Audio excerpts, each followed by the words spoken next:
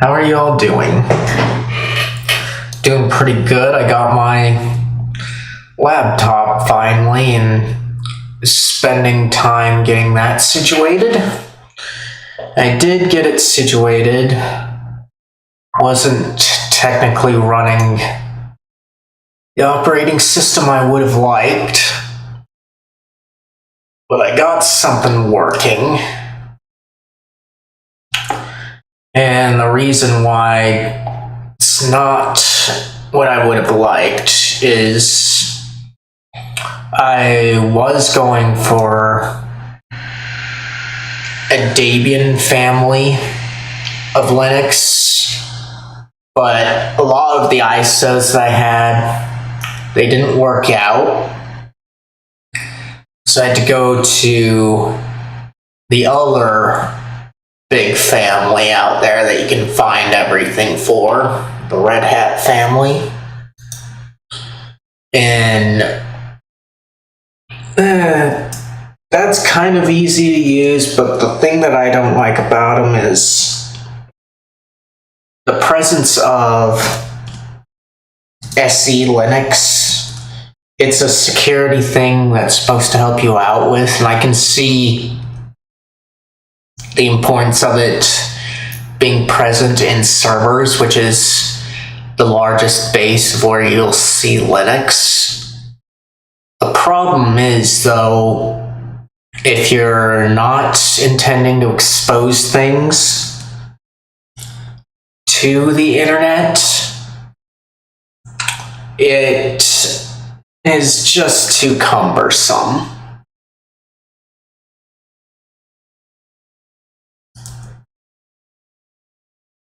Hey OC, how are you doing? In fact, let me shout you out there. I'm just busy getting things set up right now.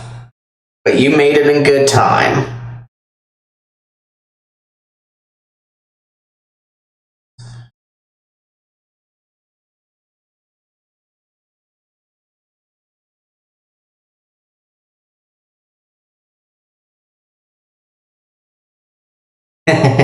You did.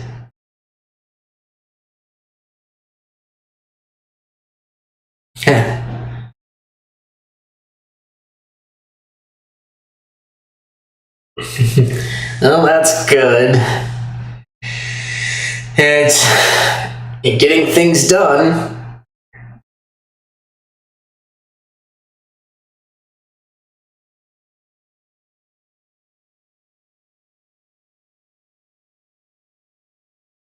There you go.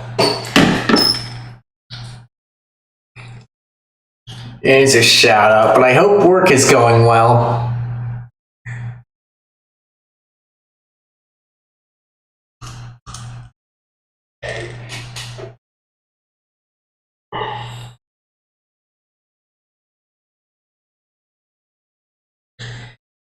But as I was saying, the annoying thing about SE Linux is it just complicates things if you're not intending to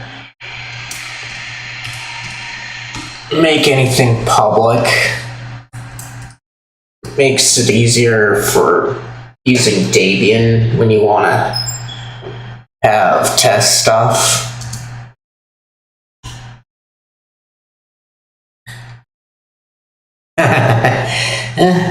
Well, that's better than things being boring, is what I think. Boring and slow.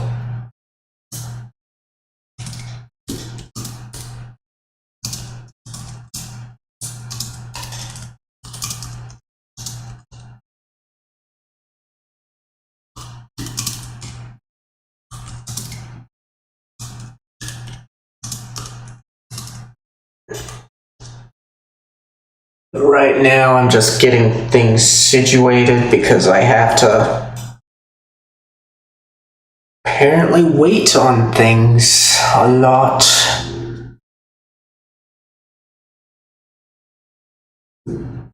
Before I can get my question a day up. But hopefully when I'm typing this up, it'll get up there.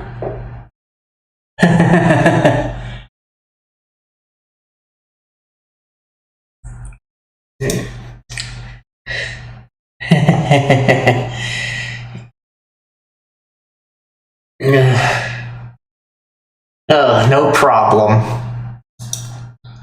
Let's bring up today's question of the day, so that we have something to talk about other than my adventures with my new computer.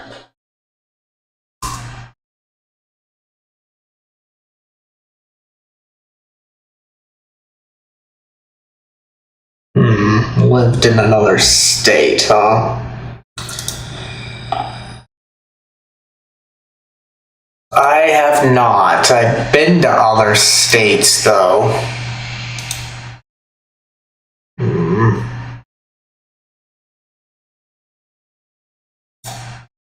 Why does Google insist on doing that?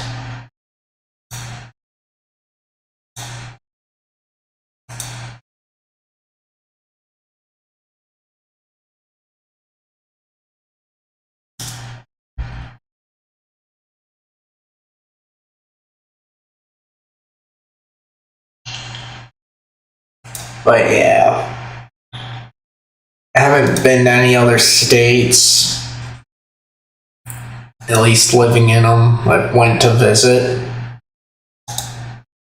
And if I did live in another state and weather were the only thing to worry about, I would easily go to California.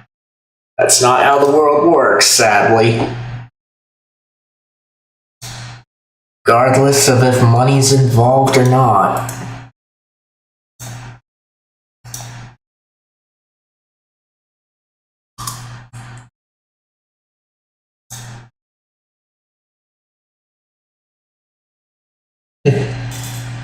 Yeah. Didn't want to go to Rio de Janeiro.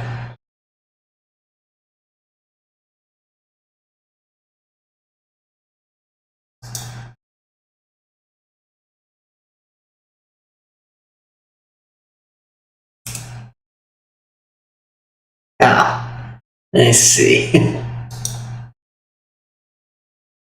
It's about the only place I know in Brazil.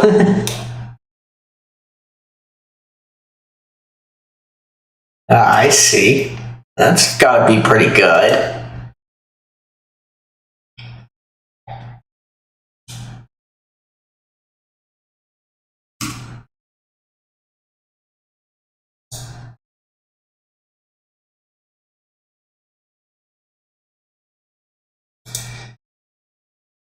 Yeah, I've got family mostly east of me. Got one cousin that's living in California.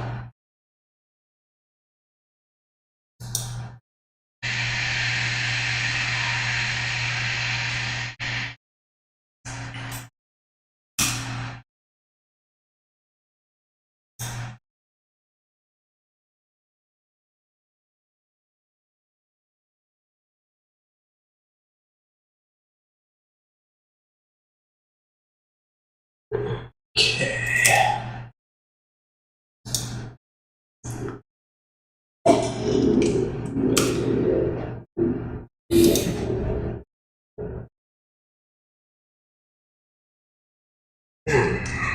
Just down here and two more places.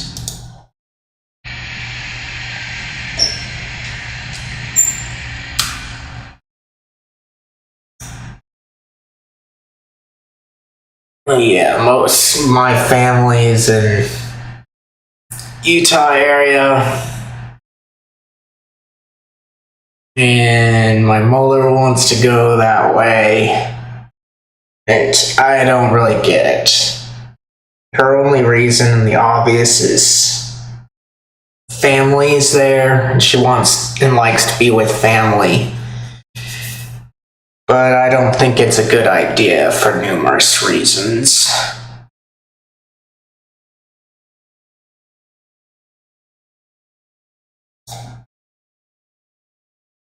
Big one of that is just because you're closer to family doesn't mean you can get what you need.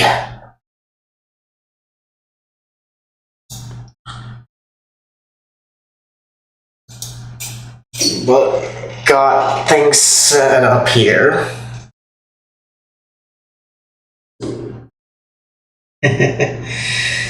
Yeah. But yeah, I've got things mostly set up here.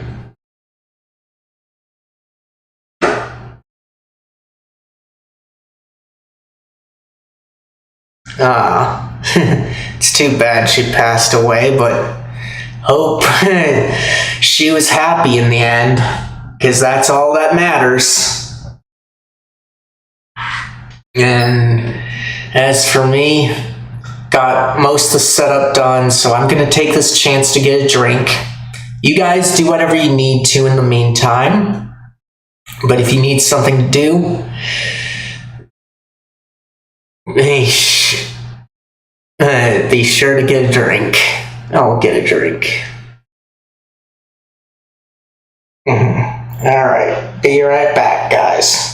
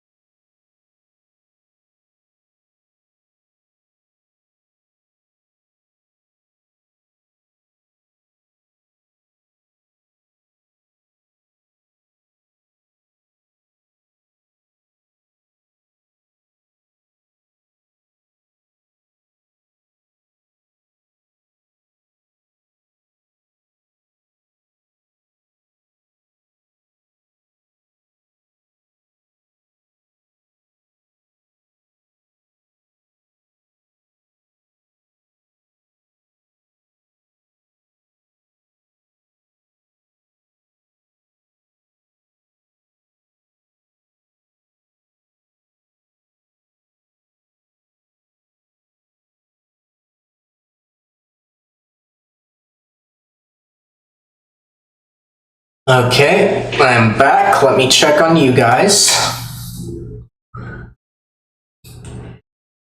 Well, that's good. That was nice to be there with her before she passed. I wasn't with any of my grandparents when they passed.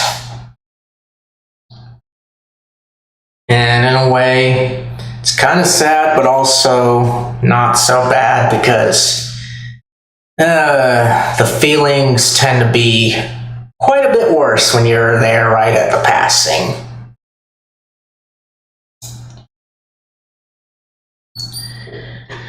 Let me get the rest of this set up, which means switching on over and bringing up the game, and we can get started.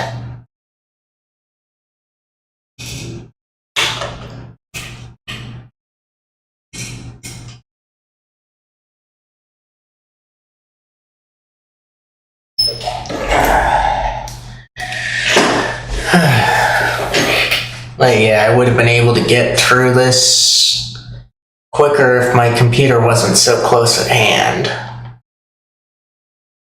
But at the same time, I'm kind of worried about what's gonna come in here with what's been announced. Especially because people that have tried one thing that I'm kind of dreading, they're saying it's clunky in that.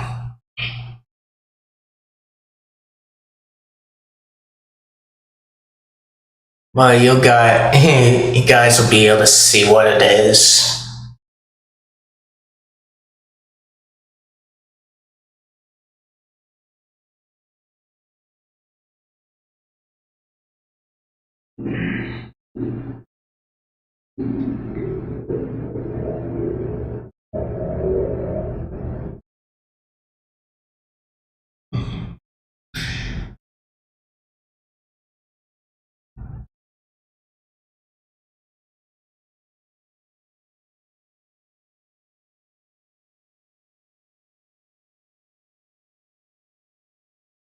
Alright.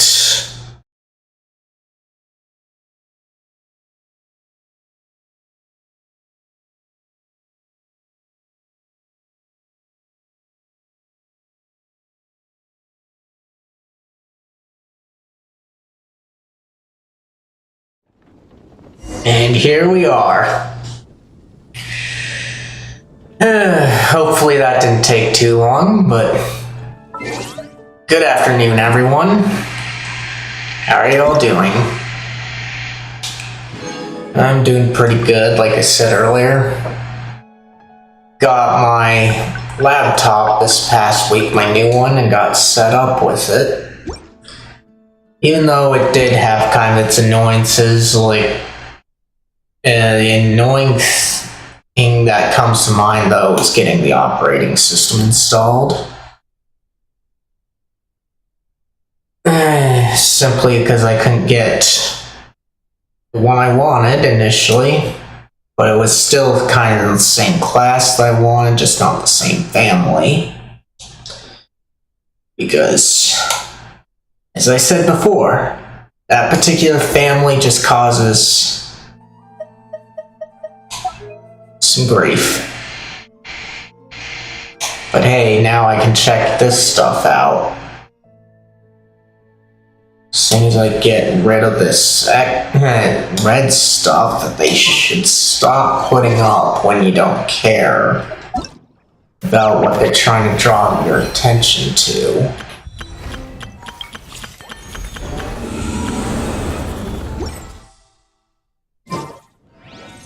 Alright. Now it's just this stuff. But yeah. I haven't done too much. Add Astra. So let's get this stuff out.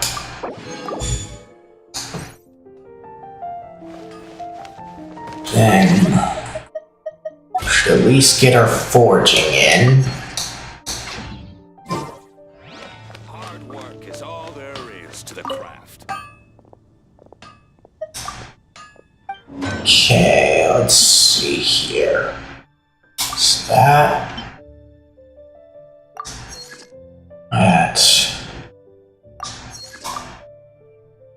Okay, so that'll be good there. Then let's cook this up. From what I know about the new region, I'm probably gonna have to bring out a new team, but not one that I haven't had under leveled like the Abyss made me do once. Simply because I needed the effect that the underleveled team had.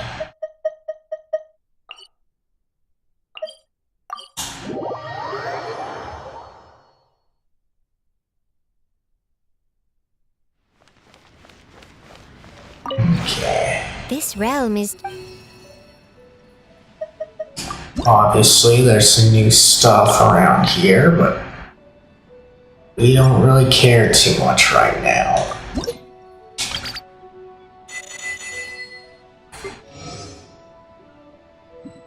Alright. So that takes care of most of the stuff around here.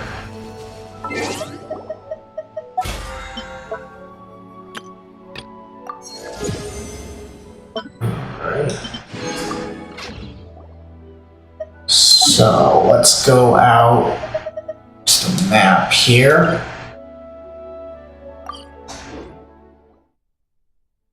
Like, I haven't done my Spiral Abyss yet. Today I want to do the story. And there's two things that kind of worry me. First one, we're gonna need to pull out this team, but let's try out a different member here. Hello, everyone. I'm Durin. Bring these guys out. Alright. Now, I'm not as good with this team as I am my skirk and my old thing. But they'll at least be able to get me somewhere. Let's see. Sure, Yoimiya. Be where I want to be here. But let's get this over with. That big, huh? Amazing. It's just that. See, Yoimiya, what are you doing here? Oh, wow! Fancy meeting you here. Could this be my lucky day? Perhaps so, Yoimiya, even though you weren't part of the story. You were just where I intended to be. Anywho, I'm here on vacation. After traveling around Sumeru with you, I've only gotten faster and better at making fireworks. Business has been slow lately since it's the off-season for fireworks. After stocking up the shop with supplies, I decided to go on a little adventure and seek some inspiration. Maybe, Yoimiya, you should be heading towards the southern hemisphere. The plan is to have tons of fun before summer arrives. When I return with my new ideas, I'm sure my efficiency can only go up. See, so hit upon anything special or any plans what to do next? You're kind of the same, so let's do the first one. I just got back from Hisi Island, and the colors all over the island were so beautiful. Oh, I'd love to make some fireworks that capture that feeling. So I took a few pictures to use as reference when I get back. Any plans what to do next? Oh, right, of course. I've already figured it out. I just forgot for a moment. Got kinda caught up in our meeting and all, you know? I've gotten all the ideas from this trip. Right now, I'm working on getting some small gifts for my family and neighbors. Look, I got some local dried fish for Dad and midsummer berry jam for Mom. They're both specialties from around here. They all look great. Right? Now, I haven't bought any gifts for the children yet, but I've heard there's an engineer named Aino around here. I heard she's super amazing. Word is that she built this cannon. I'm planning to pay her a visit and see if she can make some fun gadgets for the kids. I've also heard that she's a real free spirit, though. Won't take every commission, even if you offer her Mora. Should I bring something before visiting? I just don't know what she likes. Oh, I'm more than familiar with this. Please don't make us do anything here, though. You briefly explain everything about Aino and Nephil. So, Aino's a kid? And her family members are machines she made herself while living alone in her workshop all this time? That's amazing! The kid next door would cry non-stop if left alone for just one night. It would take the neighbors the whole day to calm things down after. By contrast, it seems like the people of Nasha Town already see Aino as a mature mechanic, not as a child who needs their coddling. Still, just how many nights did she have to spend all by herself before Nefa came into her life? Let's see, a knuckle duster too, not to mention everyone in the workshop, and, well, she's got enough up by her side now regardless, so let's do this one at the top. Well, we can't change what happened before. But now that I'm here, I'm going to make sure she has a great time. Looks like it was the right choice to bring my tools with me. I'll head over to Nasha Town to borrow their crafting station and make her a beautiful gift. What should I make? Fireworks? Tumari? Or maybe a spinning top? You know what? I'll make them all. Go ahead and do that, Yoimiya, even though you are taking up our time.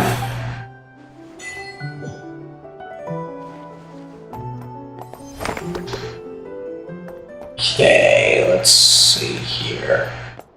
So don't need that. So what we're doing is heading down here.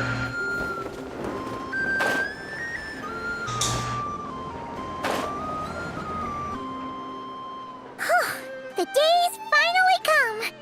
We're off to meet the Tsaritsa of Snezhnaya! What is she planning? And why does she need the gnosies? Soon, we'll have our answers! Guess this'll be the end of your journey that your brother mentioned. What is he expecting you to find there? Who knows, Paimon? Snezhnaya still feels like a long way away. Hopefully, there'll be plenty of time to relax, eat some good food, and have fun before we arrive. Oh, but whenever Paimon gets thinking about how our destination is right around the corner, all these questions come flooding into Paimon's head. It makes her so nervous. It's sure been a long time coming. I'm a little nervous too. These two seem to go together, so we're gonna go with the top. Yeah. Anyway, enough about all that. We can't start the final leg of our journey with that kind of mindset.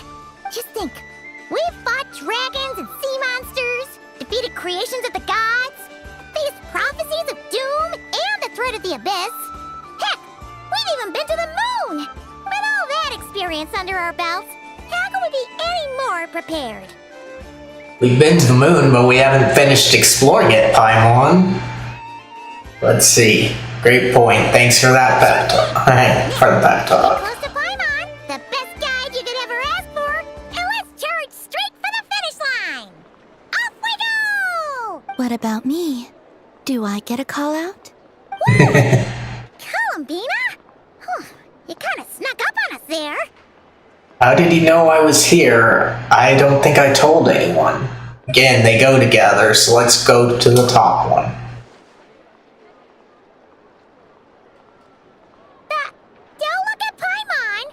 Paimon didn't sell you out this time. Oh, so it was you!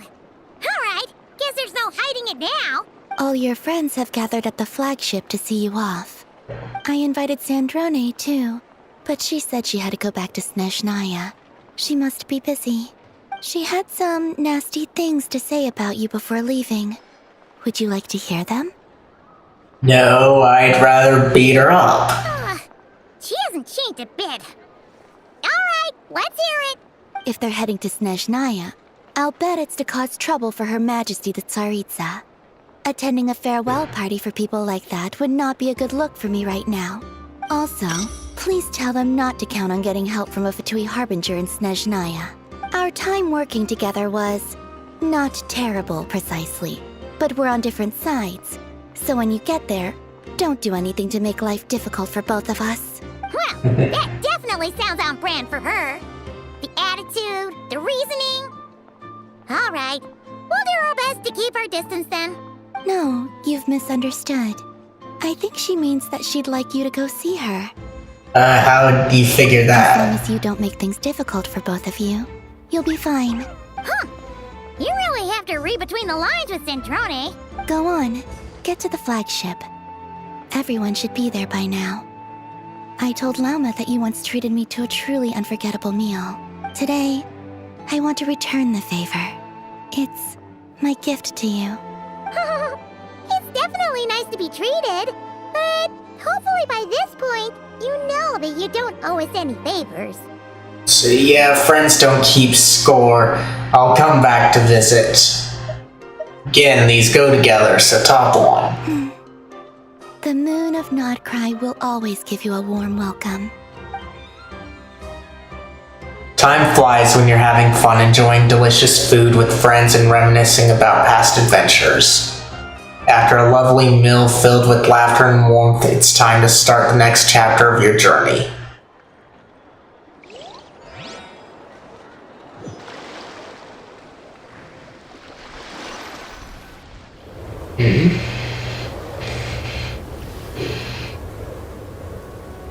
Wow! Pure white as far as the eye can see! It's so pretty! Come on, keep up! Never winter without mercy, huh?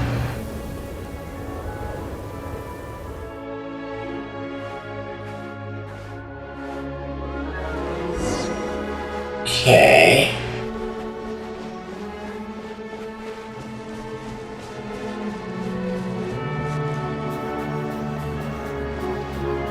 Look! They look similar to the ones in Nodcry! You know, just minus the effects of Kuvaki. That's a sure sign that we're officially in Snezhnaya now.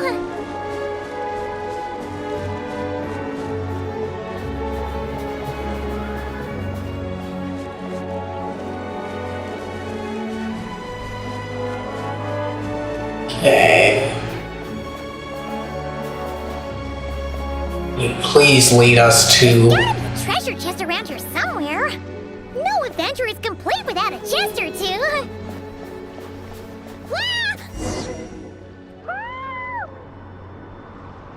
Paimon escaped the jam.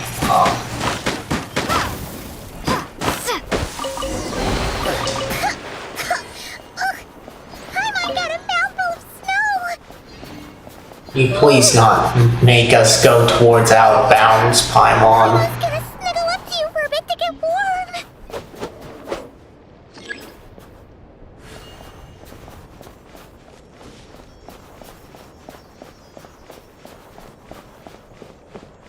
I should have really lit up the map here.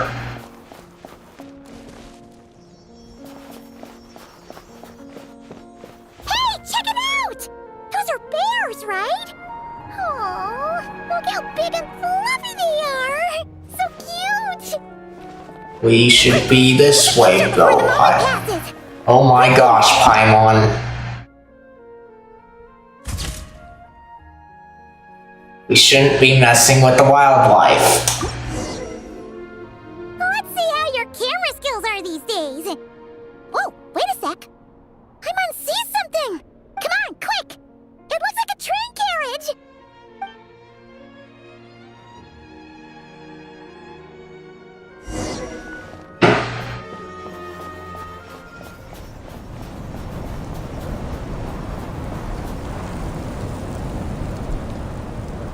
Paimon's heard that Snezhnaya has loads of railways and trains! This must be one of them! But why is it abandoned? Ooh, it's still so cold. Still feeling chilly from getting buried in the snow. I don't know. Maybe. Also, is it just Paimon or is the snow getting heavier? This never happened in non-cry if you're cold. Come a little closer. Let's see. They both happen, but let's be nice to Paimon and say, Thanks for offering, but this isn't just the weather. It's hard to describe, but Paimon feels so weird. She's never felt like this before. Everything feels heavy. Getting kind of dizzy, too. should we turn back? No need.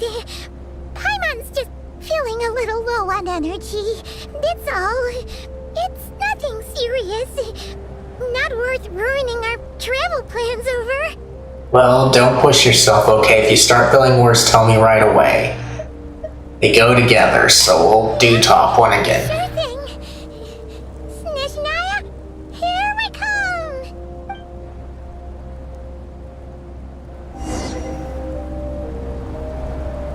Find a place to hide.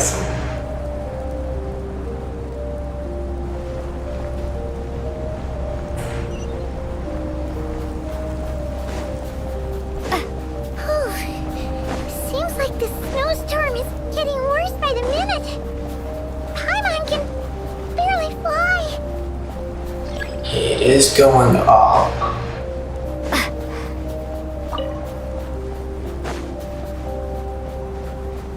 Definitely not as quickly as Dragon Spine. There's a cabin over there. Phew. Let's get out of this storm.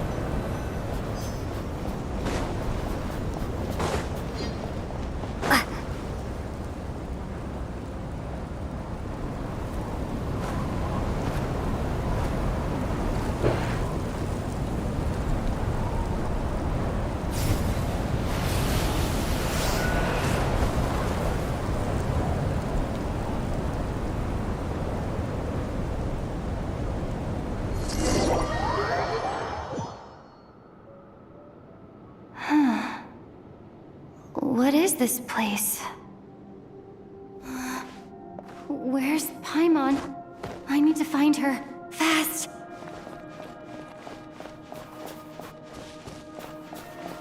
Paimon? Paimon!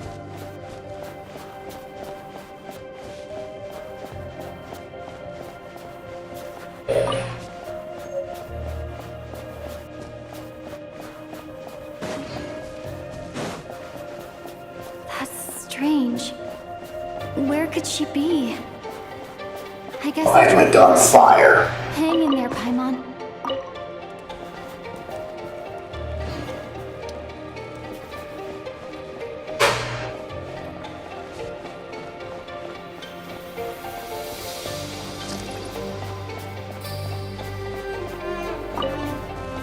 Is that a train carriage?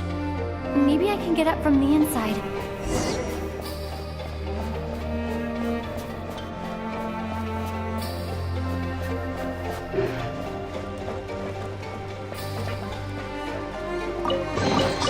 A reward on the road.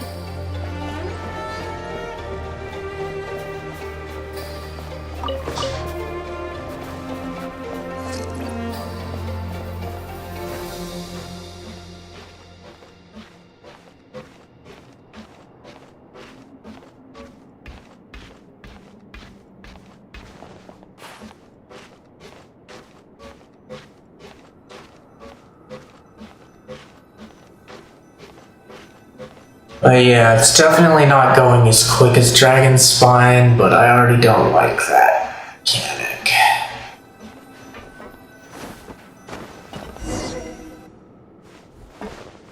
These must be what we use here. It says here, Krasnik's torch, civilian model. Ah, it's definitely getting a little warmer now it's turned on. I really hope Paimon's okay. Okay, there we go.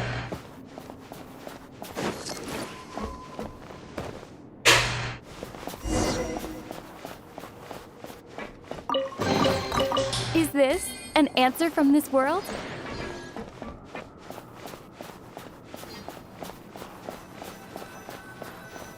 What was that strange sound?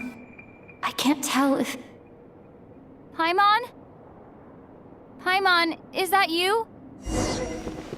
Okay.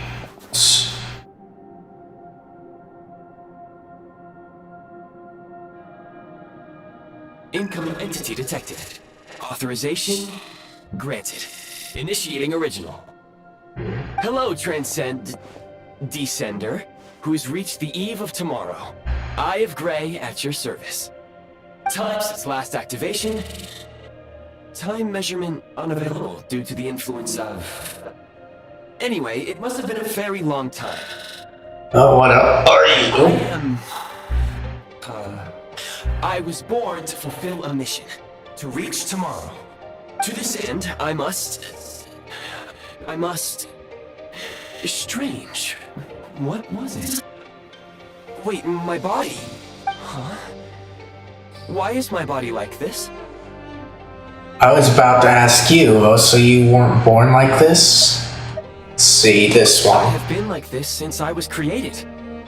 And yet, I also have memories and an awareness of a physical form that I once had. But this contradicts my current status. Did your brain get uploaded to a system? Because I have encountered a story like that. Anyway, I was created so that humanity could reach tomorrow. But I am unable to load further details at this moment. Nevertheless, serving humanity remains my primary objective. I have detected a drop in your surface body temperature. You cannot remain active in this state for much longer. In accordance with my preset programming, upon reactivation, I must ask the one who awakened me the following question. Will you accept me, Transcender? I will assist you, protect you, and fulfill my mission until we reach tomorrow.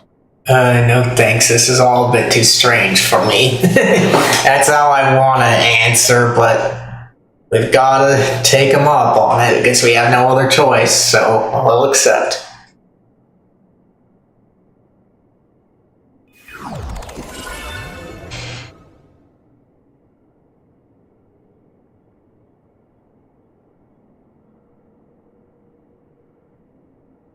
You have made a very wise decision. Now, I detected that you called out a name earlier. Presumably that of your missing companion? The name was Paimon. After helping you get out of here, I will search for a match in the nearby area and pinpoint their location. Wait, you can do that? Merely the tip of the iceberg. Now that we have reached an accord, you will be my new user. May I ask your name? Tomaso. Very well. I will remember this name until the mission is complete. What is your mission exactly? I need to recover my body, retrieve the power to unlock tomorrow, and help the suffering masses to reach the far shores where the empty Ark floats. I can sense my power scattered across this ice-covered land. I even have a vague sense of where it might be found. But right now, that is not essential. The key right now is you. You must survive and reunite with your companion.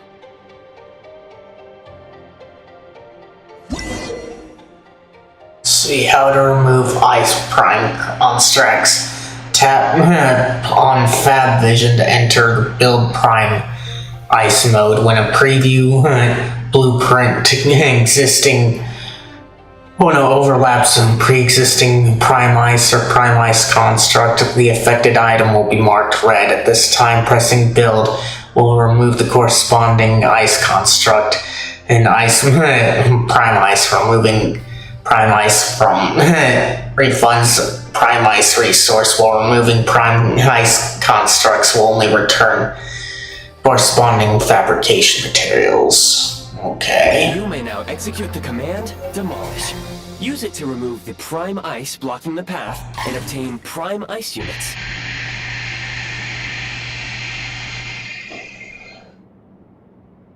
Okay. Prime Ice unit count has been updated.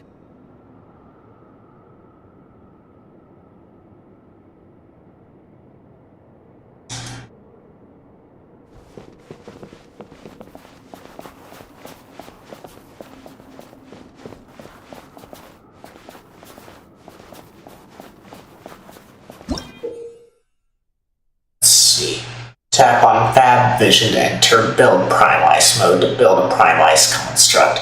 First, place the preview blueprint on the desired location. If the area is marked blue, press Build upon completion. Okay. You may now execute the command Build. Use it to create a Prime Ice construct to prop up the door. Okay.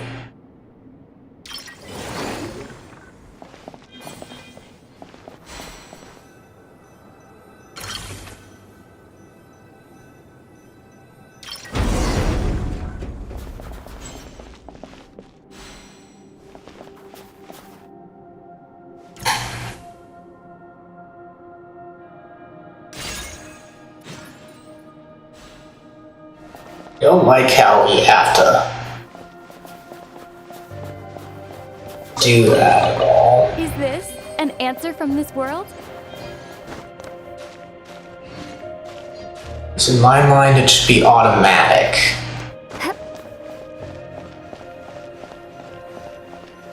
Scanning local environment.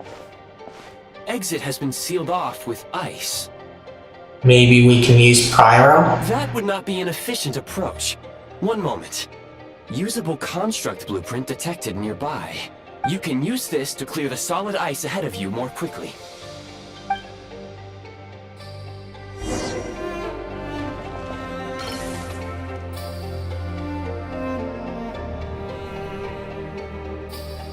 Okay.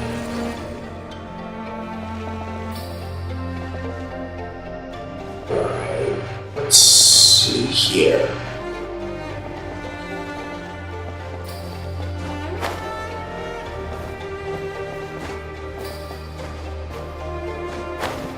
Alright.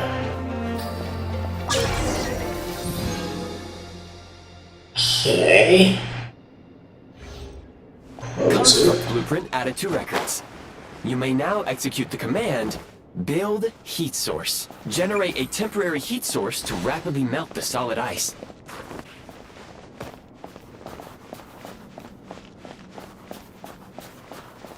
Okay.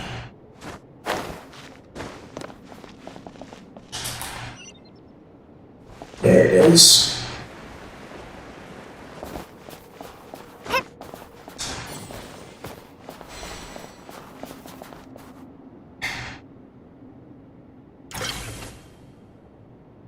Okay.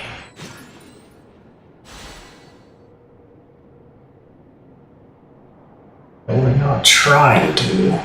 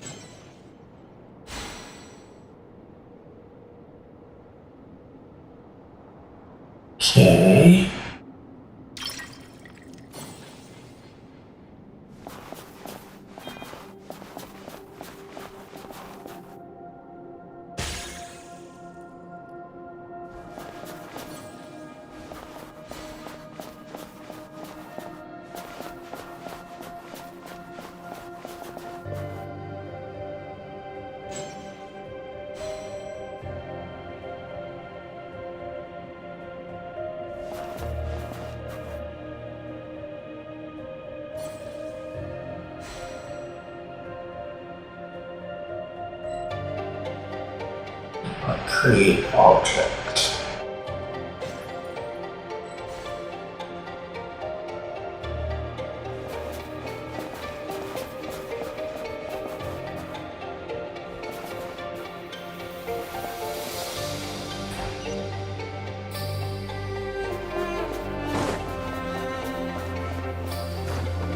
Okay, around here.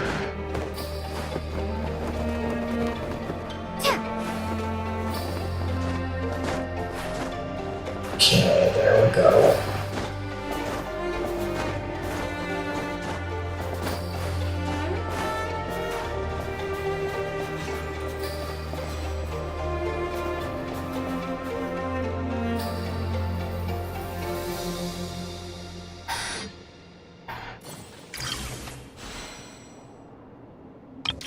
Okay.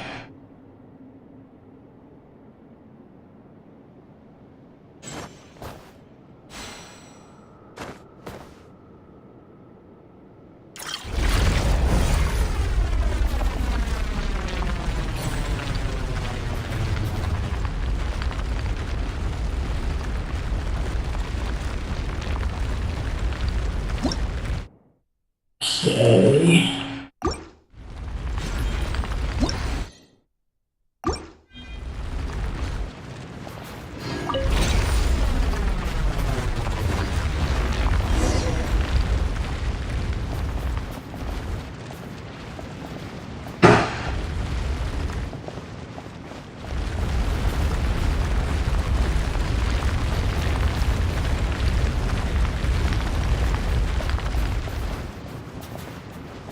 Okay.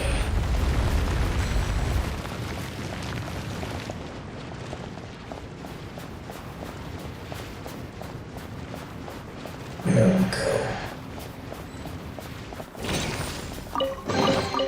I'll keep this close. My scan indicates the path is straight ahead. I recommend we proceed.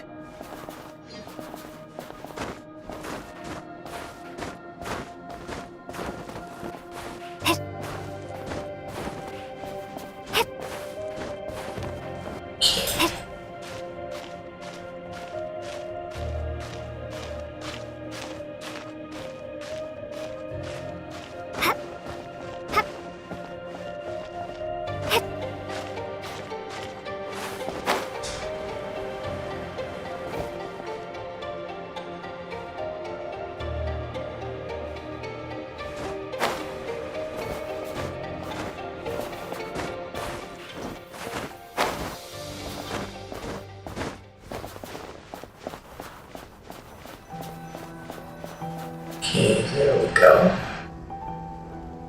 Kresnik Crystal located. Please collect at your earliest convenience. The recent construct you built provides highly efficient heating by utilizing the unique properties of Kresnik Crystal. Unfortunately, prime ice constructs have a very short lifespan and cannot be stabilized during the development period. Hence, the authorization to use Kresnik Crystal was granted. That said, I have already forgotten what warmth feels like. Maybe when you get your body back. Perhaps then, we can warm ourselves by the fireside together. But for now, all you need to remember is this. If you collect Kresnik Crystal, I can extract the energy within and use it to maintain your body's surface temperature. Okay. When moving about in a low temperature location, the Eye of Grace will expend energy to keep your body warm. When the Eye of Grace his energy is exhausted, your body temperature will drop rapidly depending on how cold the environment is, and you might even get hurt. Okay. Low power. Please use Kresnik Crystal to replenish energy reserves.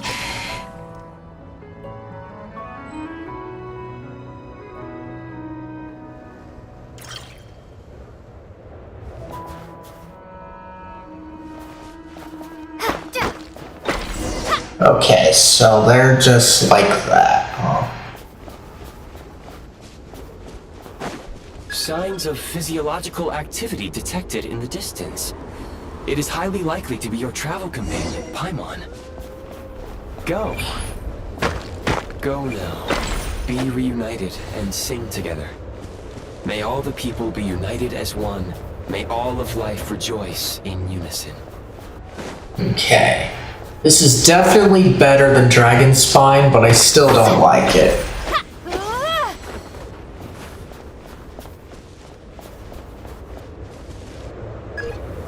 Approaching the target location. Scanning for signs of life.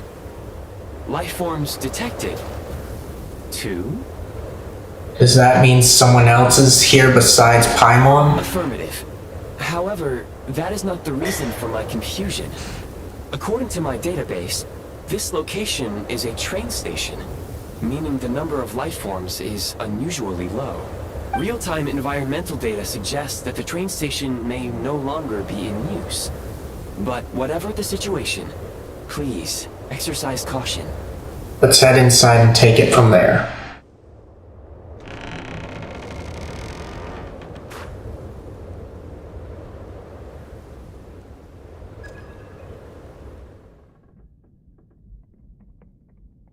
Paimon!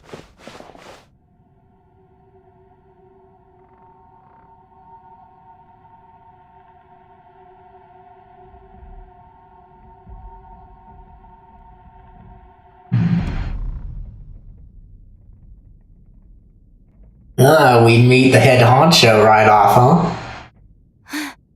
Who are you? Don't worry. She's only sleeping. You must be the Traveler. She called your name repeatedly while attempting to battle her way through the blizzard. Newcomers to Snezhnaya struggle to adapt to the sheer cold at the best of times. Lately, even the locals are suffering, with a powerful monster having summoned a bitter snowstorm. You two must be very important to one another. You should take more care not to get separated. His eyes are like that, but we already know that he's from Conria. Your eyes. Are you Conrian? There are indeed some Conrians left in this world who survived the cataclysm. But I doubt that is news to you. It would be unwise to interrogate my identity here. Focus your attention on your travel companion instead. We will meet again very soon. Very soon, why don't we have a discussion right now? The unidentified subject has now left the area. He appears to be an individual of great significance, but my search has yielded no relevant data. I have a rough idea. The database again. I have a rough idea. He's probably some big shot who works for the Tsarista. Against the odds, your companion is safe and sound. The other person even left a blanket for her. I'll boil some water.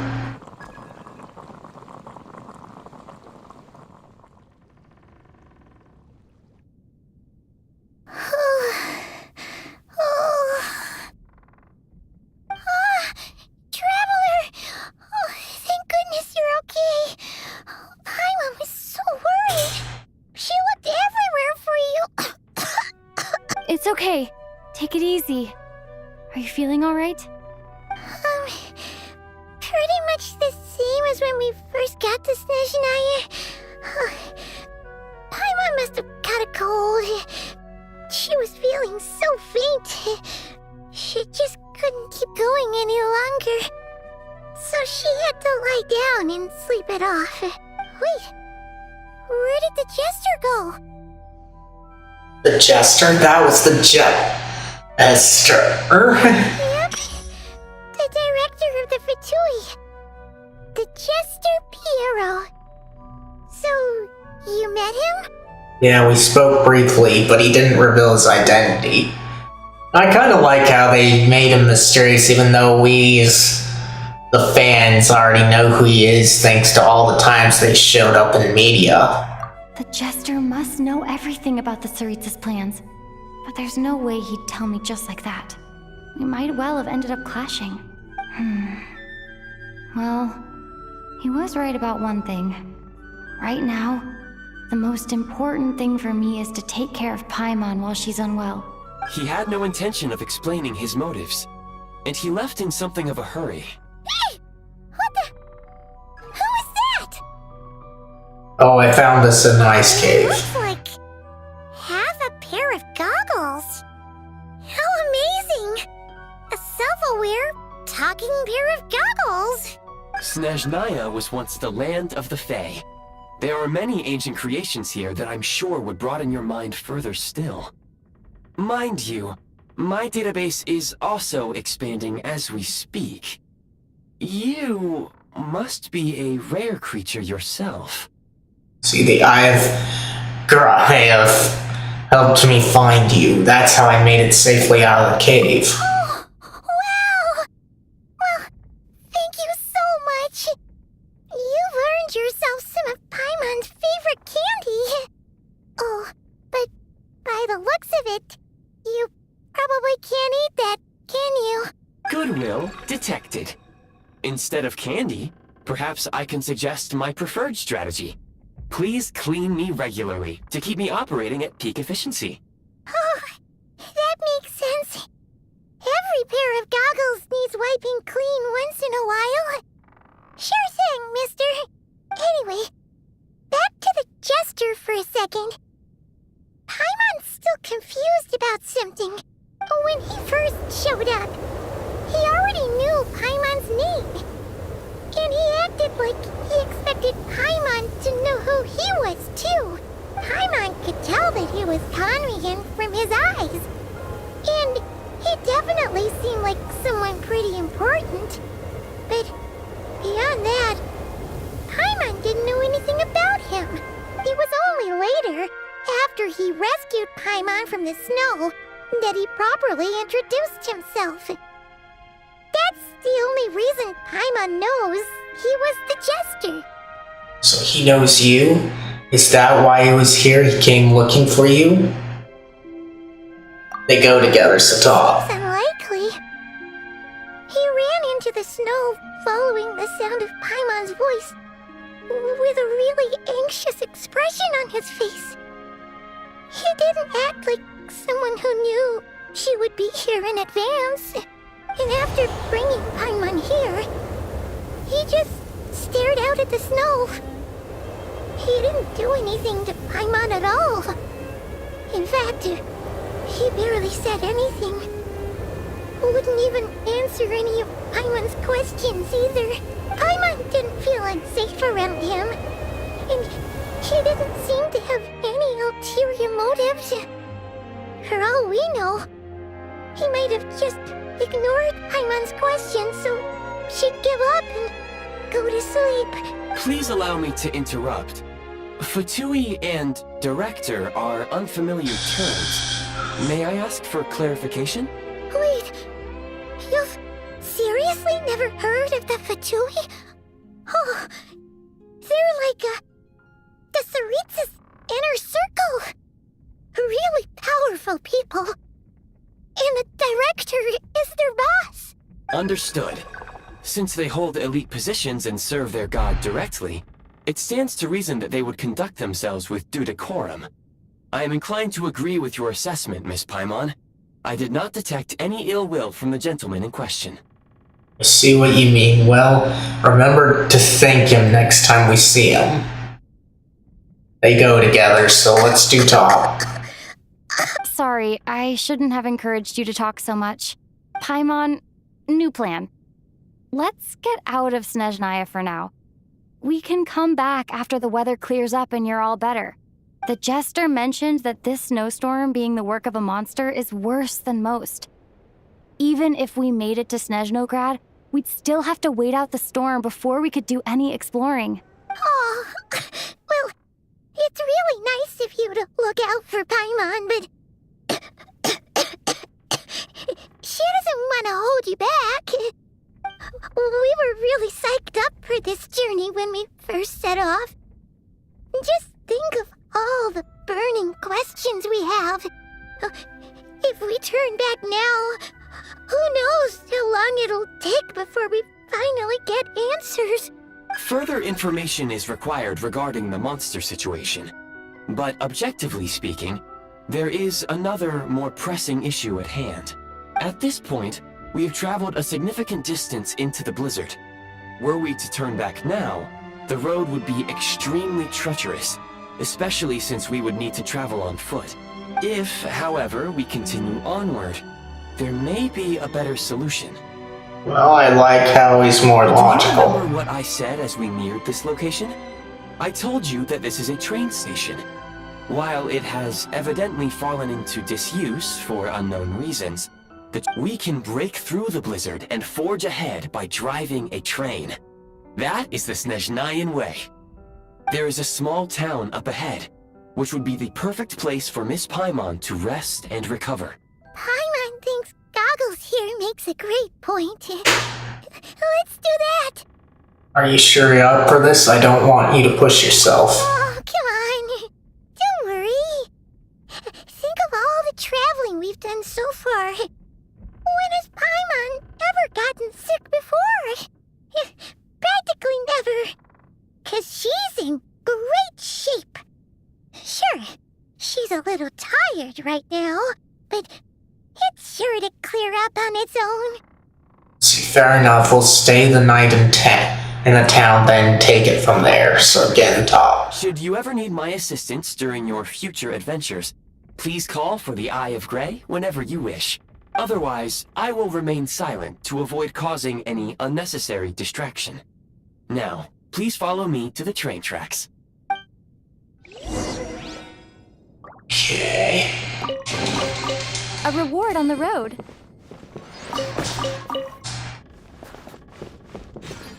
So we have to go out.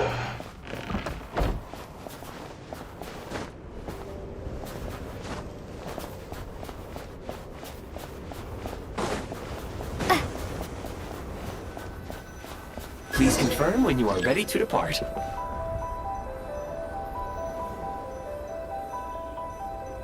Okay. Should be automatic here.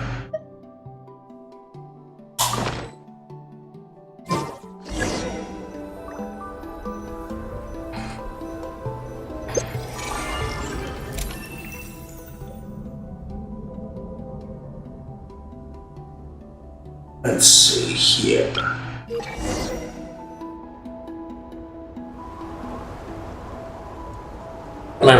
It should have been an automatic equip.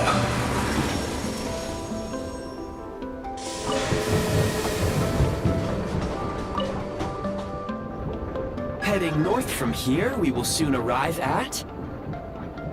Wait, there's an error message.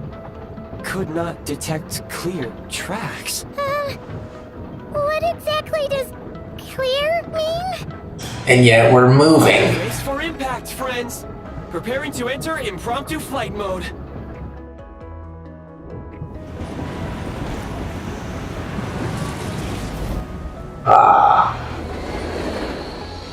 Tracks are out, huh?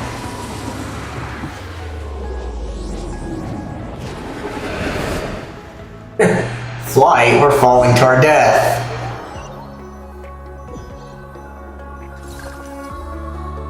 How strange. Not only was the station's status different from my records, but even the railroads and the terrain itself have changed substantially. Paimon, are you okay? Yeah. Thanks to your quick reflexes. My sincere apologies for putting you in danger. I'm afraid I'm as confused by all this as you are. We need to find a way to update your database. Shame about the train. Agreed. This is likely a consequence of outdated railroad data. The discrepancies between the old data and present reality are far greater than I anticipated. Fortunately, our crash landing has at least brought us much closer to the town. And the statue. Anyway, Your data had better be right this time. I can assure you, it certainly is. Please look this way, and you will see a Kresnik's torch. It seems our ill-fated train ride was a blessing in disguise. We have taken the shortest possible route. Rest assured that I will take user preferences into account next time I plan a route. Let's see, it wasn't what you'd call comfortable though. Yeah, I'd agree.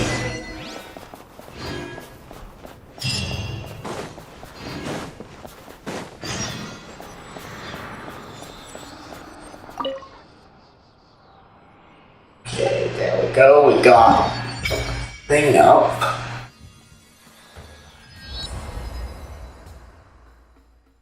Okay, we've got way too much ground to cover. Makes sense because of where we are, but there are places that I am not looking forward to if the data to be read is accurate.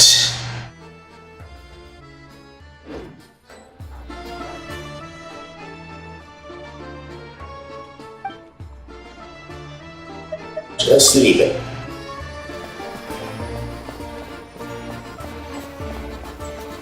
Excuse me? Is there an inn nearby? I'm sorry, but they've all closed.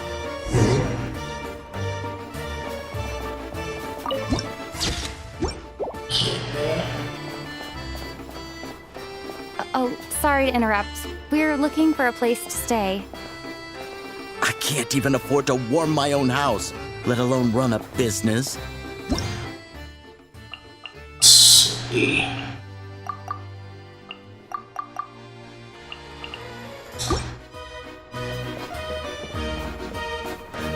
Excuse us. Is there anywhere we can stay around these parts? I'm afraid not. You'll have to try your luck somewhere else. All we can do is wait for the next shipment of Kresnik Crystal to get here.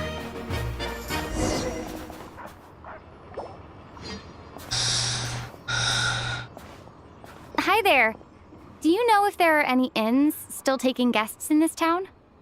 Doubt it. They're probably all closed. No one has enough Kresnik Crystal to heat their own homes, let alone a business. Oh, what a bummer. I clocked you a while back.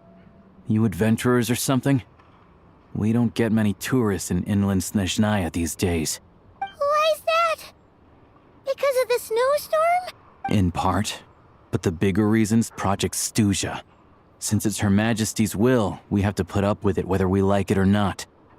I don't really know what Project Shusa is. Sorry. Shusa. I assumed it was common knowledge by now. Basically, the Tsaritsa is planning something big. Something that requires an enormous amount of energy. Even if they used all the surplus Kresnik Crystal in Snezhnaya, it still wouldn't be enough to meet demand. So, the Vetja passed a resolution requiring all factories and households to reduce their energy consumption. The policy has thus been charmingly named Project Stuja, meaning bitter cold. Shusa mean cold. So, like, it's gonna be a cold winter, folks? You're all gonna have to find a way to get through it? That kind of idea? Pretty much. When you're broke, you scrimp and save. When it's cold, you huddle together for warmth. There's always a way to stretch things out to make ends meet. Trouble is, if you stretch someone out like an elastic band for too long, who knows if they can ever bounce back. You know what? Come with me and see for yourself.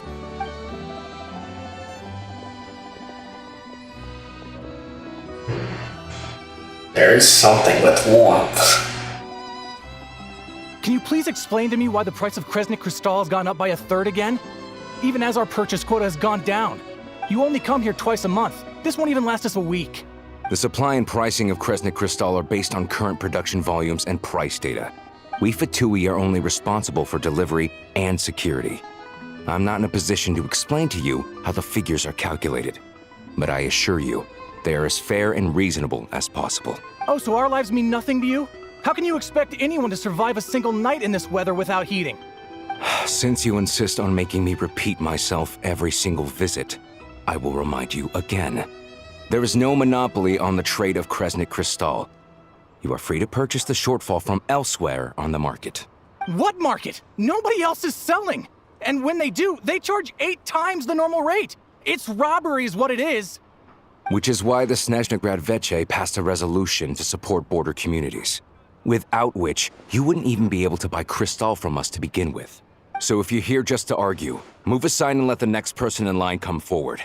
Everyone's feeling the cold here. You...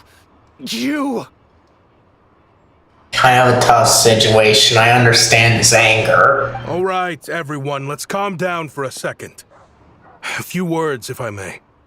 We're all subjects of Her Majesty the Tsaritsa, and I'm sure every one of us is dedicated to her great cause. We all know how cold it is. And the more it snows, the harder life gets. Everyone's struggling already. Let's not make things even more difficult for each other. But Liaison Shishkin, there's clearly something wrong with this quota.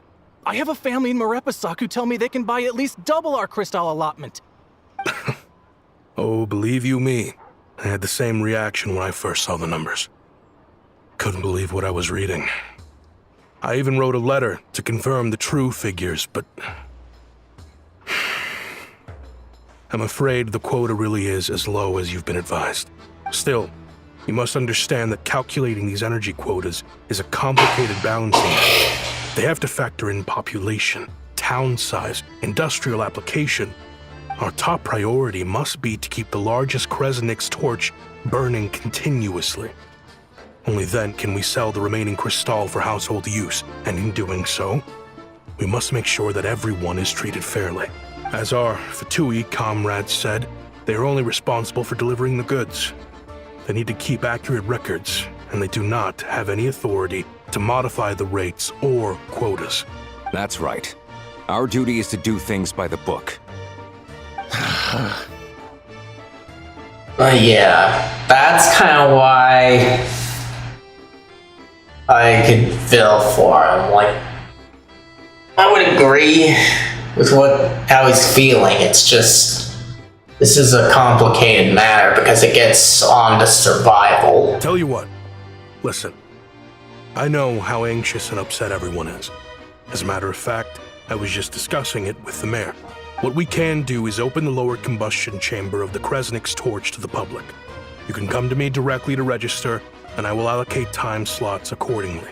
I can't guarantee there'll be ample energy for household use. We can at least make sure you'll be able to boil water and cook food each day. Let's hang in there and make this work together. All right? Fine. I don't see any alternative. So, this is Project Stuja in action, huh? Oh, no wonder nothing's open for business. People are barely getting by. It seems there's nothing we can do, so where do we go from here? You were looking for an inn, right? For your, Fae friend? Oh, Paimon's not a Fae. Just Paimon. She must have caught a cold or something. We only just got to Snezhnaya, and we're still getting used to the climate. I have a small place in Stratomaros. I don't stay there very often, though, so it's pretty basic. But if you're not picky, you're welcome to rest there for now. It's not much, but I've got blankets and a warm fire.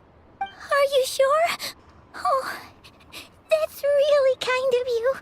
Thank you so much. This is an enormous help. All right, then. This way. Hello, I'm Alosha. I'm a hunter.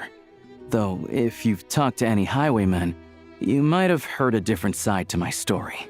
Yeah, so he's the character you get for free here, huh? For now. Interesting. And yeah, you give me the ability to come here, huh?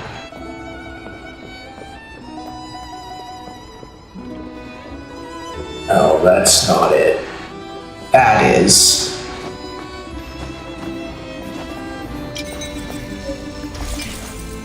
Okay.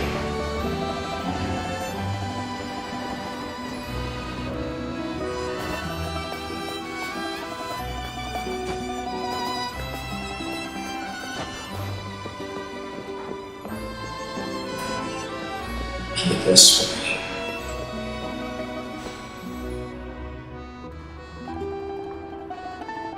Oh, so cozy and warm. Paimon's getting nice and toasty. Oh, wait. Paimon only introduced herself so far, didn't she? This is Paimon's best friend, the Traveler. Good to meet you. I'm Alosha. Most travelers find the Snezhnayan climate to be a shock to the system at first. But as long as you keep yourself warm, you should be fine. Still, you should keep an eye on your condition. When people are too quick to dismiss a cold, it can easily end up turning into something more serious. Yep. Don't say that. Paimon's too young for chronic health issues. Is there a dog? Nocturne, sure. They aren't in town right now, and they won't be back anytime soon.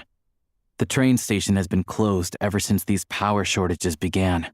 I do a lot of hunting, so I spend most of my time exposed to the elements. But even the animals wouldn't survive long in a storm like this, let alone a hunter. Nothing to do but sit tight in town until the weather improves. Is there any possibility of getting the train station running again? I get that you're in a hurry, but even if the station were open, that doesn't mean there'd be any trains. We could end up stuck here for a long time, I'm afraid. Actually, I have my own train. Your own train? Wait, hold on. That train? The one that suddenly fell out of the sky and crash-landed on the ice? Oh, we got lucky and found it in a cave. Oh, then our luck ran out and we had a little accident. I'd really like to get to the Snezgrad and find a doctor. Pretty crazy for a random find in the mountains. Well, as long as your train's good to roll, you might get to Snezhnagrad after all. I've been doing some digging recently. Turns out, the real reason for the current energy crisis in Stratomaros is that some of the supply is being seized for a private stockpile. So this is kind of like the gold standard in the past, because I heard that gold, back when it was the gold standard a lot, had problems because people were keeping gold bars and such, and that's kind of what I'm getting the feeling of here. But to expose what's going on, I need to catch them in the act. So, I'm heading off to catch a rabbit. Huh? Wait, a rabbit stole the crystal? It's a figure of speech. Real rabbits couldn't pull this off. They'd prefer carrots to Kresnik Crystal anyway. Do you have a suspect in mind? Sheepskin. Mr. Positive Attitude, let's all get along now, shall we? Yeah, wouldn't pass him up, but I didn't spot anything suspicious. Like, he seemed to be a reasonable leader. So I'm curious about why he's a suspect. Not surprised that he is, it's just why. Him? Really? Paimon never would have guessed. I'll come with you, let's go. Huh? You're coming with? Solving the energy crisis will help get the station running again. Then we can get the Snezhnagrad. Oh, okay then. Just give Paimon a second to get ready. You stay here and rest, Paimon. We don't want your condition getting any worse. Alright.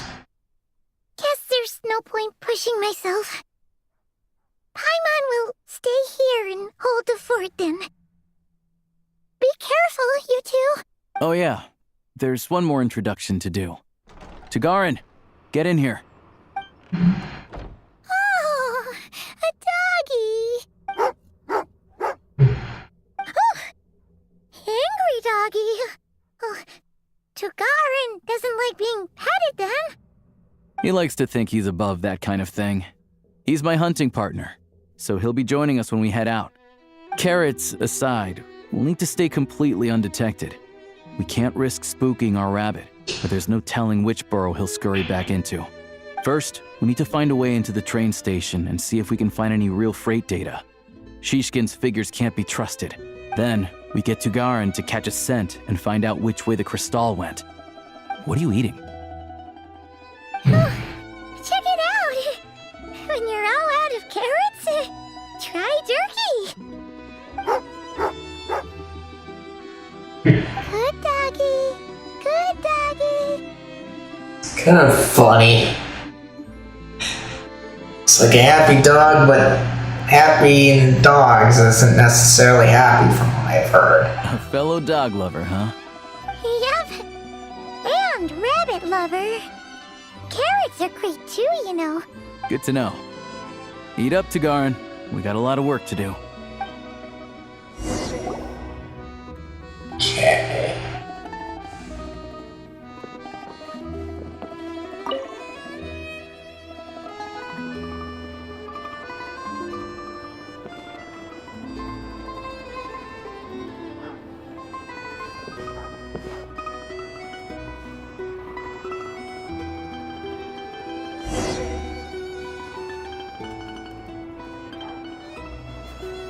This view, I don't like it.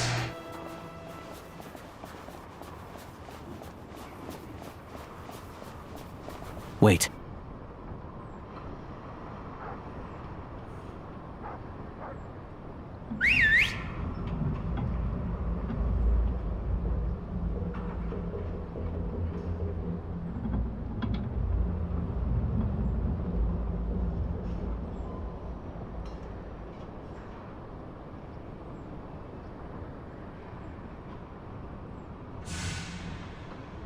Nice work, Tagarin.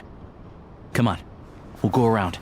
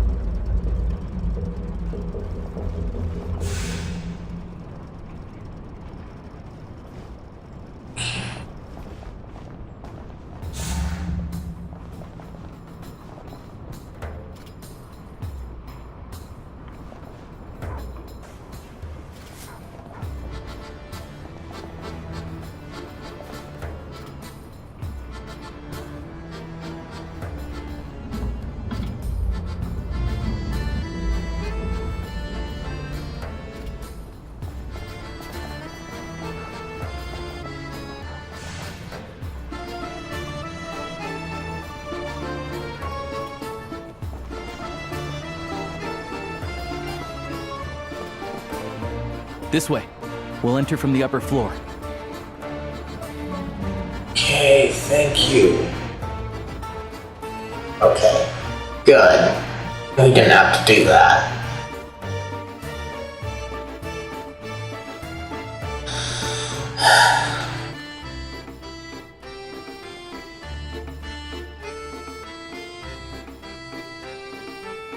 There we go. A freight list. Straight from the Fatui. So Shishkin won't have had the chance to doctor the figures.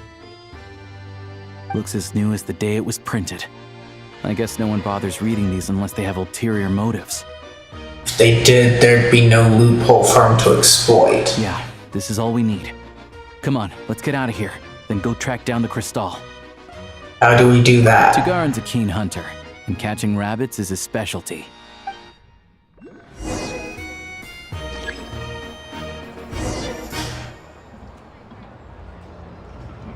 Let's see.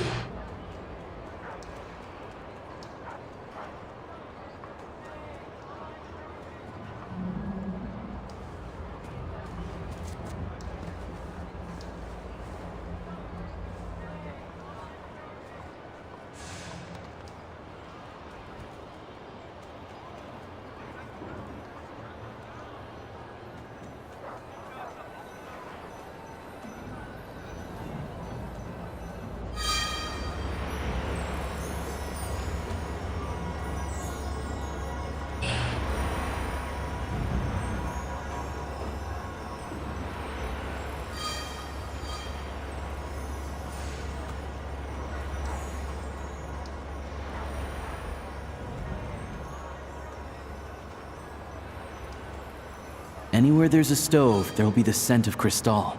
That's normal.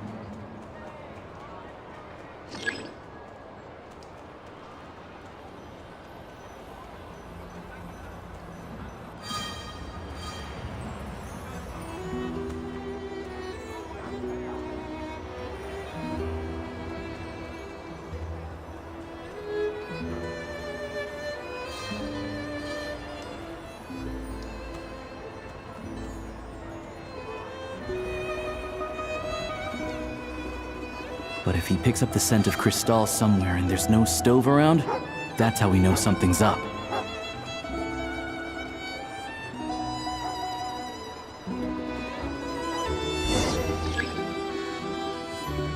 That's only 2 of them. This must be the rabbit's warren. Good job, boy. Sure enough, there's a tunnel. You stay here and keep watch. I'm gonna take a look inside. With the investigation complete, you and Alicia secretly notify the Fatui and recover some of the missing crystal. Tellingly, the entrance to the tunnel is right at Shishkin's residence. Now it's time to confront him. Thanks for looking out for us. Things are getting tougher by the day. No need to thank me. It's my pleasure. Sure as Her Majesty the Tsaritsa watching over us, every sacrifice will be worthwhile. Let's grit our teeth until the blizzard passes. These days of hardship will be over soon. Well, yeah, I'm liking how unsuspecting this guy is. He doesn't set off my alarm bells yet, and yet we've got the proof now. So I'm honestly interested in how we're gonna find this out. Maybe for everyone else, Liaison Shishkin. But for you, the hard times have only just begun.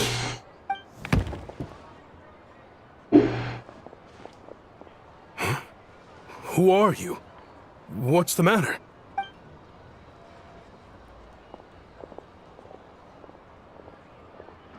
I just had a question for you. Why, when times are as tough as this, would someone hoard more Kresnik Crystal than they could ever use? All the crates here are from the most recent shipment, but they weren't brought here for sale. Instead, they were secretly stashed away. Would you be able to shed any light on the situation, Mr. Shishkin? Me? Why, I have no idea. But look at how much there is. It's quite a godsend. Now there will be plenty to go around. Yeah, as if we buy that, and I think your townsfolk are gonna rip you a new one right now. What do you guys think? This godsend was found in a cellar adjacent to your residence following a tip from Mr. Alosha. And this is only a fraction of what we found down there. We're still taking a full inventory. The official figures will be finalized shortly. I've always been grateful for your efforts to mediate between us and the townspeople of Sretomaros. But now, Mr. Shishkin, it appears you were the source of the conflict all along. How could you do this to us?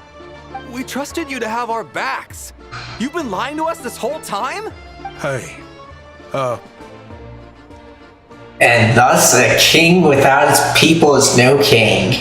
The jig's up. Time to come clean. I owe you all an apology. I'm sorry. I'm so very sorry. Yeah, like we'll forgive you, because I think the townsfolk want to hang you by your feet. This isn't who I am. Please believe me, this was a one-time mistake that I will never repeat. Sure you won't. You don't know how difficult life has been since Project Stuja came into force. Energy is an increasingly scarce resource. People everywhere are getting desperate. But some places have been hit harder than others. I grew up in Alatir, a small village with no train station. Deliveries of Kresnik Crystal have ceased there entirely. If nothing is done, they're all going to freeze to death. Yeah, but why not just merge the towns? You know as well as I do how downright impossible it is to buy Crystal these days. The thought of my poor mother and father, with no one to help them. Oh, I felt so afraid. Yeah, what proof do we have that your story's true? Because everyone's got a sob story. Don't tell me they're buying it. Grew scarcer by the week, all the while knowing that their lives were at risk. Then one day, I looked at the Crystal shipment in front of me, and a terrible, selfish thought entered my mind. Looks like I'm just not cut out to be a criminal. I'm so sorry. Once the Fatui have finished their count, you'll see that the numbers match their waybill.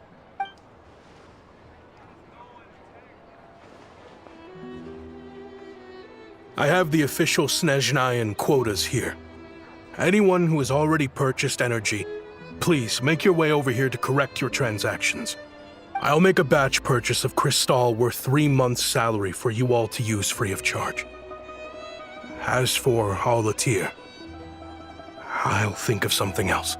You don't have to go that far. Yeah, owning up to your mistake is enough for me. You've done plenty of good for the community in the past. I'm not looking for a handout. Drop the act.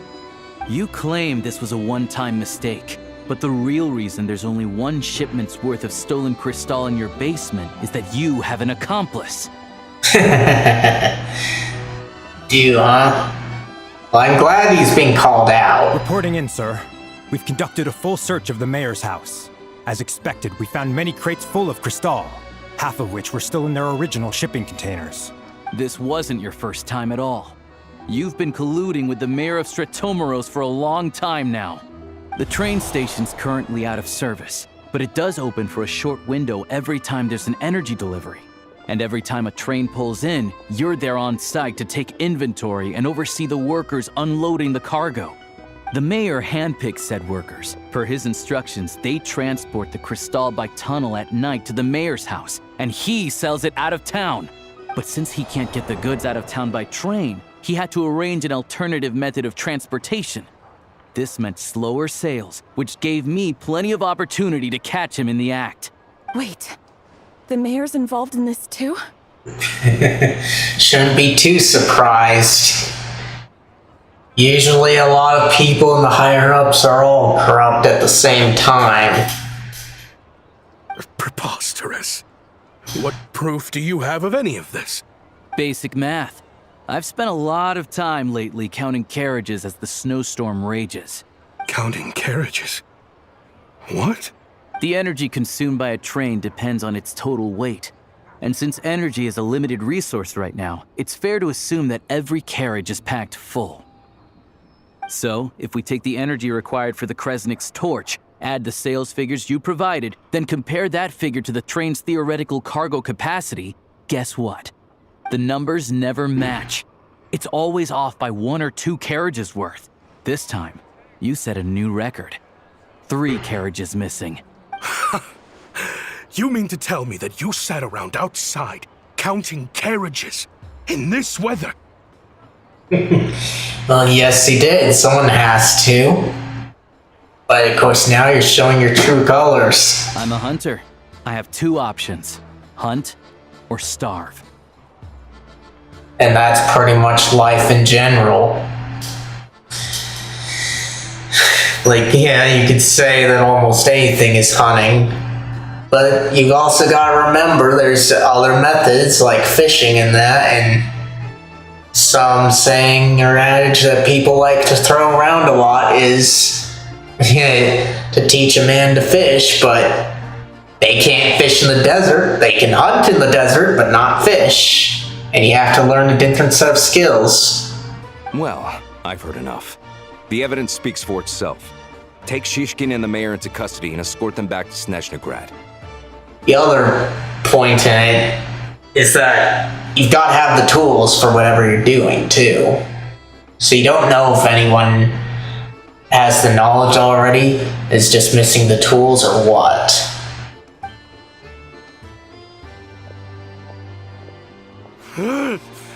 You cocky little brat, ruining my business. Just you wait.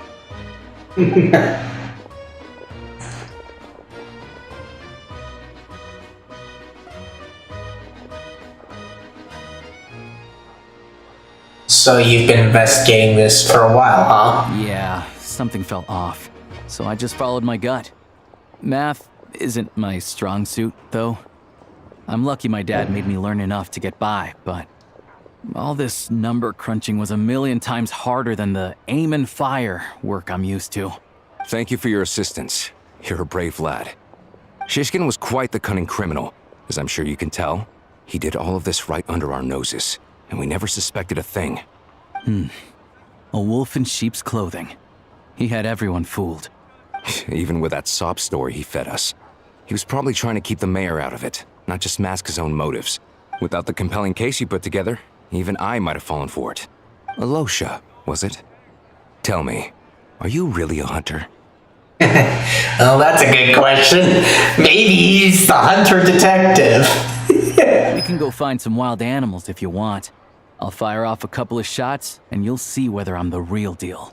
I didn't mean to cast suspicion on your identity. It's just... well, I'm sure you've heard of the Rokot. Recently, they've been recruiting people with your kind of talent. They hide in plain sight under false identities, working against Project Stuja, sometimes directly opposing the Tsaritsa herself.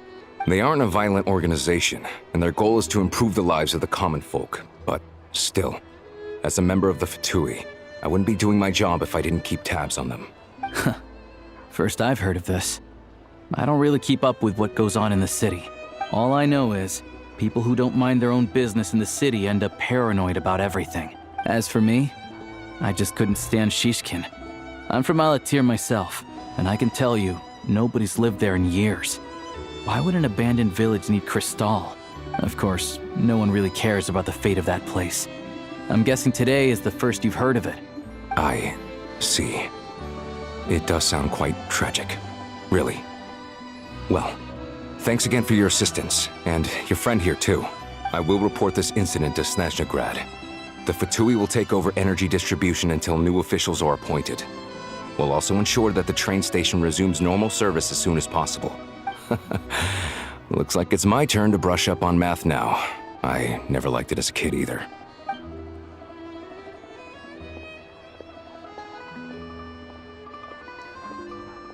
Thanks from me too, Alosha. Don't mention it. Isn't the soldier overseeing the delivery supposed to verify the quantity of the goods? Was he just careless?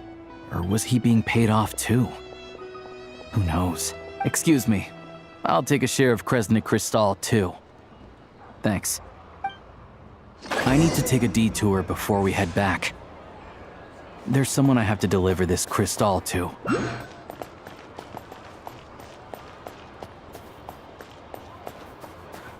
There we go.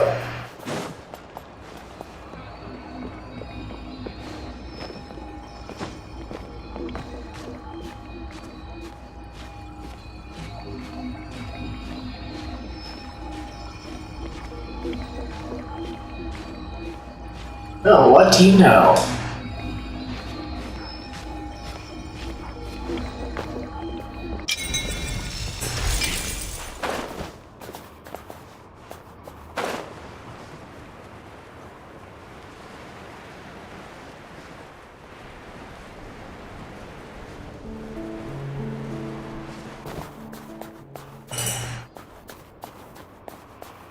We'll continue on like this with this team for a bit. Though with how easily things are going, I can probably switch back to my Skirk team.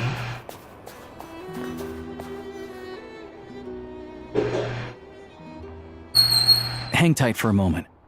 This old lady, she doesn't really know who's who anymore.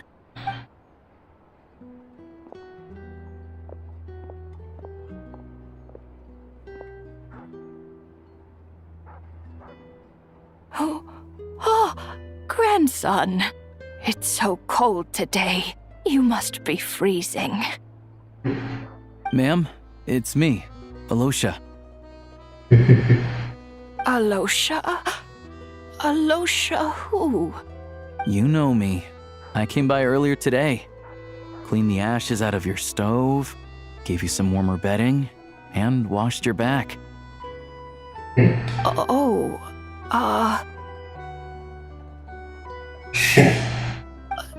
I'm sorry, I don't remember. It's fine that you don't. Now, how often do I get to see my grandson? Hmm? Come on, take a seat and relax while I fix you something to eat. She really does have a bad memory, so it's kind of sad but understandable. It's okay. You just rest. I'm fine. Oh, you. It's nice to come and visit your old granny once in a while, isn't it? Sretomaros, a good town. All sorts of things to do and people to meet. And the local officials are good to us. Sit down, come on, take a seat. I still have some fruit left. Let me get it for you. Please, don't get up on my account. You need to rest. Where's the fruit? Right under the basket by the door. Or maybe it was on the bedside cabinet. A sad state that she's in. Well, grandson dear, do you like it?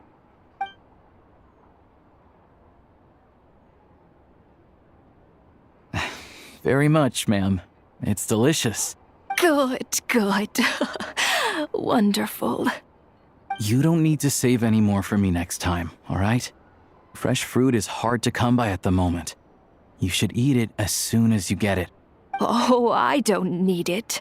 I'm fine. But if you like it, come back for some more soon.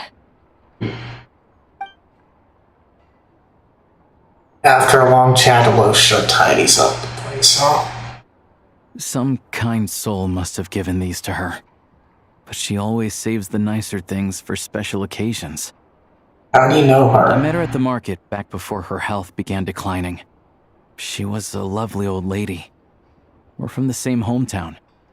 She was, huh? And yet she knows that she's not in the same place. So what happened to her grandson? Not many people have heard of Alatir. And if they have, it's usually for all the wrong reasons. There's a gang of highwaymen that came from there. Now that it's an abandoned village, it's rare to find anyone who shares fond memories of our hometown. So after we got talking and realized we were from the same place, we decided to keep in touch by letter. I first learned of Sretomaros' energy supply problems from a passing comment in one of her letters. Then, after her health went downhill, I started visiting more often to check in on her. The town's been in decline for a while now. But because of her memory problems, she thinks of it as the bustling, prosperous Sretomaros still in its heyday. That said, I kinda appreciate her optimism. There's not much of it going around in this world of ice and snow. Sorry, maybe I shouldn't have asked. Everyone grows old. In Snezhnaya, some people believe that in your final moments, you'll sense a familiar presence by your side. You turn to look at them, but their face is blurry. So you focus hard, trying to make out who it is. And when you finally see their face, the Grim Reaper reaches out and takes your life. She still calls me grandson, though. So at least I'm not a blurry face in her world just yet. Come on, let's get back and see how Paimon's doing.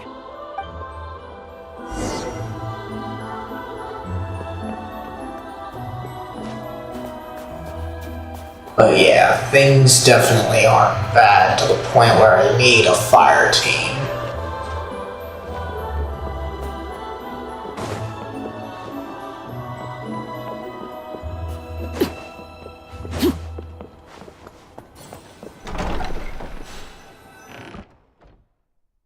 Paimon, we're back. Are you feeling any better? Yep. Paimon's not cold anymore. But she's still a little dizzy.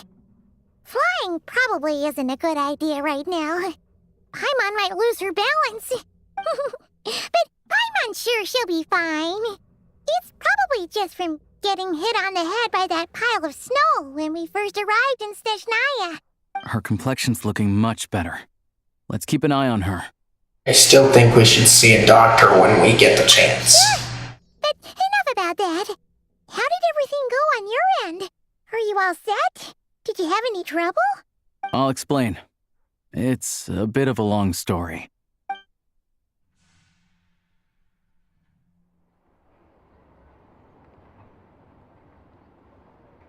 Jeez, you guys got pretty busy.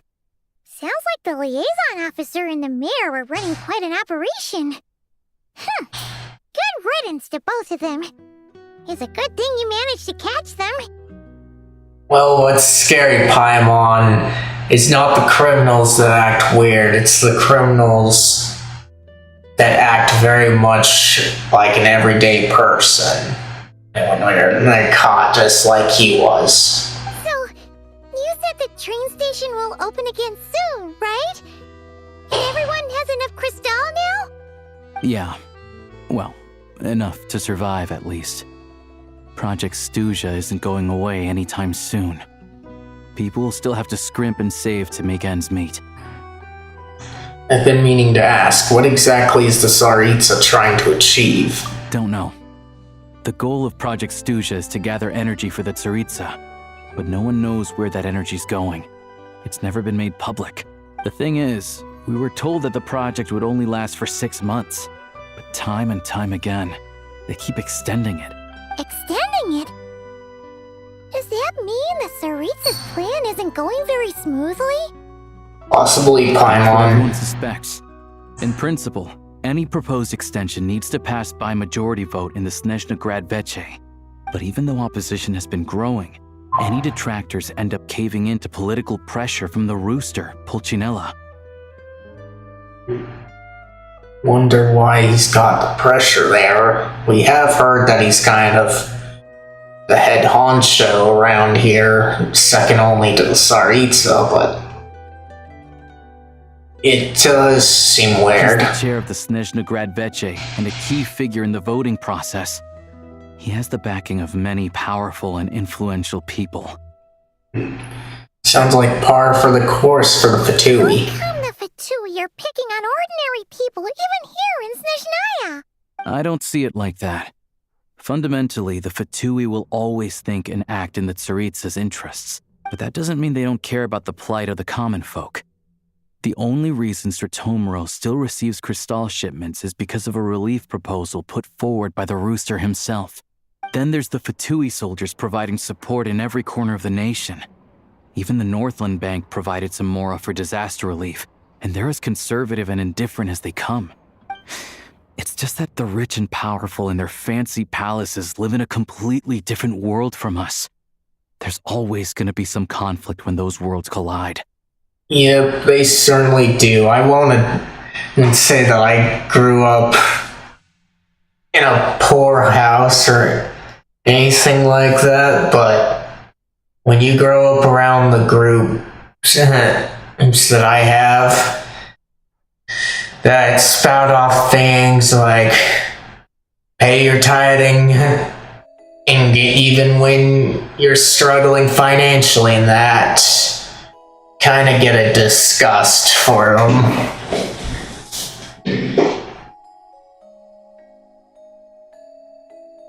So let's see. I'm reminded of something that Fatui officer mentioned. The rocket. Yeah, well, even though we all believe in Her Majesty the Tsaritsa, there are still many differences of opinion on how best to tackle the big issues of the day. Yep, just like everyone else. But the thing is, you have to know the details to be able to figure out something good. Regular folk don't have an easy way of getting their voices heard in Snezhnegrad, while the rich and powerful are either unwilling or afraid to speak out for all sorts of complicated reasons. The Rokad provides the disaffected with false identities and an outlet to vent their frustrations. Of course, an organization like that exists in a gray area. The moment the Veche think they've crossed a line, there's sure to be a crackdown. But so far, they've been doing their best to help the common folk. They sound a lot like you. Like us, don't you mean? You didn't hesitate to join in. You're not new to this. I can tell. That's because we're adventurers. It's our job to help people out with commissions and get to the bottom of things. It's less about the money and more about the adventure itself. Sounds like we're going to get along. So, what's your business in Snezhnegrad? Aside from taking your friend to see a doctor, of course. I want to meet the Tsaritsa. It's complicated. I've had run-ins with many of the Harbingers along the way, and I really need to know what the Tsaritsa is up to. Her ultimate goal, what the Gnosis mean in all of this. Since I've made it this far in my journey, I have to find the truth, whatever it takes. Wait, so... No way. Are you who I think you are? Sounds like you've heard of us then. We're getting more famous by the day. Of course, I know it won't be easy, so I'm not planning to get there by force. Let's see, these two go together, so we'll do the top one. I didn't realize I was in the company of giants. Honestly, we're all as curious as you are about what the Tsaritsa's planning, and why it has to involve us freezing to death in the snow. But getting in the same room as her won't be easy. The common folk aren't permitted to meet her at the best of times, and right now, she's probably not even in Snezhnegrad. Word is, she's heading east on a campaign to slay a monster. The one that's been summoning blizzards? Yeah. So you've heard of it. A wild, unpredictable monster with the power to summon snowstorms. It also absorbs everything around it into its body, so it's growing constantly. Now, it's so big that the Tsaritsa has deemed it the #1 threat. Luckily, as it grew, it became increasingly less mobile, so it doesn't pose an immediate threat to this town or to Snezhnegrad. I'm sure that Tsaritsa and her personal guard, the Druzhna, won't have any trouble defeating the creature between them. It's just a question of how long it'll take. Suffice to say, you won't be seeing her anytime soon. You'll have to wait until she gets back. And it's fine, getting Paimon treated is more urgent right now. If it comes to it, I'll just have to go to her. We'll be nice and save the top. Well, the Fatui will be taking over management of the train station for the time being. Things should be up and running by tomorrow. Once it's open, we can see about getting your train towed to the station. Whoa! That's gotta take a lot of manpower. Are you sure we can talk them into it? The Fatui aren't exactly spotless in this whole mess. Plus, we helped them out. Should be easy enough to negotiate. I'm more concerned about what paperwork I need to drive the train. As far as I know, all the paperwork is dealt with upon manufacture. I've never seen anyone check it, so I wouldn't worry. Having a train makes everything much easier. We'll reach Snezhnegrad in no time. I need to head there myself anyway. Got some game to trade for Mora. I know a good doctor in the city. I'll introduce you when we get there. Oh, thanks so much. Let's get a good night's sleep ahead of our big trip tomorrow.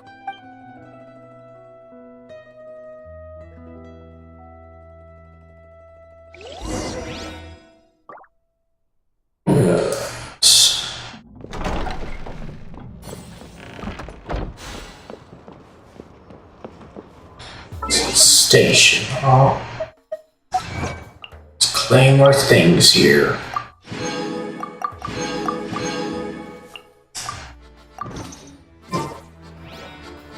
Okay.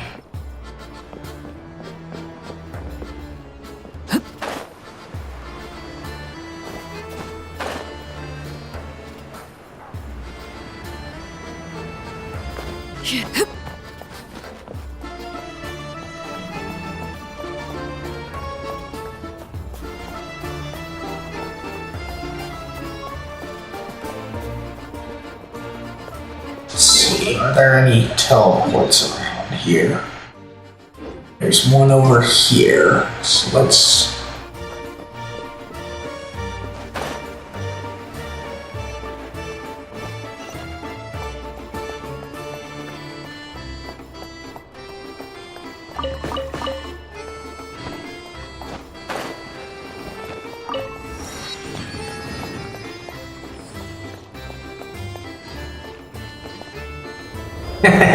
We're in the tracks and going for them, huh?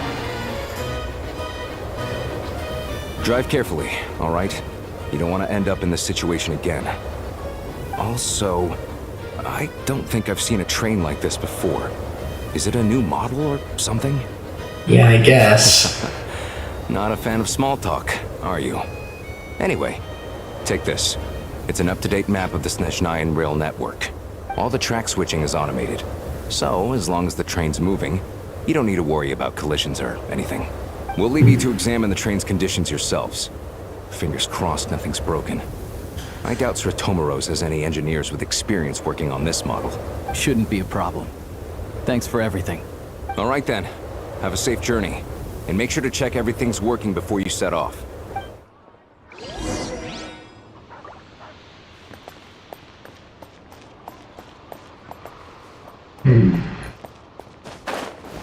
Go in the back. Like we properly do. See, now this is a train that belongs entirely to you. Should you feel fatigued while exploring Shesnaya, you can return to the train anytime for rest. While on the train, you can set your destination for any location on Shesnaya Railway map that you have already unlocked. When exploring Shesnaya, you can return to your train anytime for rest. Okay.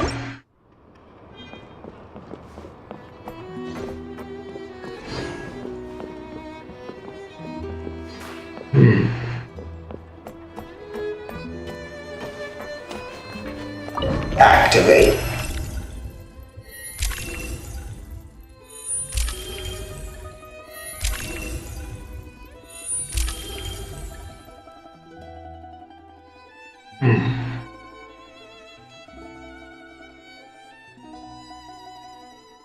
Okay.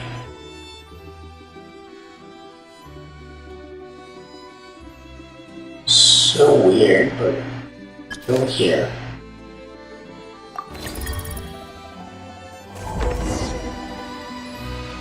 Alright. Looks like our destination settings have been applied. Let's give this thing a final once-over and then head out. Goggles, your time to shine. Over to you. Affirmative. Running vehicle diagnostics. What's this? Think of it as a kind of autopilot system. Engine, green. Wheels, green.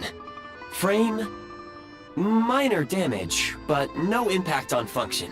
Diagnostics complete. All systems nominal. Neat! Huh. Paimon still can't get over the fact that you just found this tech lying around in a random cave. Yeah, I definitely lucked out there. I've lived in Snezhnaya my whole life, and I've never heard of an interactive, talking train autopilot.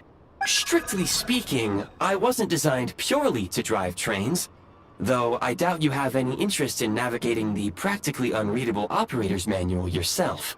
All configurations are complete. Should you require any further assistance, please call for the Eye of Grey. Thanks. Alright, so it's pronounced gray, huh? Nope. Paimon's gonna find a warmer seat.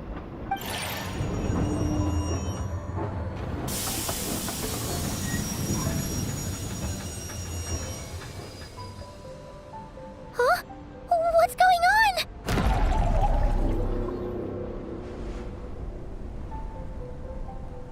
Oh no.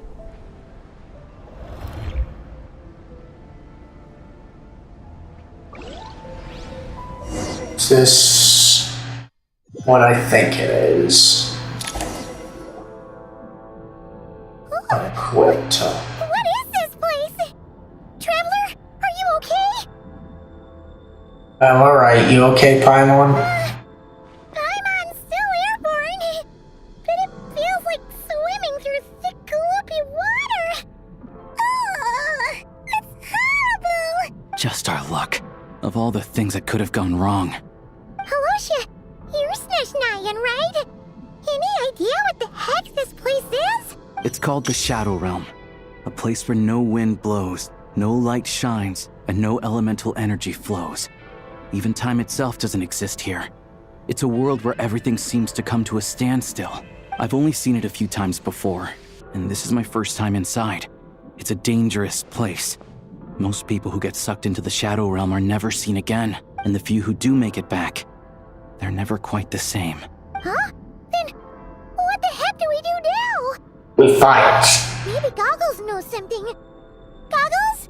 I don't see it anywhere. Now we're done for. Hold it together. Let's not get ahead of ourselves. I heard a story once about the world of shadows. If it's true, there's a way to escape. We just need to find the exit. Come on, let's explore.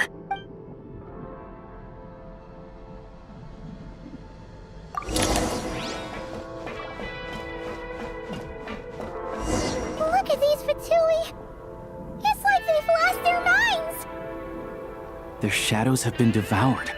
They're no longer amongst the living.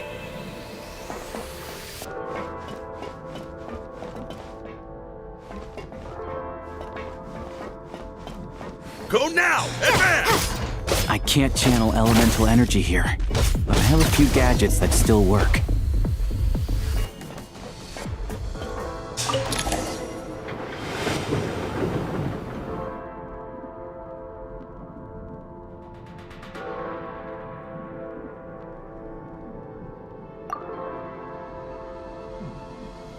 Wait! What's that blue thing? Is that... goggles? Guess we'd better find a way over. Okay.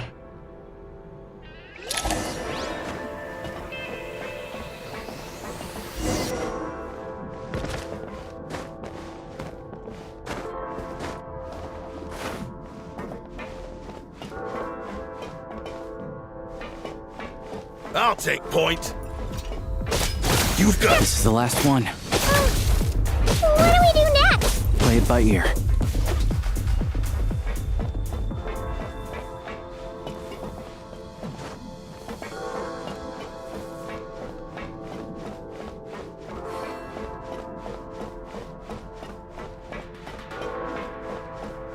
Okay.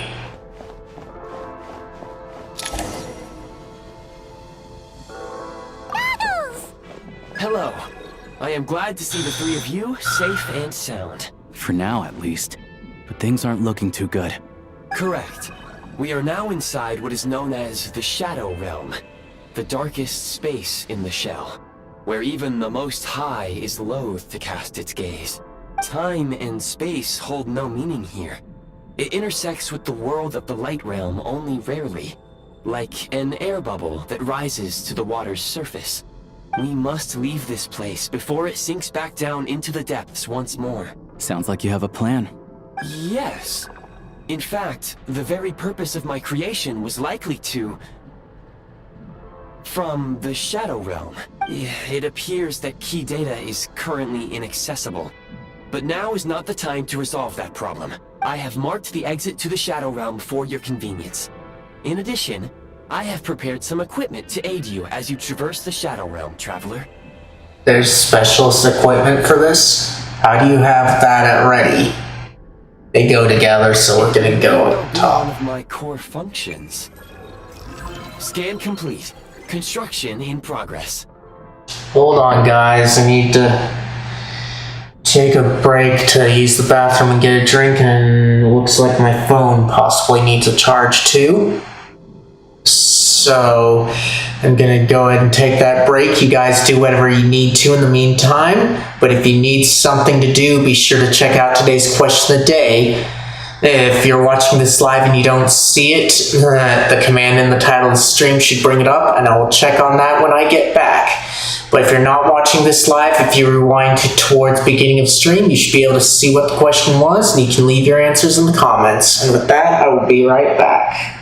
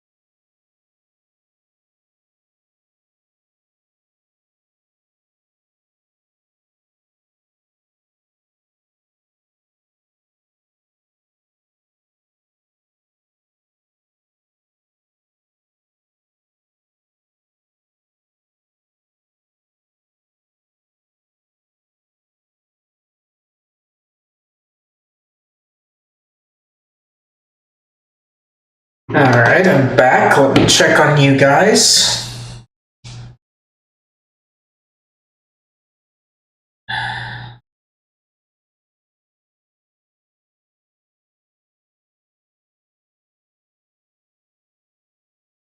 Okay.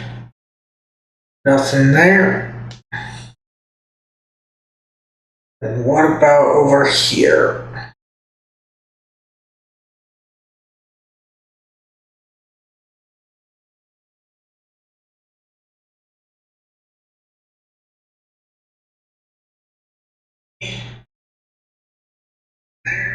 Nothing there either. Alright.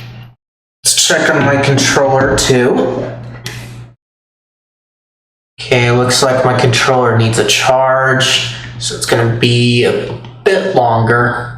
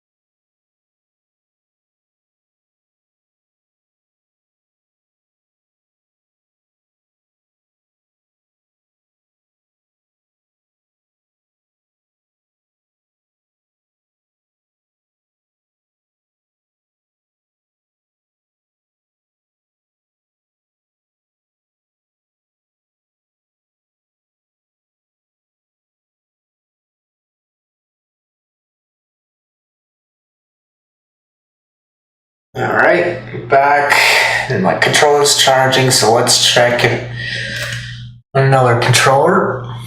Okay, looks like this one's good, so let's get going.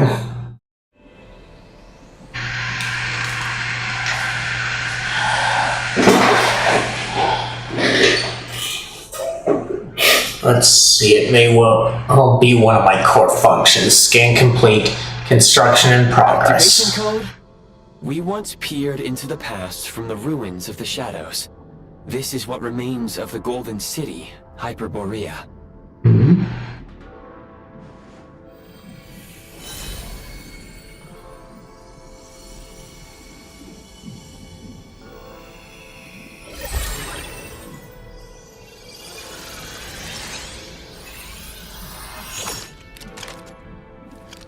Yep, this is the part that I'm not looking forward to. We'll see how well this goes, though. Whoa! Now go. Arm yourselves with weapons of the spirit. Bring down the walls of the stronghold and extinguish the flaming arrows of the wicked. Is this a gun? In the Shadow Realm, where humans cannot channel the elements, there once was one who, after much research and many attempts, found this to be the most effective means of attack. Let's go. We don't have much time. Okay. Alright, so aiming mode on L2. So firing is simple enough. Don't like how it's gonna go though. But the control scheme seems like it'll be fine. When you encounter small obstacles, you can simply clamber over them. Okay.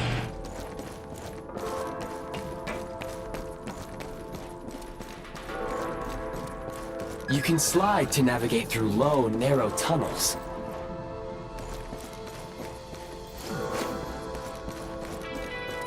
Yeah, but how do we slide?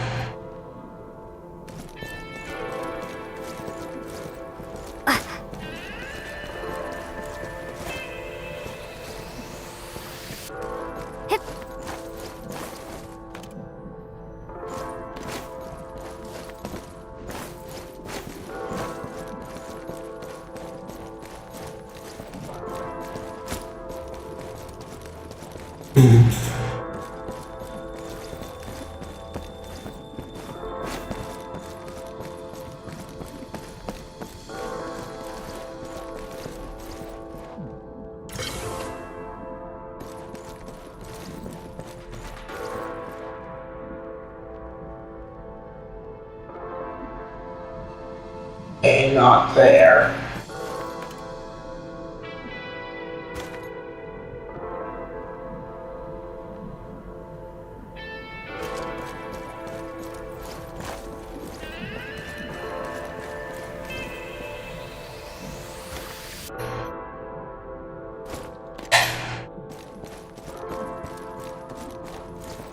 Does this have anything about it?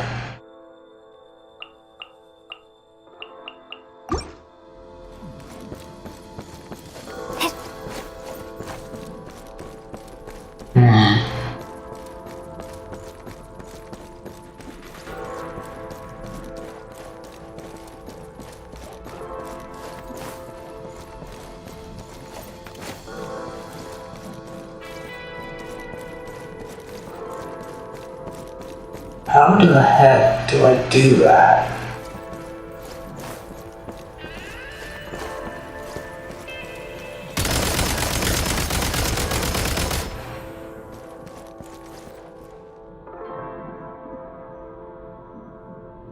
Need a refill. Okay. So that's that one.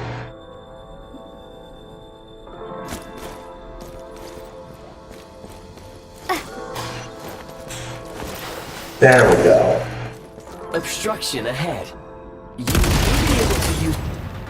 Since elemental energy is unavailable in the Shadow Realm, and for long-range targets, try using the scope to line up your shot.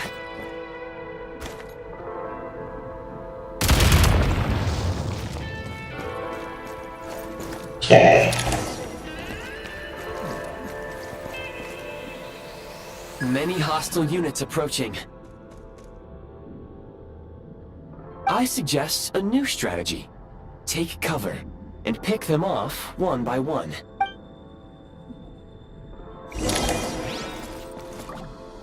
Defenses have been breached! We are under heavy fire.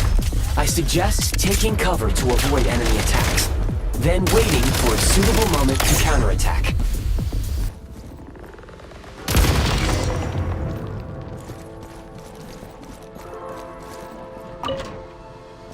More enemies detected. Try attacking with the newly unlocked Assault. Let's see. Simulated elemental skill. Normal attacks charge the firearm with special energy known as frigid glory. Once sufficient energy has been stored, press the simulated elemental button to switch to breakthrough mode. In breakthrough mode, firearm consumes frigid glory to launch high-powered ray spear piercing through opponents along their path, generating dealing cryo function.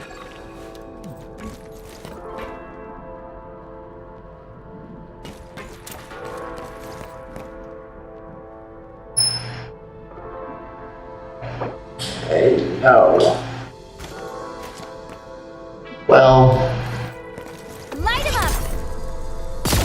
Where's the... Gotta recharge.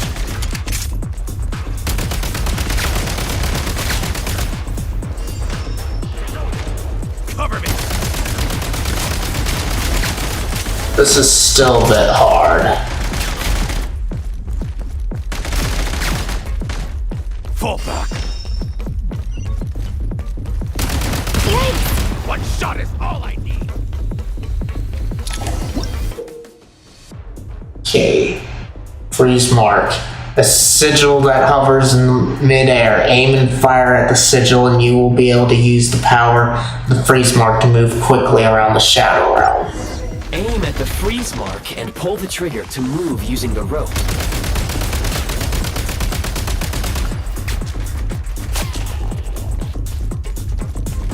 Oh, you guys are... Need a refill.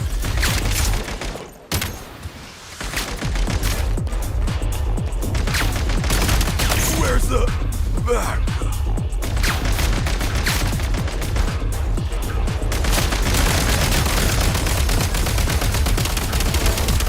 It's over.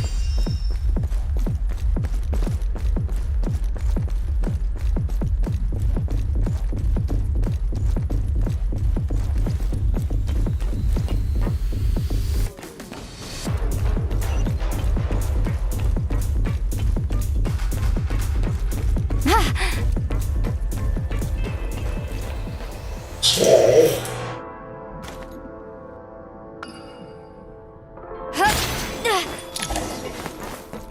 Okay, we got him.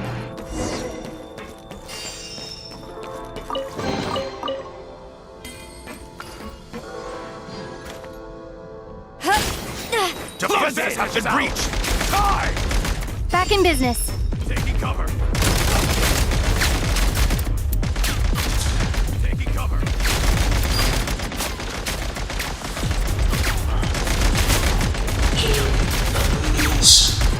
Out of ammo. Light him up. How do I get out of this? Taking cover.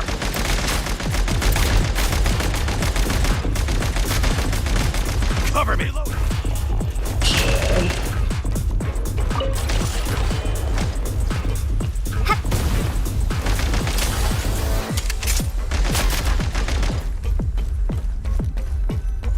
You should be able to use the prime ice construct left here to cover long distances.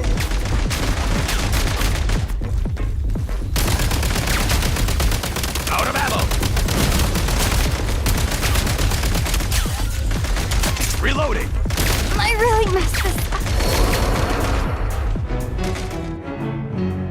Okay, let's see.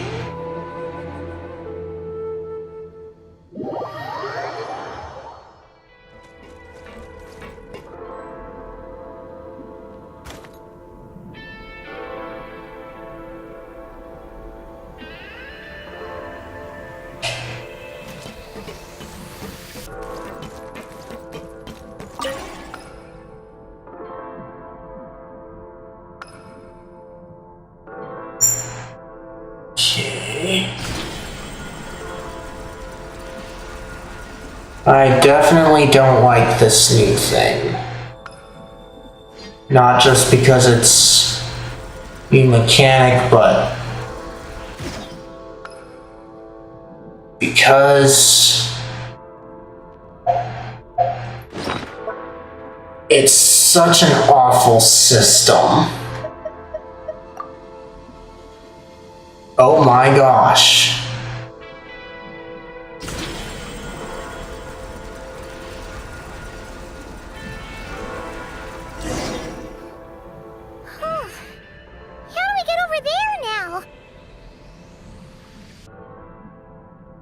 I recommend using this grappling gun. Such devices were originally used to secure structures in the Shadow Realm. If you detach the connected hook, the grappling gun will automatically fire a rope to another nearby hook. Okay. So, we just removed this hook, right? Okay.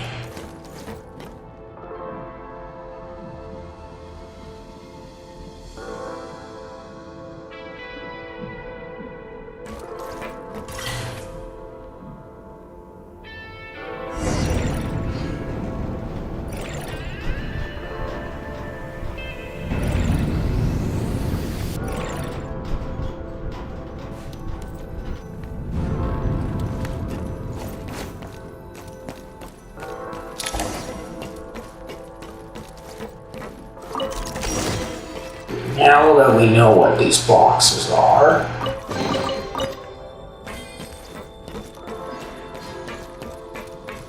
Nice.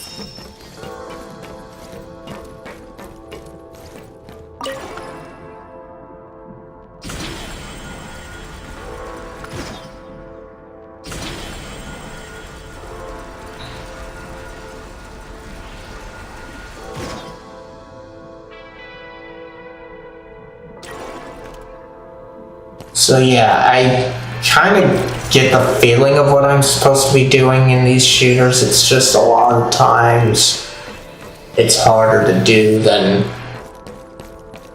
you'd think. That's why I don't like shooters at all.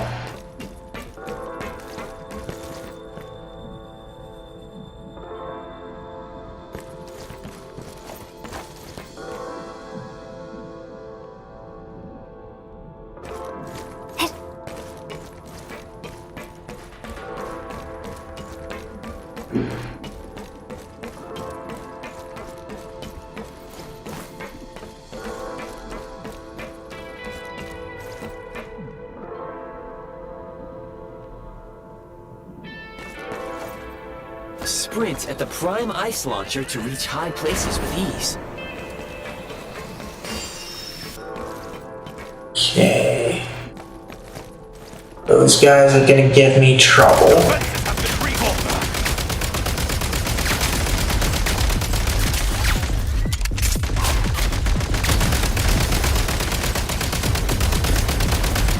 Out of ammo.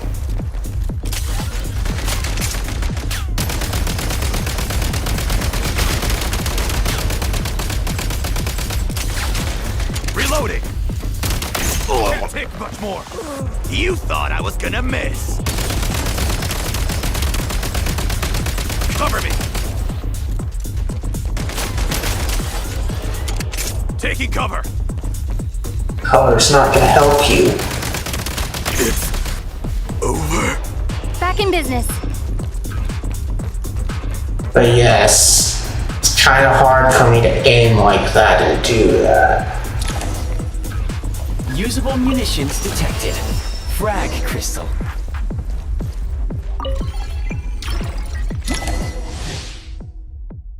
Okay, when thrown creates a special, so frag crystal electro. When hit, and thrown creates a special electro field that deals AoE electro damage to opponents inside the field. Periodically, the field will slowly move forward along the crystal's line of travel and slow down further when it comes in contact with an opponent or object.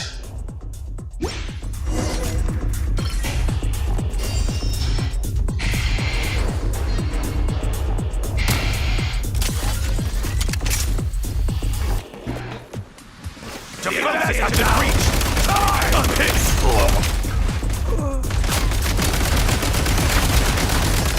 Come on. Reload. Where's the... Cover me. Gotta recharge. One shot is all I need. Come on. Out of ammo. How do I get out of this? How do you get out?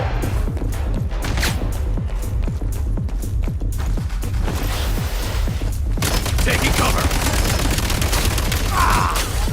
Cover me. Out of ammo. Reloading.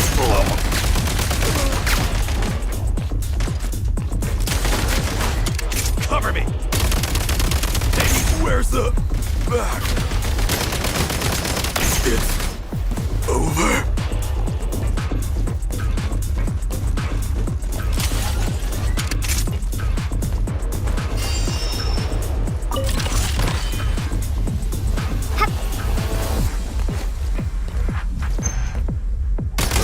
Have been breached.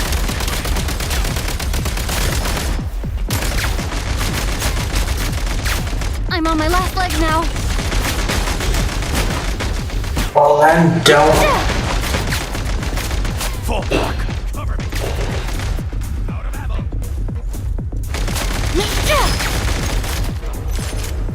But I'm not done yet. Of course we're not done yet.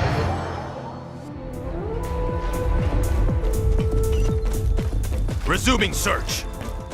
Defenses have been breached. Die!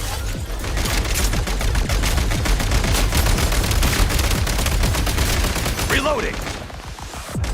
Cover me.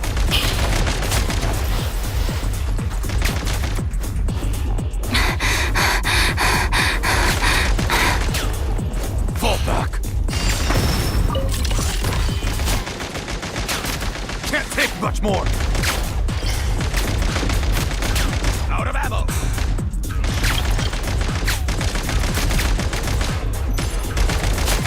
How do I get out of this? Time to catch my breath. Out of ammo. Light him up! Got it. All I need.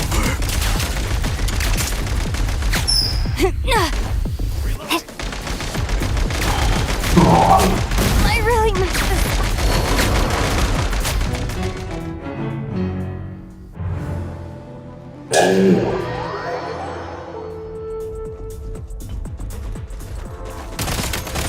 Resuming search. Defenses have been breached.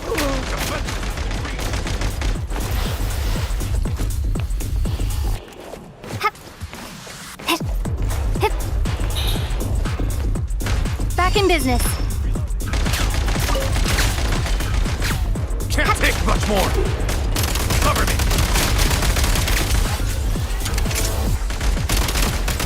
Reloading. Requesting over.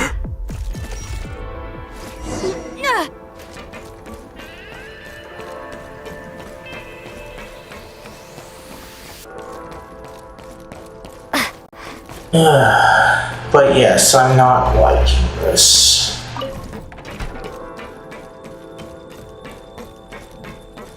At all. So like I said, Shift your center of gravity and slide down.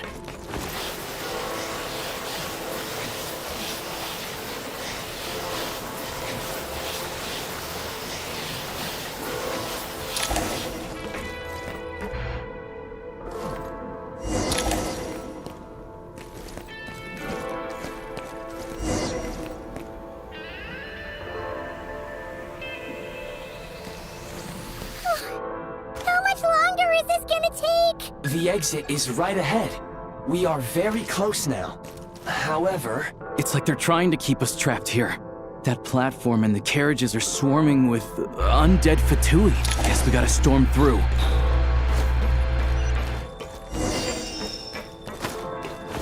Time to catch my breath. okay.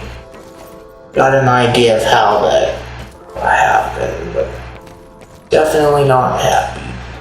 Take great care not to... Of course we fell.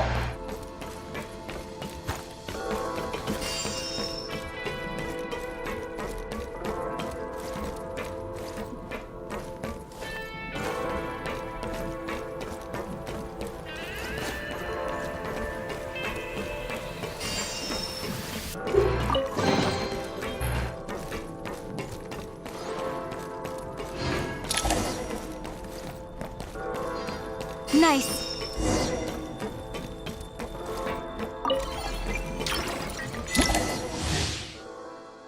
Okay, firearm overview. Grenade launcher. Bell's Sunwheel is a semi-automatic grenade launcher that lobs grenades of different elemental types in an arc. Each grenade deals damage matching its elemental type, and any opponent's stock is treated as having been hit at a weak point. Press normal attack to launch a grenade of the current elemental type. Aiming displays the grenade's flight path before firing.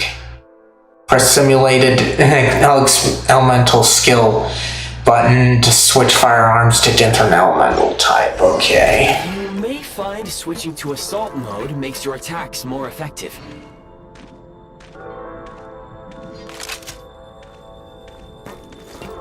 Okay, so that's what's going on.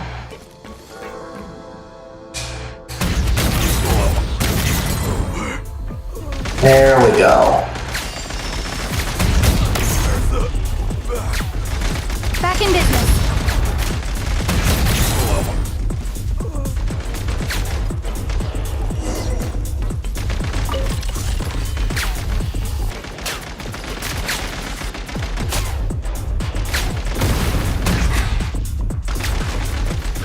Okay, these guys really need to stop being idiots. Nice.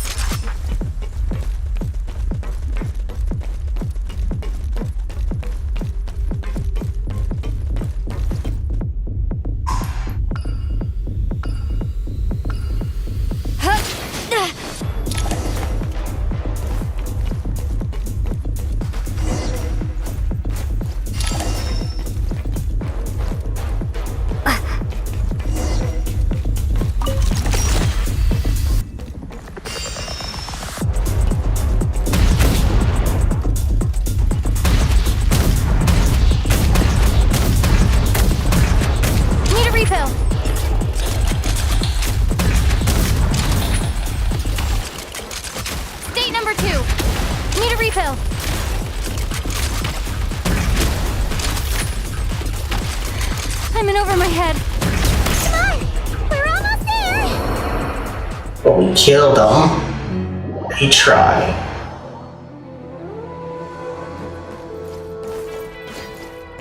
Back in business.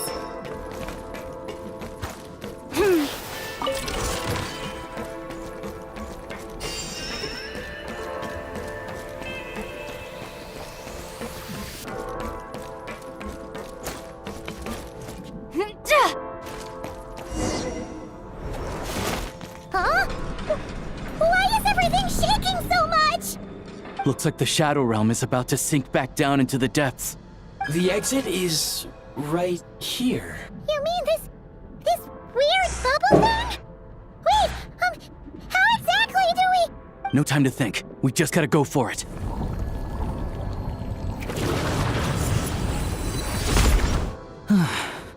Looks like I was right.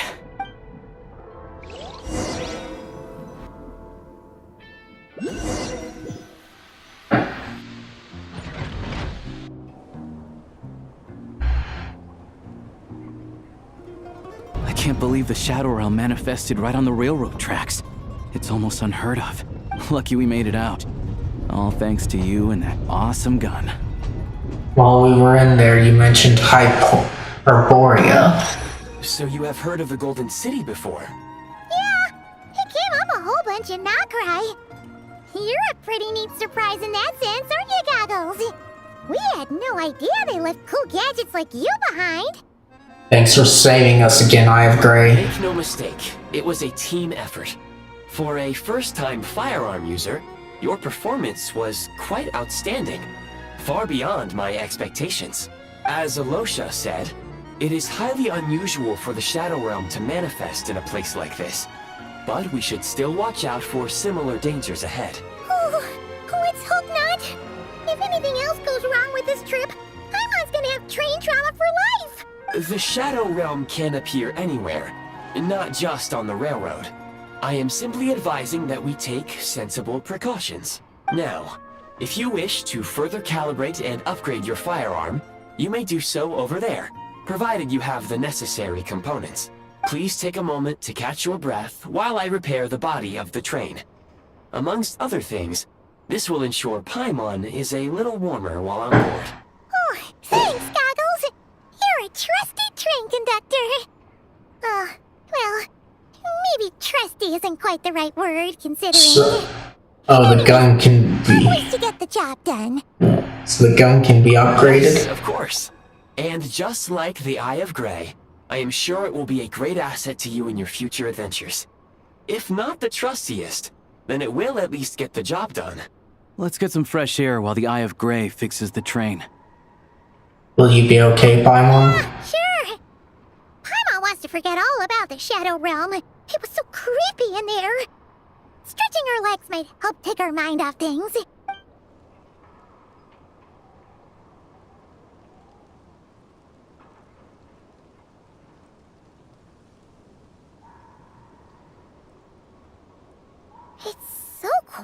here for a train station. Not a person in sight. Just abandoned houses.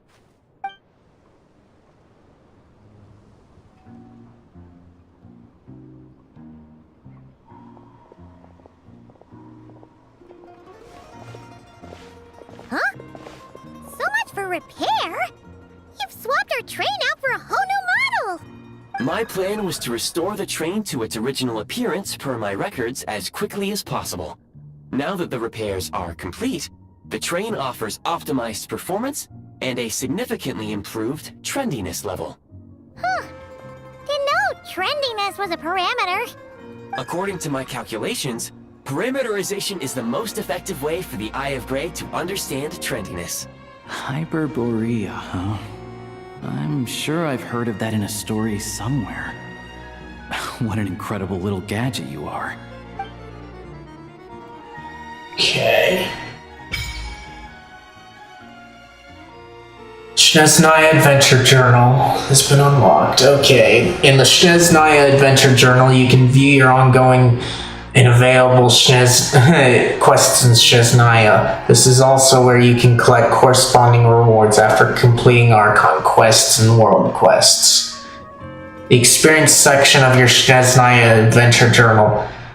No, the experiences section of your Shneznaya Adventure Journal. Here you can find the meeting points you've discovered while exploring Shneznaya. Additionally, you can also view in this section any special recruitment projects that can be done this week.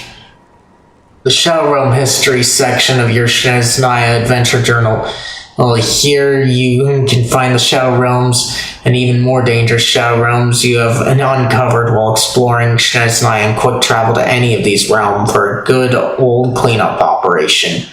The Shneznaya Adventure Journal also allows you to look up the temperatures of the current area. In low temperature locations, the Eye of Grey will expend Kresnik energy to regulate body temperature. Kresnik energy depletes more quickly in frigid zones and in sub-zero zones. Kresnik energy will be depleted even more quickly and lead to catastrophic effects. Therefore, do keep an eye on the environmental temperature where you're going. Okay, so we got grappling hook, link, launching platform, storage device, ambient bollard, an icon, and a sign, huh?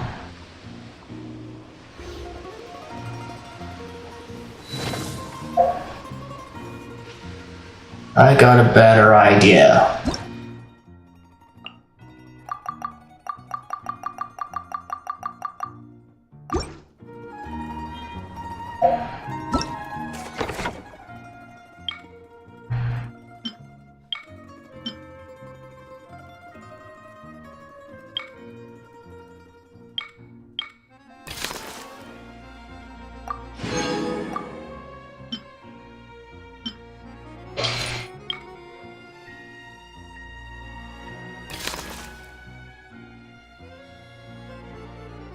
Okay, don't care.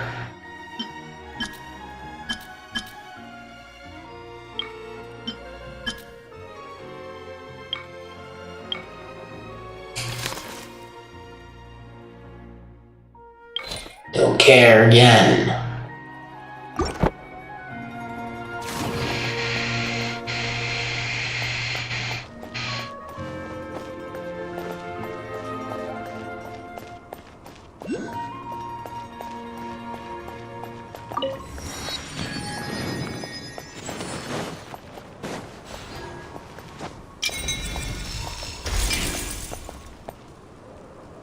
Okay, board the train, huh?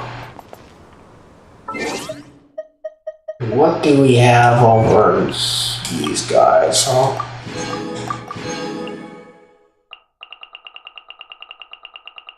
But yeah, the gun wasn't that fun at all. Like, it does seem fun, but it's mostly I don't like the controls or how it plays. You guys get what I mean.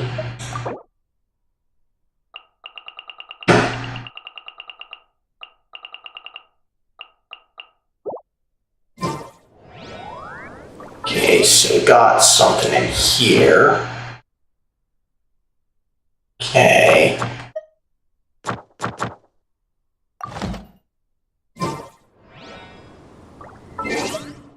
Then, what about this? Is it just because we got a new character? So that's what I'm thinking it is.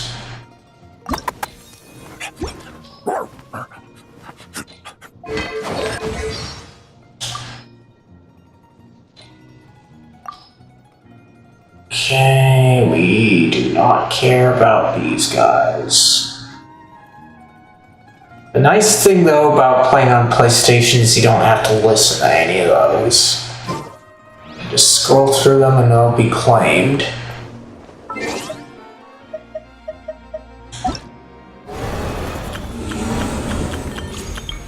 I do not care.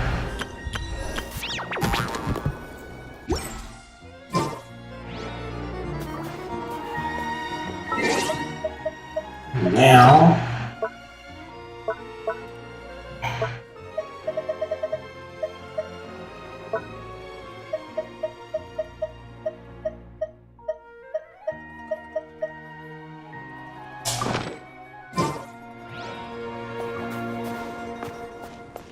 alright, so nope, we're not missing anything. Back on over to the train.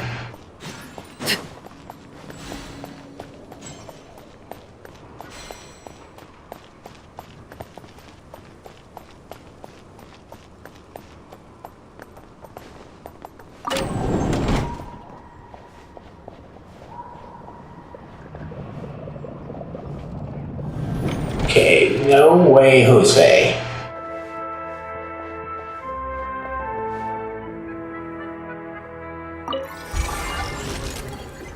Okay, let's see here.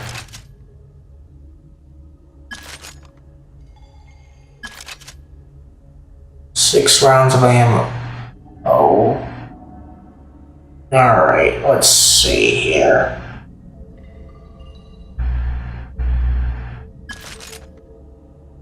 So there's that one.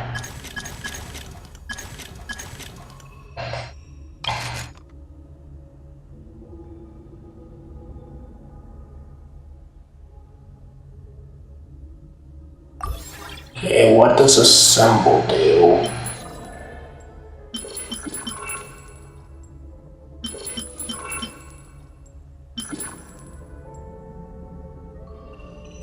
Oh, okay. So that's probably what that is.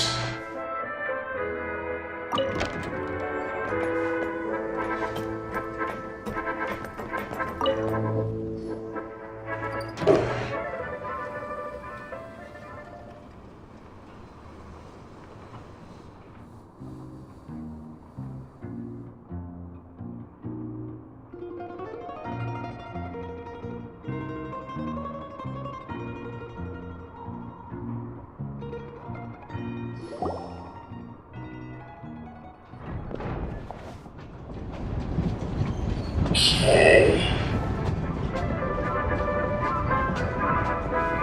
Got a mixology thing here.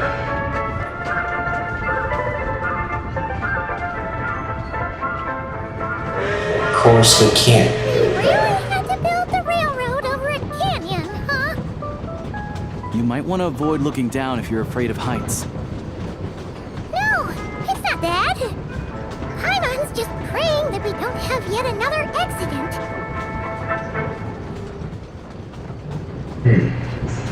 But it is pretty nice here. That mountain is breathtaking.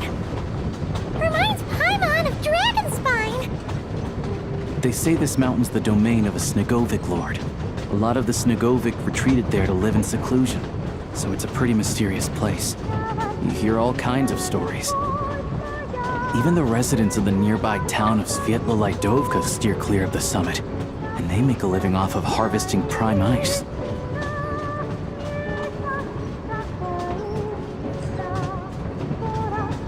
Look, Snezhnograd's just up ahead.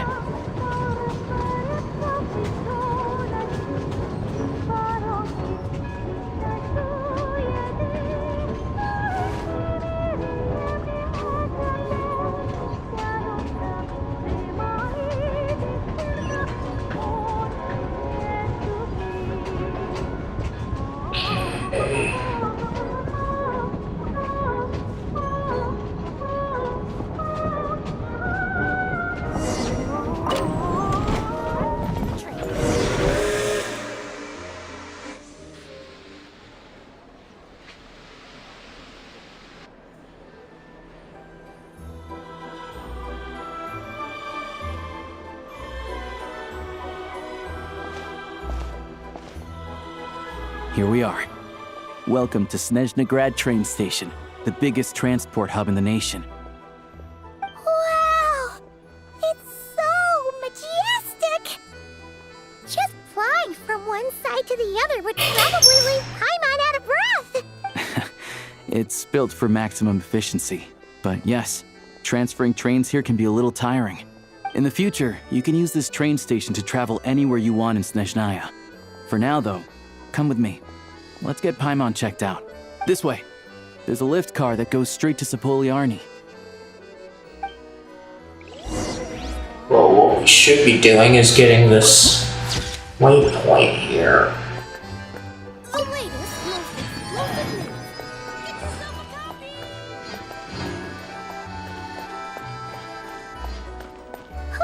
Look! They have really funny-looking hats! And those ones are about the same height as Paimon! But They remind me of the Leans Paimon. Volkublak and Domovoy. You'll also see the winged Vila and the snowborn Snegovic amongst others. no wonder! We'd heard that Snezhnaya used to be the realm of the Fae. Paimon can really see it now.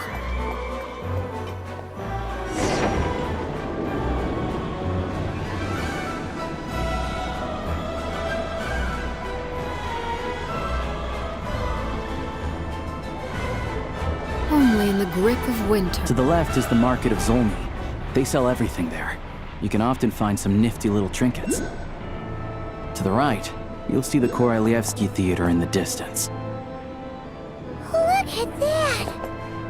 Incredible!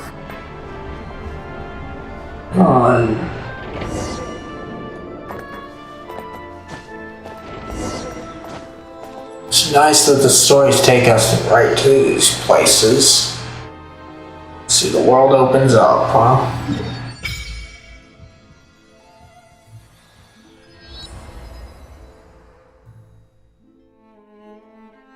Okay, so we've got only one more. It's down there, huh? No, two. Still have a few more, it seems. Nope, way more than I thought there'd be.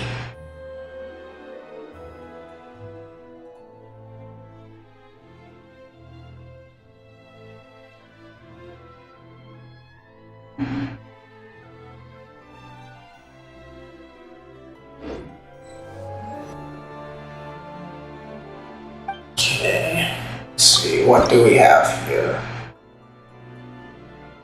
3, but we need 20, alright.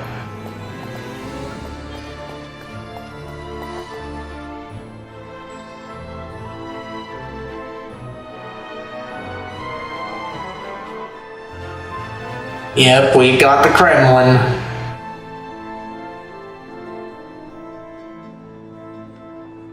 Wow! Snezhnograd is stunning! Seeing it with our own eyes makes all the trouble we went through to get here worth it!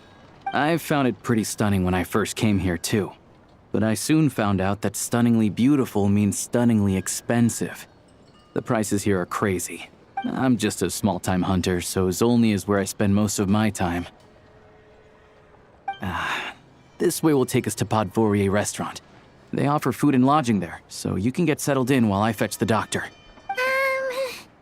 Is that gonna be stunningly expensive too? Don't you worry about that. Keeping you warm and comfortable is all that matters. Yeah. I mean, there are places to stay in Zolny, but I highly doubt they'd meet your standards. Most of the stoves are out of crystal, the windows are drafty, and at night, four-legged roommates come out to play, sharpening their claws on the roof beams and floorboards. Yep, no way. Not a chance Paimon's staying anywhere like that. Maybe we can split the cost of the room between us? Paimon still has some savings left. What happened to sponging off me? Come on, it's tradition. Fine then. It's your treat. Paimon will save her money for buying a nice little cake. Don't worry, you'll get some too. I'm glad to see you've perked up. If you find yourselves in the mood for some sightseeing later, there's a few places around here worth seeing. This way leads to Zapoliarny Palace, which serves as the Tsaritsa's audience chamber and also her personal quarters. The adjacent block is kind of a city in its own right. That's Glupov, the headquarters of the Fatui. Inside, there's a munitions factory known as the Armory Palace, producing a constant supply of all kinds of equipment for the Fatui. A lot of important research happens there too. And over there is the Snezhnegrad Vecha, where all the big shots meet regularly to make policy decisions. These places are best admired from a distance. I'm sure I don't need to explain why. Yeah, they probably have super strict security. We're not looking for trouble right now. The downtown area is near the center of Zapoliarny. That's where you'll find the restaurants, bookstores, and gift shops. Another place of interest is the Northland Bank, which is over this way. Oh, and I'm sure you'll want to make contact with the Adventurers Guild at some point, right? That's right here. Ooh, speaking of adventuring, we use alchemy quite a lot. Do you know where we can find a crafting bench? No one practices alchemy at Snezhnegrad, I'm afraid. Apparently there's some historical reason for it. Oh, we'll just have to use the one on the train then. Kinda inconvenient.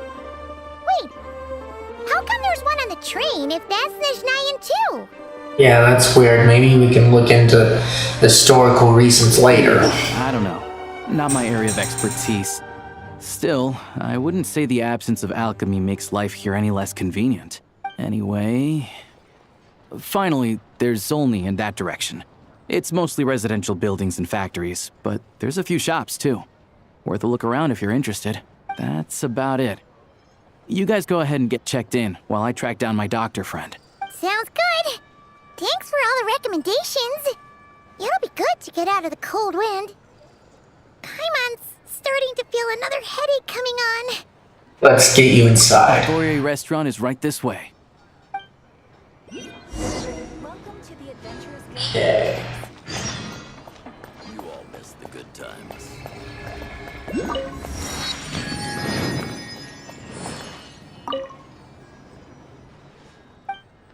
Okay, we don't care.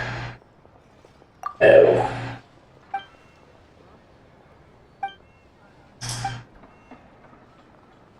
Let's see. By serious means, you mean various means. Please don't worry about it. Adventurers Guild will ensure you can continue to reap the rewards of every adventure and commission you take on. Whether you're in hot and passionate Natlan or ice cold Snezhnaya, the Guild will always be behind our adventurers. Enjoy your adventures, Toma. And so, Ad Astra Ibaskosk. Okay, thank you.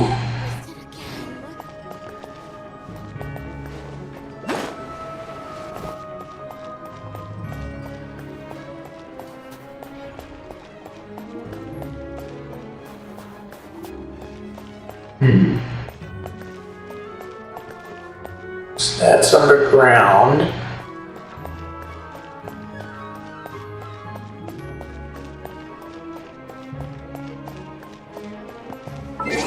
Let's see.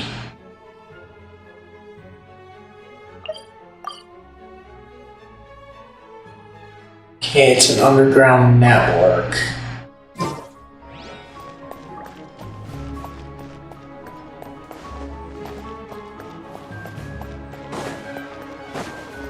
Let's try and see if we can.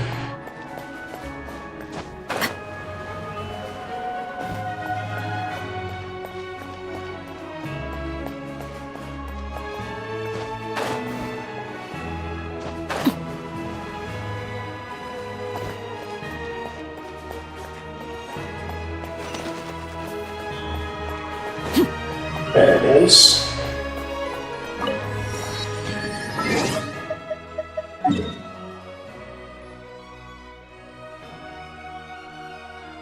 Then there's a couple further down, huh?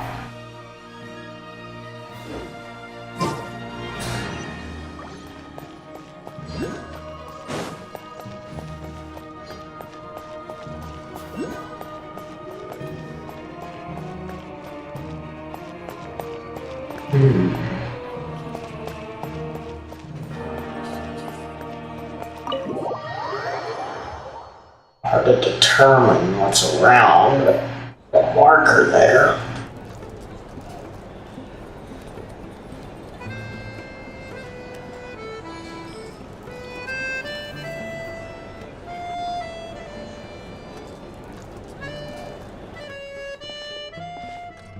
Looks like you get what you pay for, huh? Paimon likes this room a lot. Feeling better now? Yeah, much better now that we're out of the cold. Oh, thanks for taking such good care of Paimon. Honestly, she feels kind of bad for throwing a wrench in the works. If this were anywhere else, we'd be out investigating and adventuring by now. But instead, we're stuck here waiting for a doctor.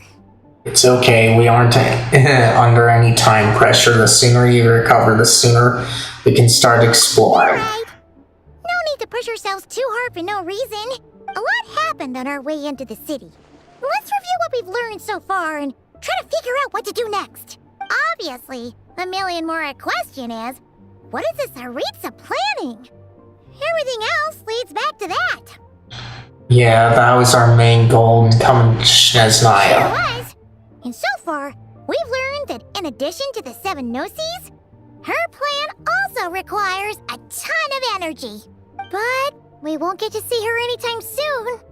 Alosha said that she went east to fight that big monster. It must be a pretty powerful one if it can blanket the whole of Snezhnaya in a snowstorm this awful. It's one of the threats we'll need to face, I think. What we're really lacking right now is information. The kind of information that only the higher-ups in the government would know. Not word-on-the-street type of info. Paimon can think of a few people who might be able to help us. But... they're all Fatui. Right. And when we left Nogcry, Sandrone specifically left a message reminding us which side we're on. So... it's unlikely they'd tell us anything confidential about the Tsaritsa's grand plan. Still worth asking. Maybe we can learn some non-confidential info. Yep, good idea. Good point. Besides, that Glupov place is right nearby. We've got nothing to lose, so it'd be a waste not to go. There's gotta be someone there willing to talk to us, right? Maybe Arlecchino or Sandrone? Or possibly Tartaglia. Except we're controlling Arlecchino right now. It's unlikely we could sweet-talk Arlecchino, let alone Sandrone. She basically told us to stay in her lane already. Well, it's been a while since we last saw Tartaglia. The last time was all the way back in Fontaine, right? Too bad we missed him in Nogcry. Apparently, he came to help out. Hello. Is there a traveler in Paimon in there? That's Alosha! Come in! Hello, I'm Dr. Luneva. Alosha mentioned that one of you is feeling a little under the weather. We'd be grateful if you could take a look at her. I see. So you're my patient today, yes? And you're, Faye, I presume? Good question. Paimon's not too sure either, but she's definitely not the same kind of Faye as the ones we saw at the train station.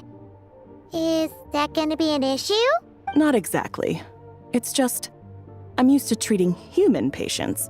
Fae tend to be far more resilient than even the healthiest and most long-lived of humans. But don't worry, I do have some experience treating Fae.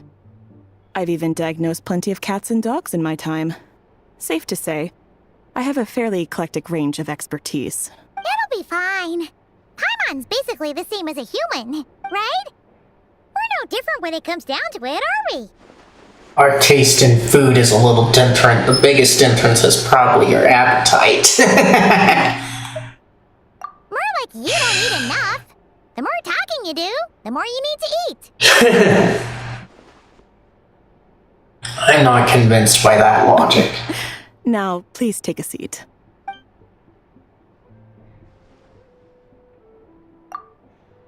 Okay, vital signs are good. Test results are all within normal ranges. I don't think it's anything serious. More than likely, you've just caught a cold. I can give you some medicine to tide you over, but as long as you rest properly for the next couple of days, you should feel better. Make sure to keep an eye on your temperature, though. If you find yourself with a persistent low-grade fever, or if your symptoms don't improve, just contact me again. Sounds like there's no cause for alarm. Yeah, let's see how it goes over the next few days. You're very welcome. Just doing my job. I'll leave you in peace now. Time to visit my next patients. Take care. You heard the doctor. Best you rest up here for a couple days. No sightseeing for the time being. I'll stick to the local area then. Don't you worry about that. Alright then. Guess we got no choice. Let's just treat it as a short vacation. I have to get back to it. If you need anything else from the doctor or me, go to the Hunter Trade Station in Zolny. The boss there knows how to reach me. Thanks for everything. No big deal. You saved my life in the Shadow Realm. This is the least I could do. See you around.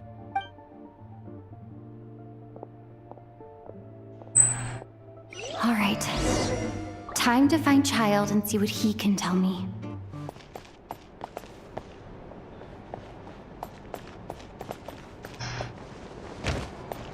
Let's see here.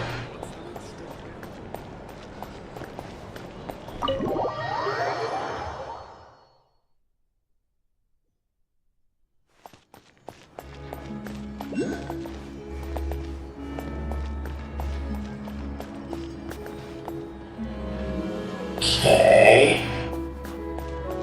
So I wonder, can we climb this?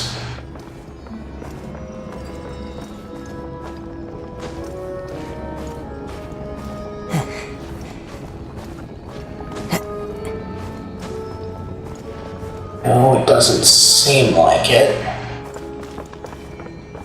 At least it won't let me touch it.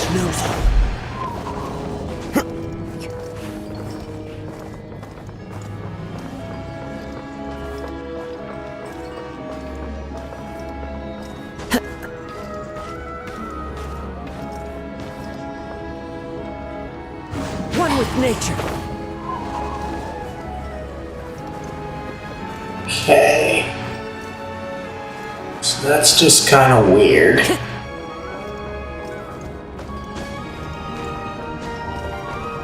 Follow the wind.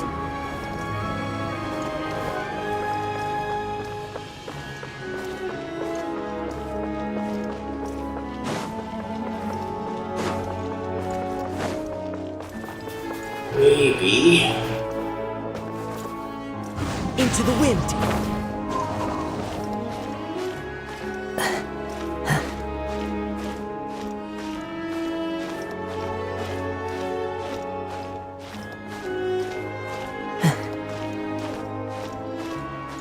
This side's gonna be.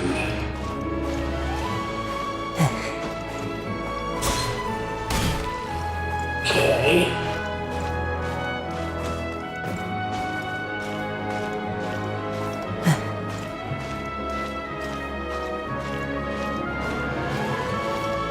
Alright, I've got an idea of how to.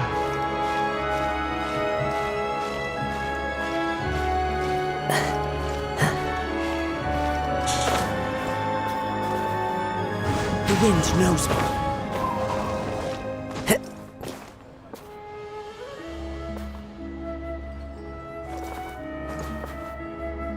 Into the wind.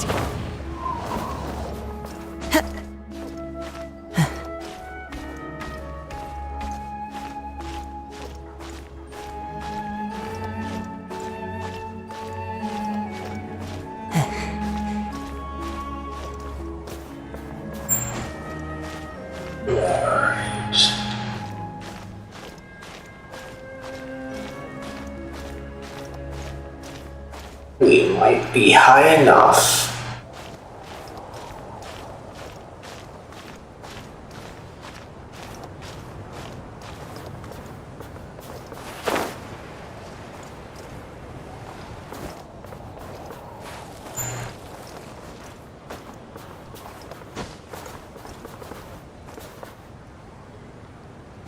wind knows me.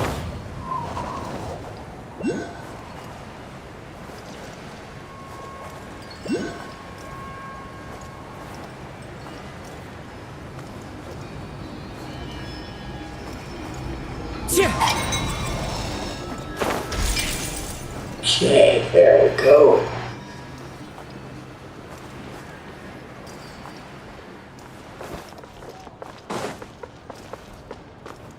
Now, just have to go over this way, huh?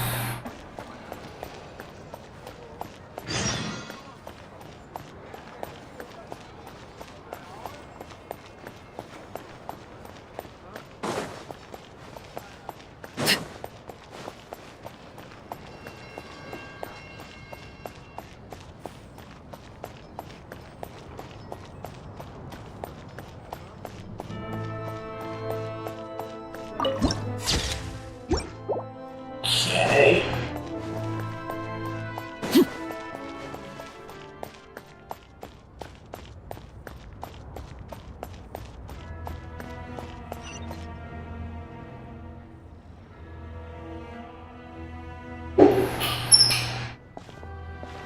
Hold on. Please display your invitation letter or permit. Let's see. I'm looking for someone. Could you pass along a message? I'm gonna do that one. Glupov does not accept meeting requests without a prior appointment. You'll have to apply per the advertised booking process and wait until your invitation letter is issued. Let's see, but we're old friends. I know they'll want to see me. Might I ask who you're hoping to visit? Hold on here.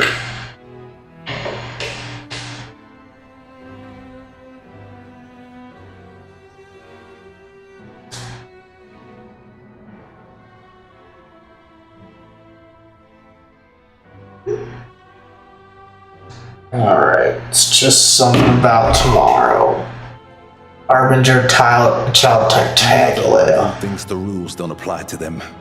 I don't understand why people think they can just talk their way in here. You don't just show up and land a meeting with the Harbinger.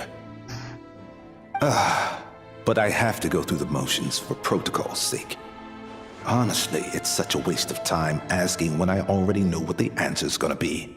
Wait a moment. I'll pass on your message. If child is unavailable, you'll have to go through the proper procedure. After slightly awkwardly outside. Lord Child is a busy man. He's probably not in Glupov at the present. If I were you, I'd cut your losses. No point waiting any longer. Guess I picked a bad time. Even if you two are old friends as you claim, please understand that the Fatui Harbingers are often busy with their official duties. They tend not to stay in Glupov for extended periods. Next time, stick to the rules. You'll make life easier for both of us, She's here. Greetings, Lady Marionette. Sandrone? I'll take care of our guest here. It's her first time in Snezhnaya, so it's no surprise that she doesn't know the rules yet. I trust no choice words have been exchanged. No misunderstandings I should be aware of. No, Lady Marionette. No incidents to report. Whew, that was a close call. Good thing I played it cool. I'm the one who showed up unannounced. This gentleman has been very accommodating. They go together. Not right. Good to know. Wait, where's Paimon? She's a little under the weather. She's recovering at Padvori restaurant. Under the weather? That's hard to imagine. She's always buzzing with energy. I take it she's still adapting to the climate. Happens to a lot of people. It's even colder here than in Nodcry. Has she seen a doctor? I can get you one if you need. She's already seen a doctor. He said there's nothing serious. She just needs to rest for a couple of days. All right then. Well, let me know if you run into any other problems. Did you come out here specifically to see me? Why else? I was just about to sit down for some much-needed tea time when I heard that an old friend of Tartaglia's had shown up outside. No appointment, nothing. And, as obnoxious as it may be to show up uninvited at Glupov, I couldn't help but take pity on the poor soul who was waiting outside in vain. So I had no choice but to abandon my freshly brewed piping hot tea and come to see this mystery guest for myself. You already guessed it was me, didn't you? Well, I felt our time working together in Nodcry warranted some courtesy. I couldn't exactly let you freeze to death out here in the wind. Unfortunately, I can't invite you inside either. The rules of Glupov wouldn't allow it, and as a Harbinger, I have to lead by example. On the plus side, Snezhnograd actually has some class, unlike Nasha Town. Torchlight Books has a very nice selection of teas and cakes, so we can catch up there. Your treat, of course. Well, why? Because I already wasted one perfectly good cup of tea today. That's why. Well, I just want to get to my thing here. There we go. Still have a few more points to get to, huh?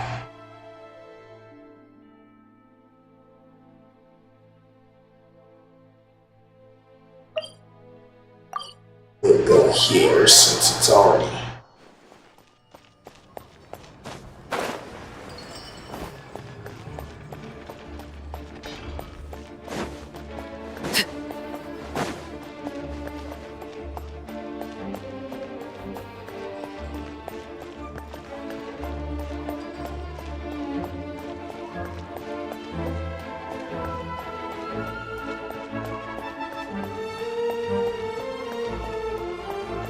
Wait, is it? No, it doesn't seem like it. I've ordered for the both of us. No objections, I assume. I'm sure you trust my taste. No problem, though I'm sure you mostly ordered for yourself. Okay, let's get down to business.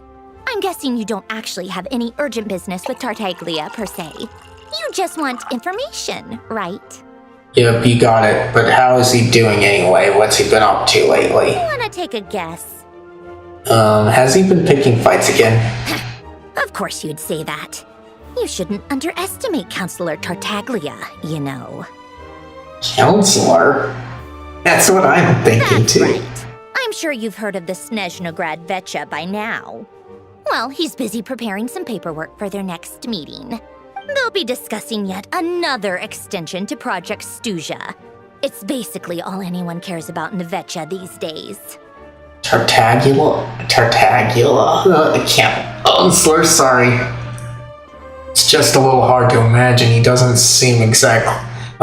exactly strike me as a pen pusher. Yeah, he's more of the shoot first, ask questions later sort, isn't he? It all started with a very detailed letter that Capitano left for the jester, Piero, before leaving for Natlan. In that letter, he detailed the future arrangements for his subordinates. All of his key people were reassigned to Tartaglia.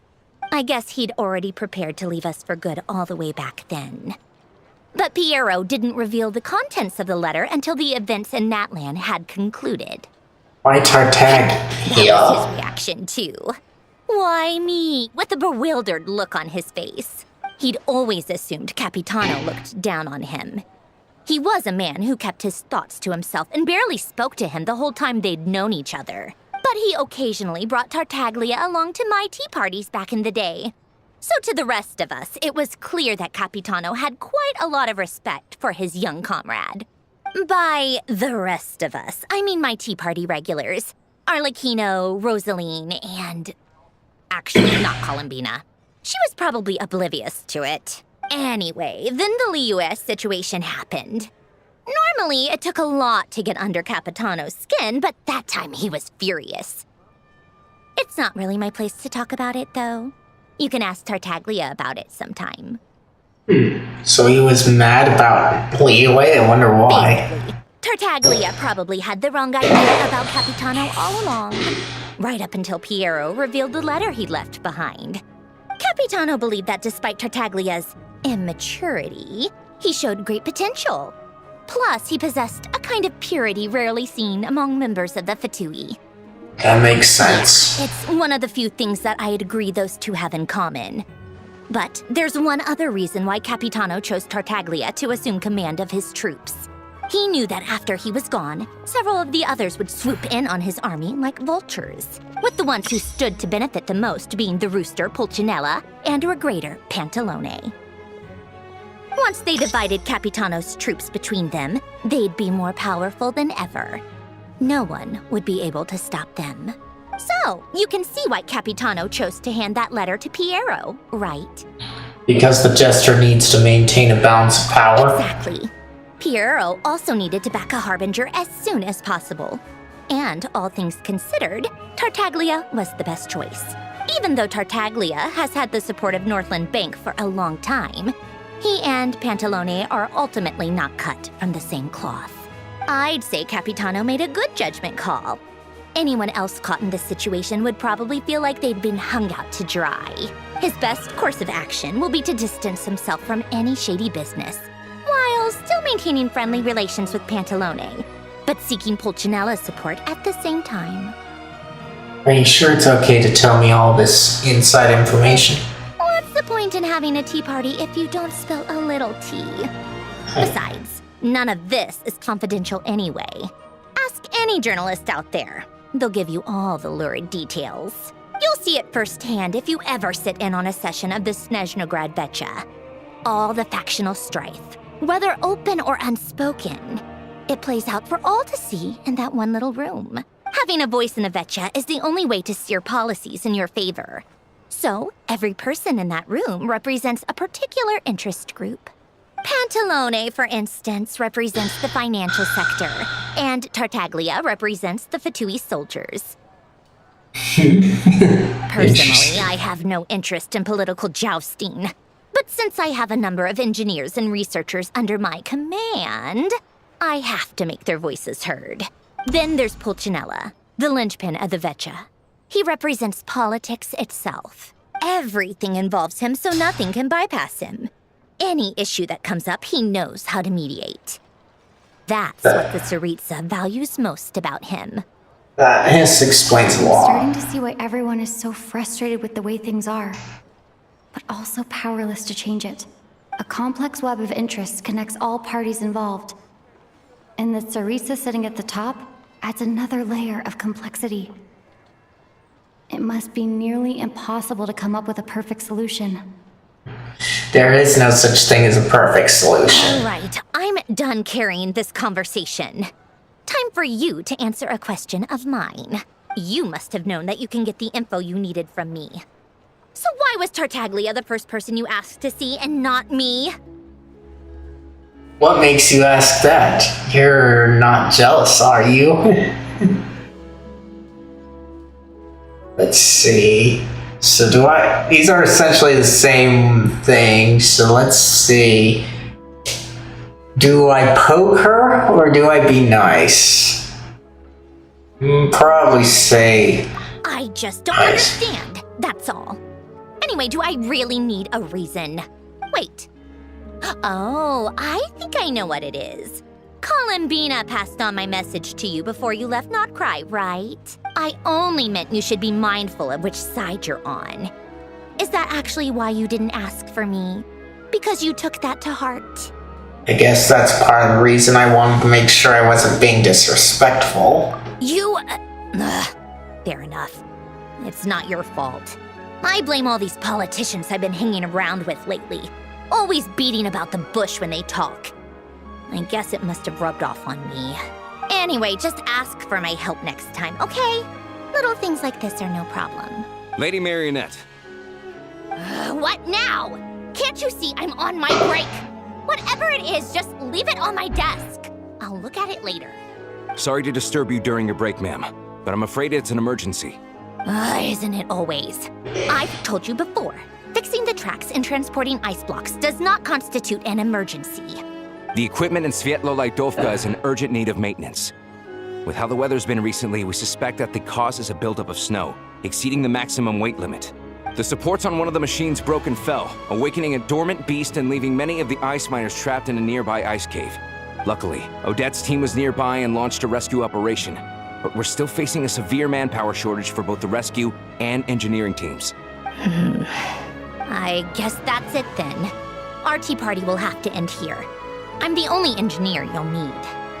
I kind of want to go with you, but I promised Paimon I wouldn't go too far. Do you actually want to come with, or are you just saying that? I owe you for the tea you shared with me. I can't just stand by when people are in danger. Nice of you to return the favor. I'll have a couple of people look after Paimon. They can let her know that you had to step out for a while. Given how urgent this is, I'm sure she'll understand. And honestly, I'd rather have your help than anyone else's. Between your skills and experience, you'd be reliable help. Great, thanks. Sounds like a plan. Then let's go. You, take 2 people to Podvorier restaurant. Find her room and watch it like a hawk until we get back.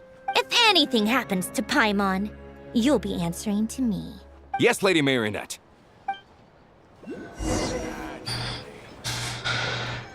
Okay. Now this can truly be called art.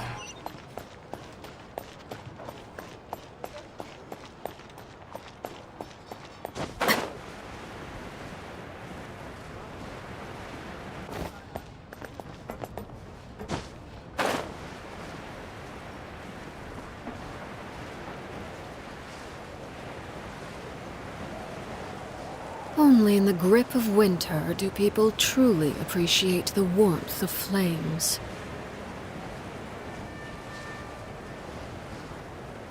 Okay, so... doesn't look like there's anything there.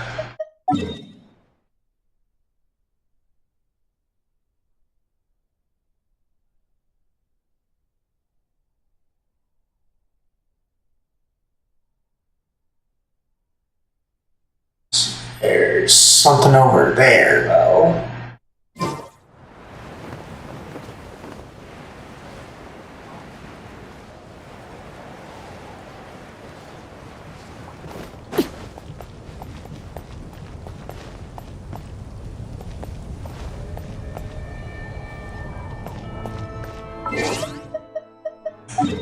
Do I have a... Well, the only thing that I've got is more towards the north here.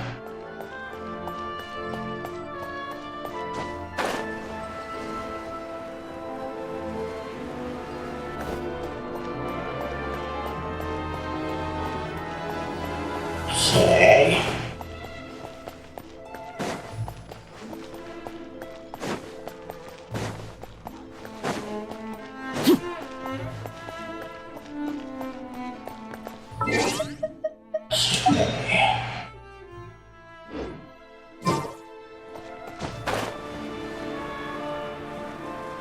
Go over here.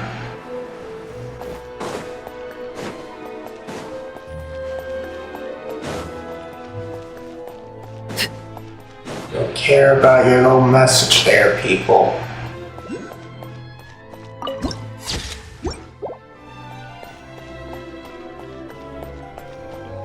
Okay, we've got that.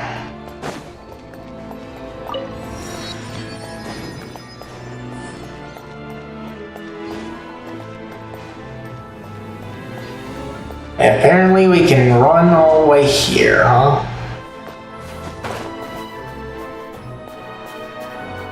Okay, this is high enough.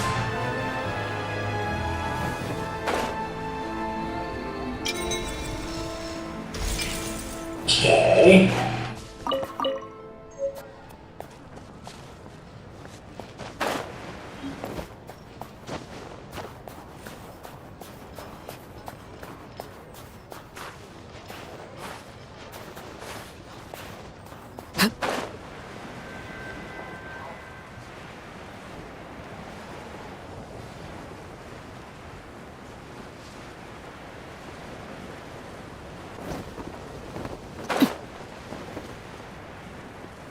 Okay.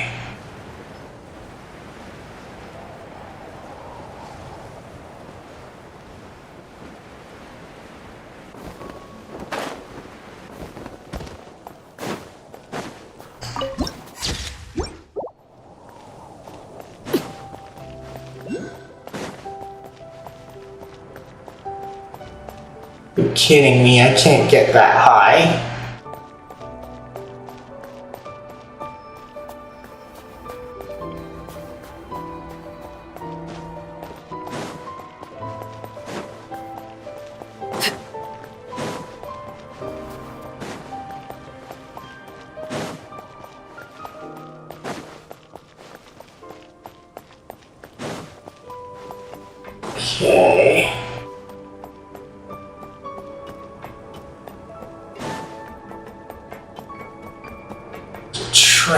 up there.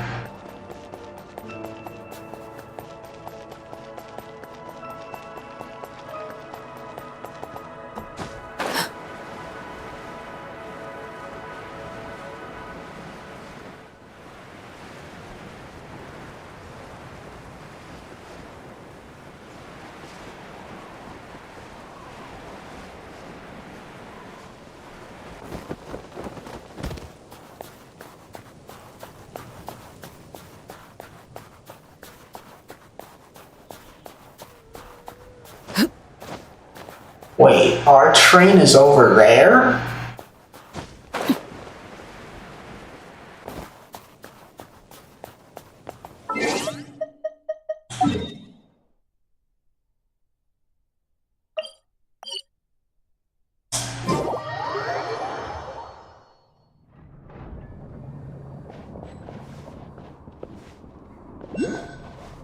Okay.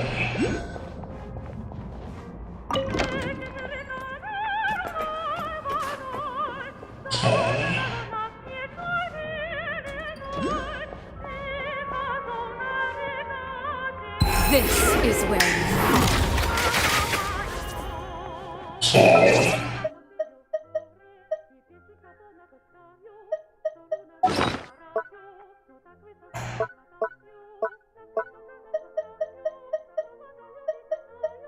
Kinda dumb.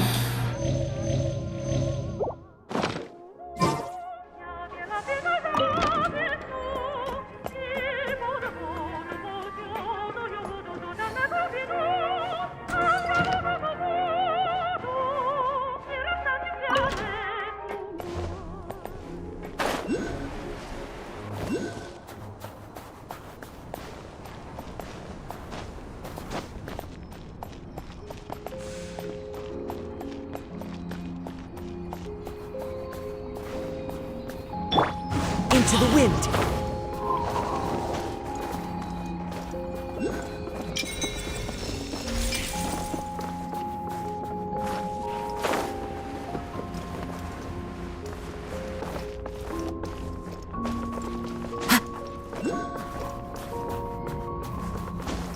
Nobody cares.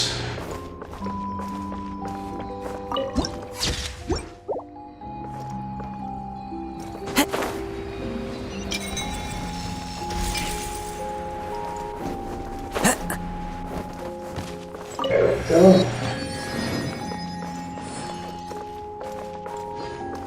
Time to go.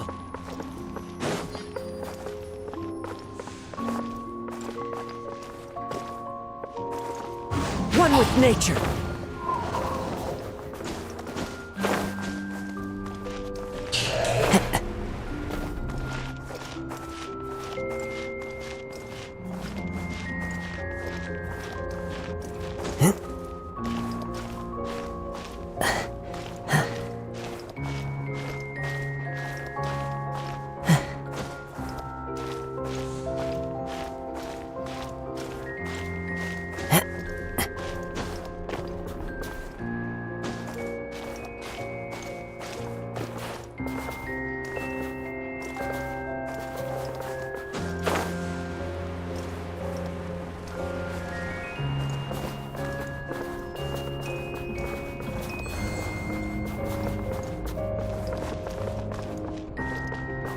There's something over there.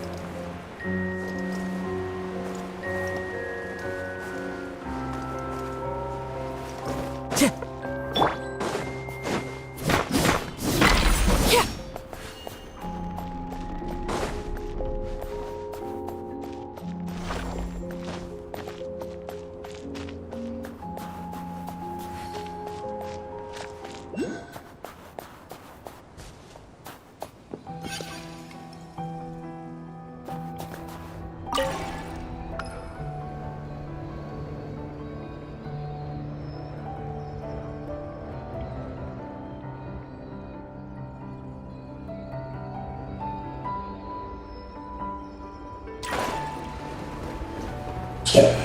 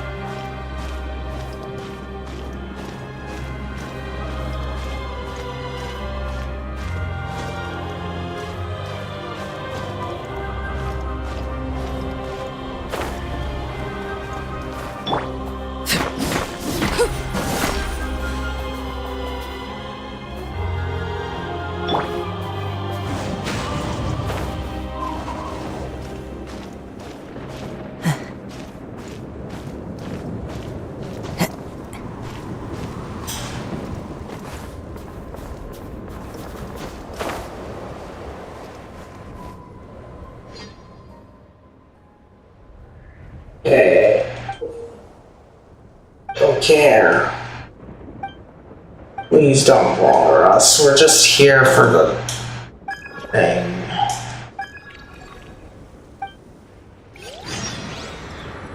We are not here for that.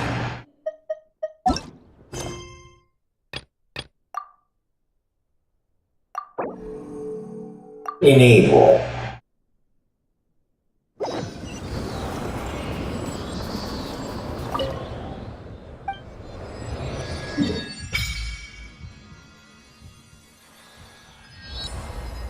Okay. Leave.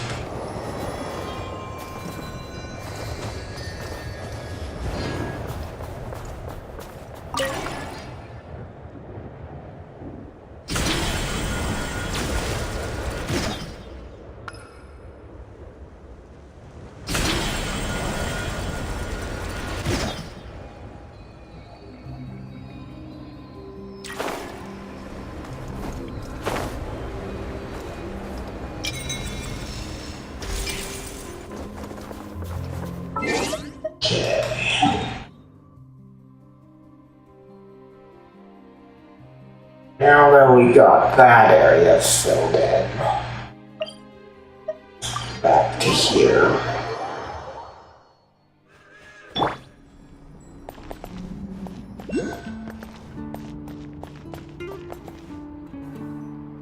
They weren't exaggerating. This is really dangerous. It's a good thing only one of them broke. From what I've been told, most of the trapped miners are over in that direction. I'll go rescue them. You do that while I check the rest of the equipment. I'll evacuate the people around here as I go. Meet me back here as soon as you're done.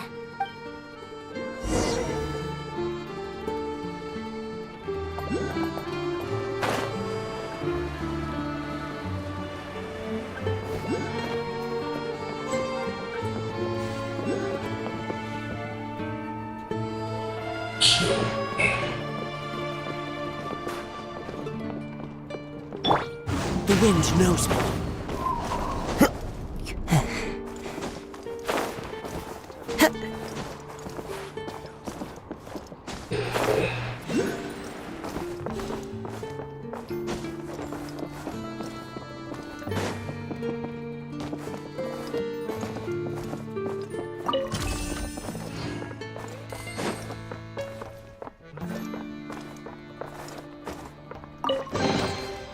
brings a smile to my face.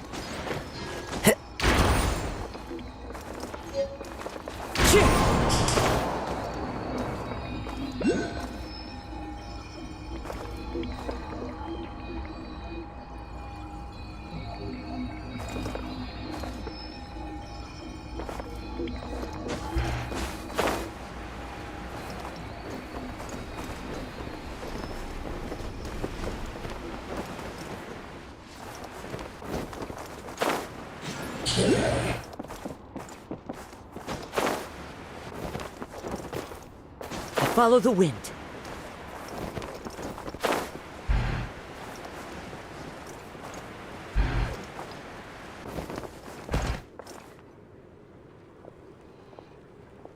I have to be getting close. Don't go any further.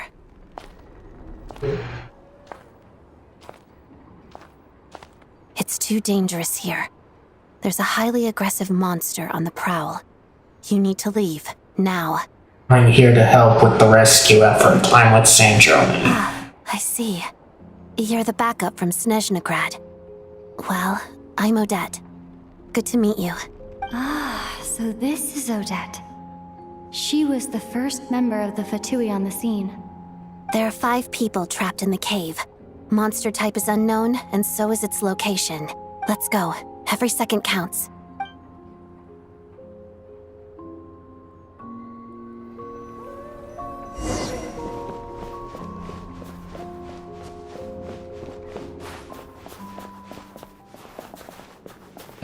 Nobody cares.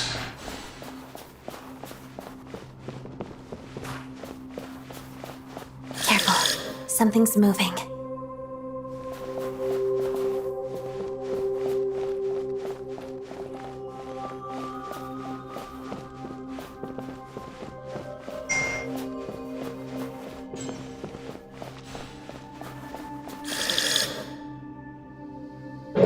This must be the monster's shadow. Looks like a tough opponent.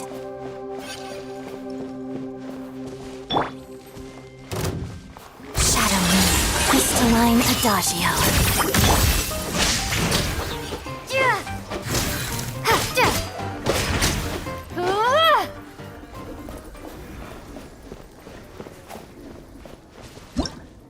Okay, so we've got Electro Traveler now, huh?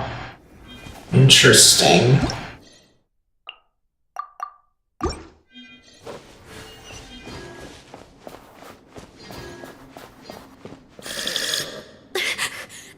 Stay back!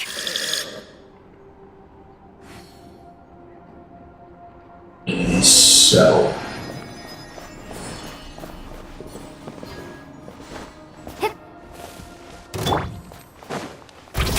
Lots of the snowflakes. Thunderclap!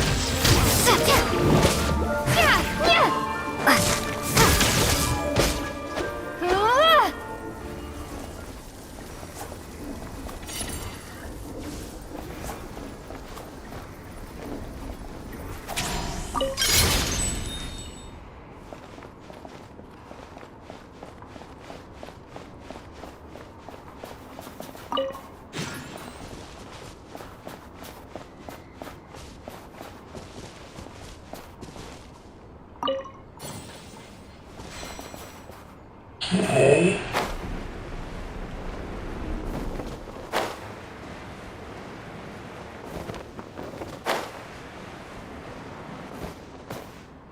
I see them. They're right behind the monster. The monster seems very agitated. It could attack at any moment. Let's make the first move.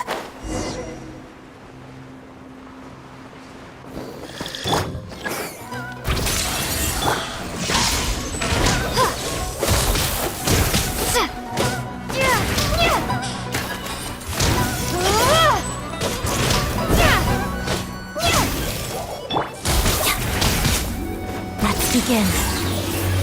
Lightning Flash!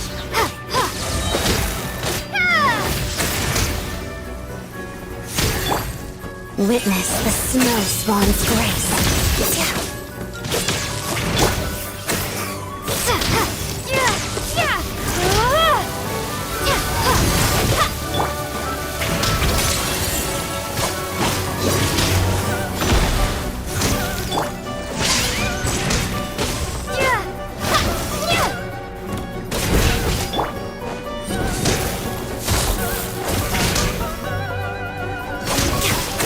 Shadow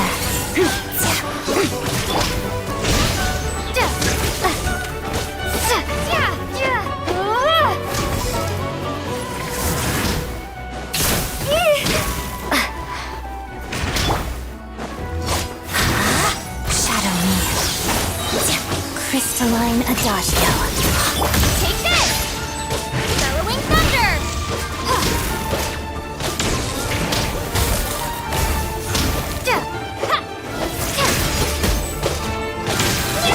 Let's begin.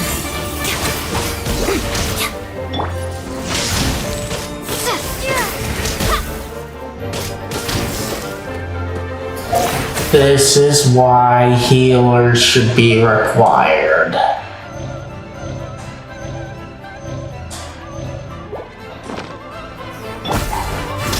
In any party, a healer needs to be required.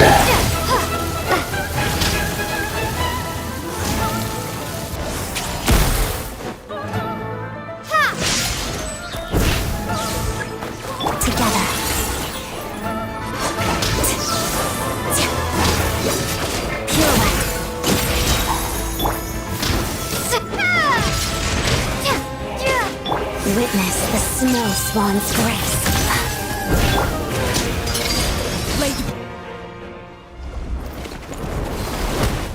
Oh, thank you for saving us.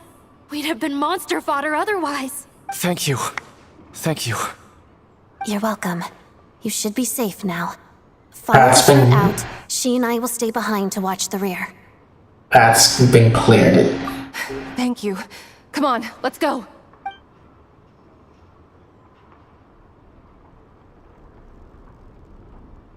I've searched the area.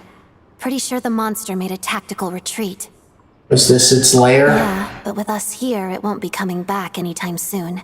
It may be small, but don't be fooled. It's a ferocious beast.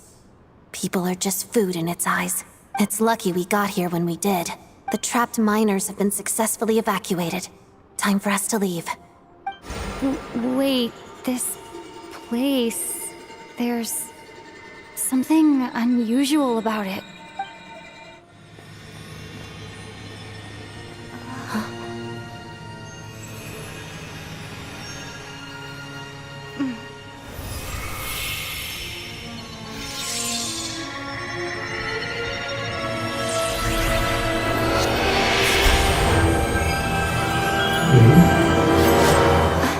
What is that? I don't know. It's back? Guess it has family.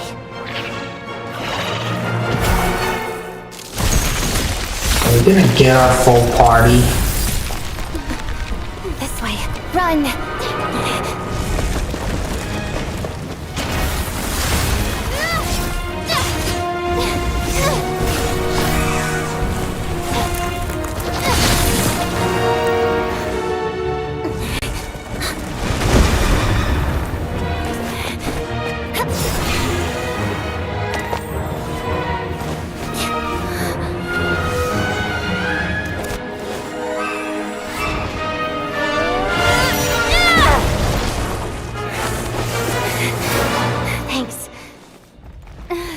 Get out of here.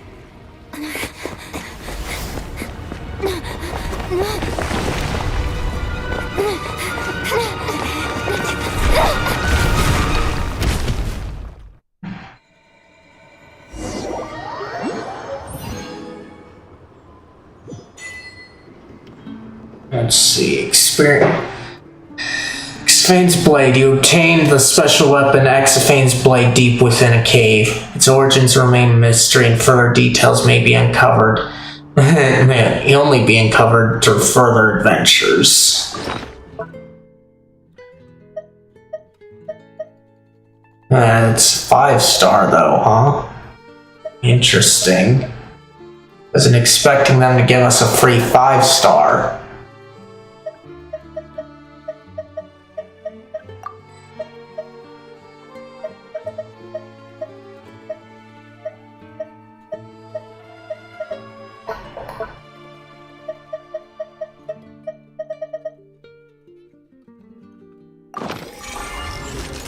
And I don't care about it.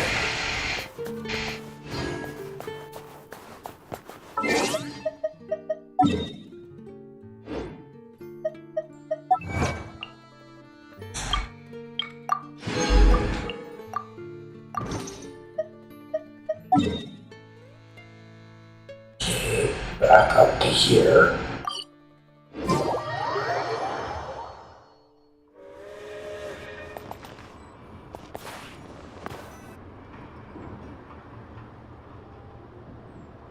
Everyone's accounted for. We managed to rescue them all. We also placed a sign at the entrance to the cave, warning people to stay away. You really held your own today. I still don't know your name. It's Tomaso. I'm a traveler. Don't think I've seen you before. I'll remember the name. All right then. See you around. Hello, Lady Marionette. I hear the rescue operation was a great success. I knew I could count on you. What brings you here, Odette? Here for a performance? No, a Fatui mission. I happened to be nearby and heard the crash. Performance? She hasn't introduced herself then. Odette is the prima ballerina of Snezhnograd. She's quite the celebrity. Her looks remind me of Farina. If you ever hear people mention the two crowning jewels of the Korailievsky troupe, they're talking about Odette and the prima donna, Vodianitsa. On top of that, Odette's also a rising Fatui star. It's looking likely she'll inherit the title of the Fair Lady. She learned all her combat skills from Rosaline herself. Used to be one of her most valued subordinates, too. You flatter me, Lady Marionette. If she's Rosaline's protege, that makes me... never mind. There's no need to bring it up. No point making things awkward. No wonder you're such a keen fighter. Progress on your end, Lady Marionette. Equally successful. I finished reinforcing all the equipment. Took me a little longer without Polonia's help. But the outcome is the same, of course. Even if the heavy snowfall summoned by that monster lasts for another 3 months straight, this equipment won't give way.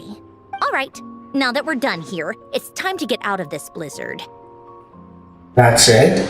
Isn't there more work to be done here? Sure, but Snezhnograd will send someone to investigate and draw up a relief plan. And I guess I'll have to write the incident report myself this time, since it involves a mechanical malfunction. First, Pantalone needs to approve the budget, then Pulcinella has to sign off on the plan. Once they've argued it out and reached a compromise, we can move forward. That's the rough process anyway. Could take anywhere from a couple of weeks to a couple of months, depending on how smoothly it goes. And in the meantime, the people here just have to wait? Yup, nothing we can do about it. There's a whole stack of incident reports like this back at the office. The snow has eased a little for now, but there's no telling when that will change with that monster still at large.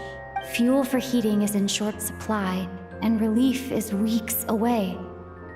There's no immediate threat to life, but still, it just feels like there should be a better way. Hey, quit daydreaming. Let's get back to Snezhnograd. When did you get a new sword? I found it in a cave. It handles pretty nicely. You have a strange affinity for...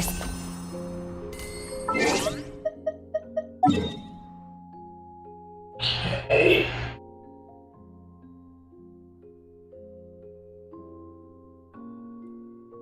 So now, just go back over here, huh?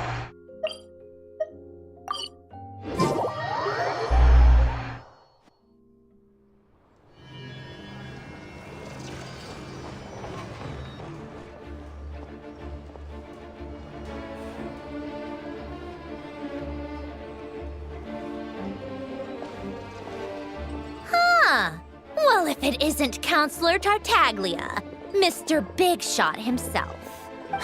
Go easy on me, all right?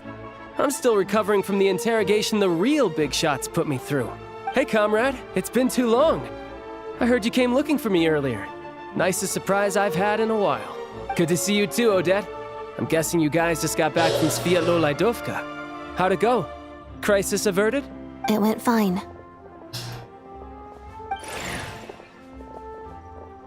How about you? Any new developments? Not really. Same as ever. Growing opposition to Project Stuja and the usual rebuttals are starting to ring hollow. The results of the mock vote were pretty dire. Pulcinella was fuming. I've never seen the old man so angry. That's not good news. It takes a lot to rattle him. Yeah, obviously if push comes to shove, there are ways to crack down on dissent. But... Sorry, I have to ask something. This is going to sound blunt, but may I? Huh? Of course, fire away. It sounds to me like everyone's tearing their hair out trying to figure out how to deal with opposition to Project Stuja. But what exactly is this project's purpose? And how can it be so important that even people like you two refuse to stand up for the ordinary people of Snezhnaya? Interesting. I gotta hand it to you, comrade. You sure don't mince your words. Excuse her? What does she mean? Refuse to stand up for ordinary people? Oh my gosh. How does she dare speak to the Harbingers like that? Are you interrogating us now? It's okay, Sandrone. Let me explain. I think I understand where she's coming from. If I could, I'd take your side right now. In fact, my position's very similar to yours. I've only held back on casting a dissenting vote in the Vetcha because the Tsaritsa would never let me get away with it. Still, I have a responsibility to the Fatui armed forces, so I do what I can to make their voices heard. Most of them are just regular folks from small towns far from the capital.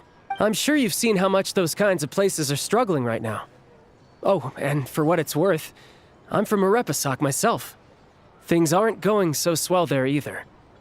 Right, so this affects you directly, hence my question. Tsaritsa wants to create a better, safer future for the people of Snezhnaya, but she's thinking long-term. I don't doubt that from where you're standing, Project Stuja seems to be creating all sorts of issues for everyone. But considering the Tsaritsa's vision for the future, these are sacrifices worth making. Sounds cold, I know. But I promise it's not as black and white as it seems. Maybe Sandrone and I can't oppose Project Stuja outright, but we're constantly raising our concerns in Vetcha meetings. And even though we can't put an end to it, there are plenty of other ways to make a difference. We're trying everything we can think of, and so is Pulcinella. I respect Her Majesty, the Tsaritsa, and trust her decisions. But at the end of the day, I'm still just a normal guy who cares deeply about my homeland. And my family, who all live here. There's no way I would ever abandon them. As contentious as things can get within the Vetcha, there's no selfishness or malice behind it. Everyone wants to get through this period as smoothly as possible. The issue is that there's no way of pleasing everyone under the present circumstances. Most of the time, we're trying to decide on the lesser of two evils, which obviously isn't a great look. Yeah, that's usually how it is. But that is not the same thing as being blindly loyal to the Tsaritsa. No one's got their head in the sand here. We're all well aware of the way things are. We're just doing our best to make it work. In fairness to Sandrone, she rushed to Svietlo Laidovka's aid the moment she heard that people were in danger. And even Tartaglia, who used to only care about the thrill of the fight, is clearly doing his best to rise to the demands of his new role as counselor. Sorry, maybe my question was a bit rude, but I'd still like to know what exactly the Tsaritsa's up to. Let's see, they go together, but I want to get to the bottom of it. There's only so much we can say, so don't press us too hard. Look, I know how untenable the Tsaritsa's position looks if you don't understand her motives. Maybe you've heard already, but she's currently leading her army on a campaign to the east to defeat the monster that's been causing these brutal blizzards. Striking that monster down will be a significant step in dealing with the present energy crisis. As laser-focused as she is on realizing her lifelong ambitions, she's still putting time and energy into taking down this powerful monster. To me, that says a lot. If she thought Snezhnaya and its people didn't matter in the grand scheme of things, why would she waste her time on something like this? You have a point. You have become quite a smooth talker. Thanks. I meant every word I said, though. I wasn't just trying to placate you. I've already done more than enough diplomacy for one day. I still think this adventurer raises a very important point. Our two Harbingers have made their positions very clear. But there are many others in the Vetcha who must feel trapped and forced to vote against their conscience. I think it's a very valuable quality to be willing to speak one's mind, despite the risk of offending powerful figures. It's mostly because we know each other quite well. You can say that again. I highly doubt we'd feel the need to explain ourselves so much if we didn't know you so well. Forgive me, adventurer, but might I be so bold as to ask about your background? How is it that you can converse so openly with two harbingers? Because we met them and beat one of them to a pulp. Oh, haven't you been properly introduced? Easier said than done. I like to think I'm not the kind of person who goes around busting open people's old wounds. I've only learned her name so far, and no details of her experiences. Is something wrong? Uh-oh. Is there no avoiding the subject of Rosaline? No, it's just... All right. I guess there's no getting around it. This is the world-renowned traveler who helped resolve the storm terror threat in Mondstadt, cleaned up after the mess I made in Liyue, and then went to Inazuma, where there was a duel before the throne, in which the traveler defeated Rosaline. I'm sorry. I didn't think you two would be seeing much of each other, so I figured it wasn't worth bringing up. It's fine. It was a long time ago. It's fine. Sorry. I just remembered that we have a rehearsal coming up.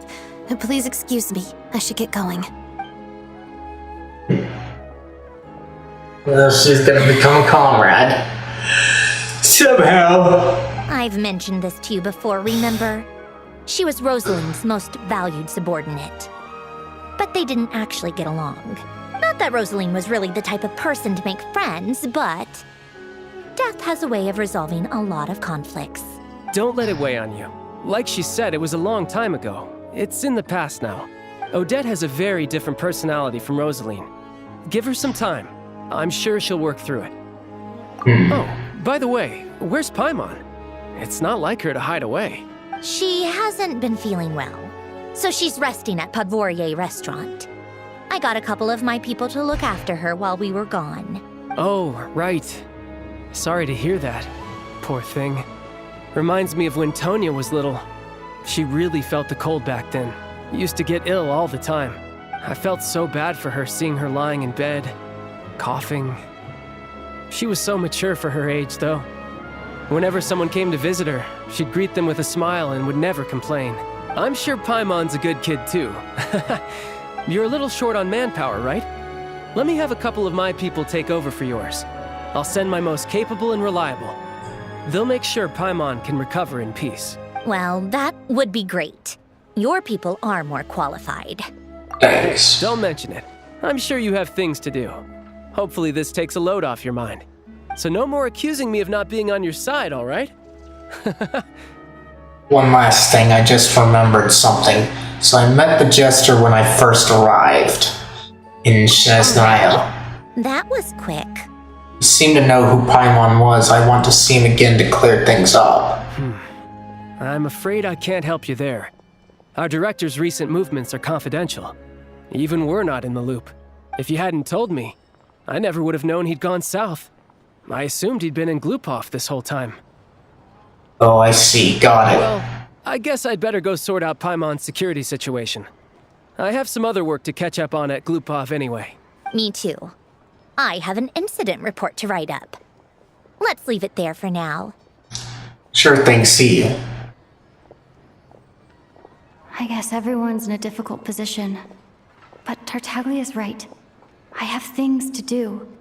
Things I want to do, and things I ought to do. To start with, I should go ask Alosha if he knows of any way to help Sviet Liledovka. Okay. What is going on here?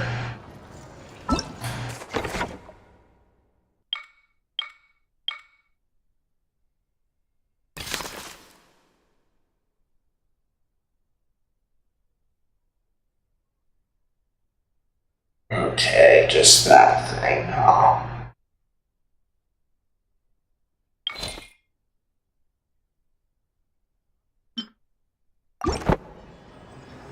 What could the children be up to? How do we have here? Seriously.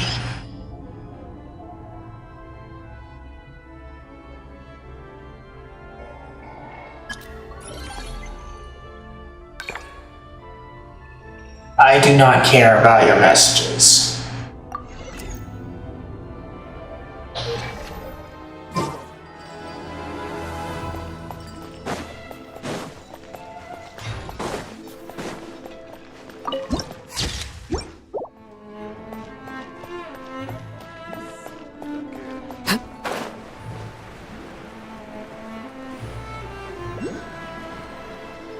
Okay.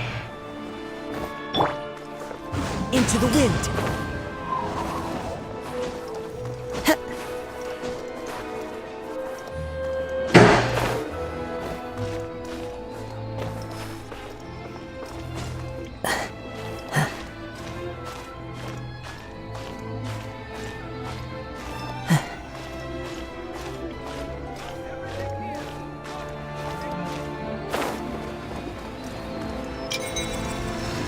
There we go. How strange. This sword seems to be vibrating of its own accord. It's a very faint vibration, but it's getting stronger as I get closer to the statue of the Seven. Does this sword have some connection to the statue? But all it does is vibrate, even when I touch it. That place I got this sword from was definitely out of the ordinary. Maybe I should try channeling the power of cryo?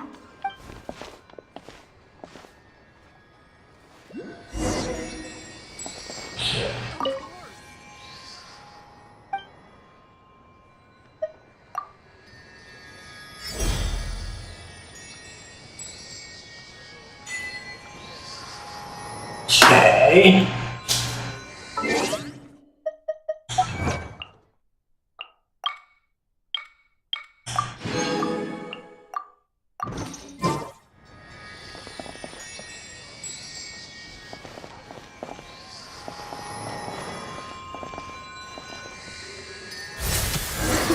It worked! There really is something special about this sword.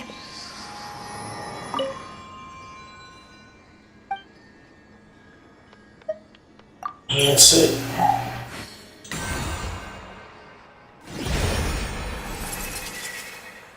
Traveler journeyed far into foreign lands. I'll also do that.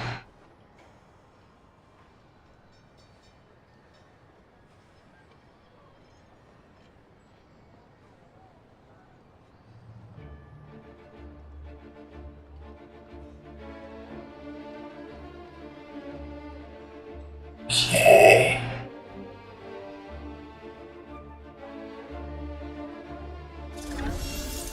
I don't really understand what just happened, but I'm pretty sure this sword just got a little more powerful. I'll have to try the same thing again when I come across another statue of the Seven. In the meantime, I better go find Alosha.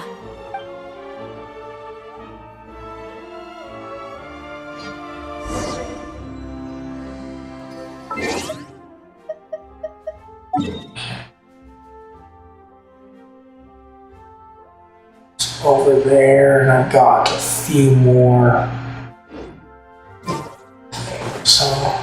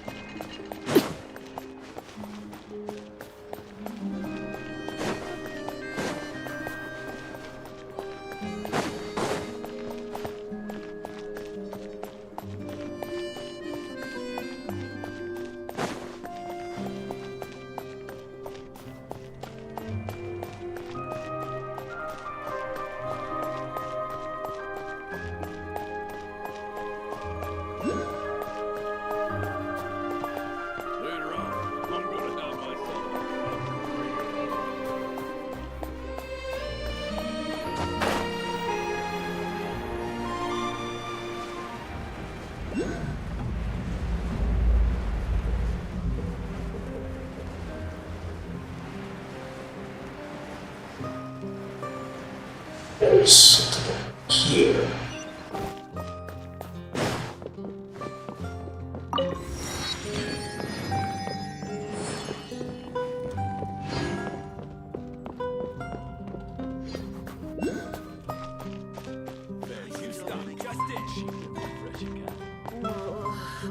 Okay, so we know we have to go down that way.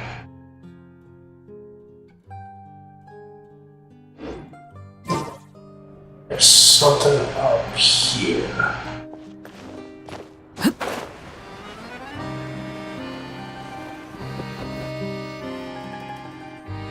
Hello there.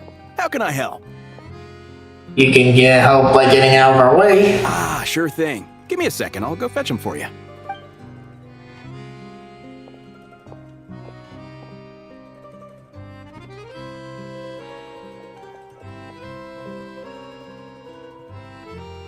Let's see, when Alosha arrives, you tell him about what happened and shows up. It's a familiar story.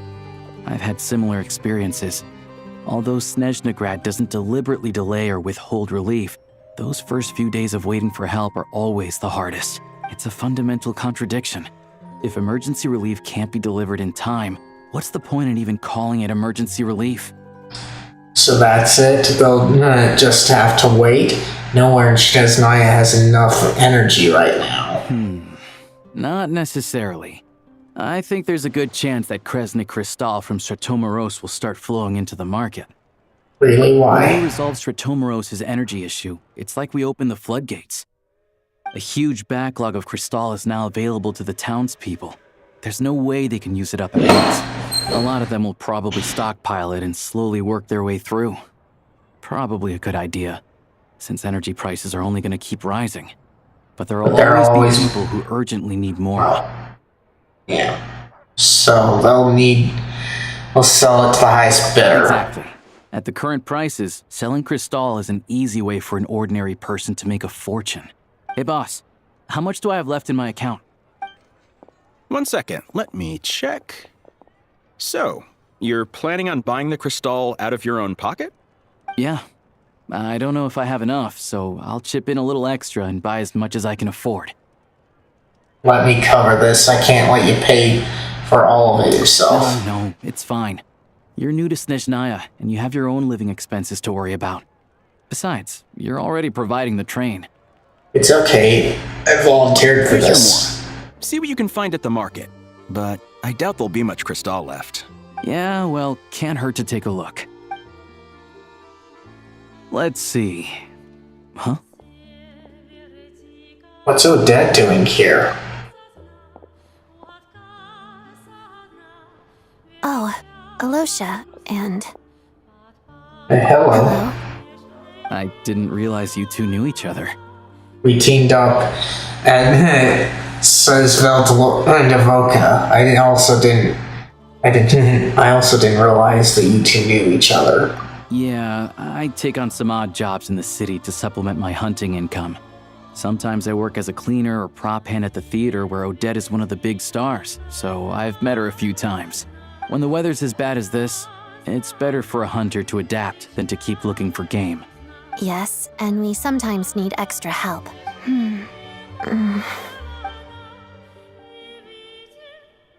Wait, why is the atmosphere so awkward? I thought things went pretty smoothly in Svietla Lidovka. So, what brings you here, Miss Odette? Looking for some new props? No. After I got back to the theater, I couldn't stop thinking about the situation in Svietla Lidovka. It bothered me so much, I couldn't focus on my dancing. So I decided I'd come here and see if there's anything I can do. Couldn't let it go either? You too, I presume. I suppose that's why you're here. I didn't feel comfortable expressing my true opinions in front of the Harbingers. Not least because ordinary Fatui like me don't even know what Project Stuja is all about. Without knowing the full picture, I can't make sense of it. And at some point, if things aren't making sense to me, I can't just keep going along with it. So many people feel the same way. They wish they could do something, but all kinds of reservations hold them back. Explains why groups like the Roadcott are springing up to fill the gap. Hold on, guys. It feels like I need another break. Definitely for a drink, possibly the bathroom. So I'm gonna take care of that. You guys do whatever you need to in the meantime. But if you need something to do, be sure to check out today's question of the day. If you're watching this live and you don't see it, the command in the title of the stream should bring it up, and I will check on that when I get back. But if you're not watching this live, if you rewind to all the way to the beginning of the stream, you should be able to find out what it was, and you can leave your answers in the comments. And with that, I will be right back.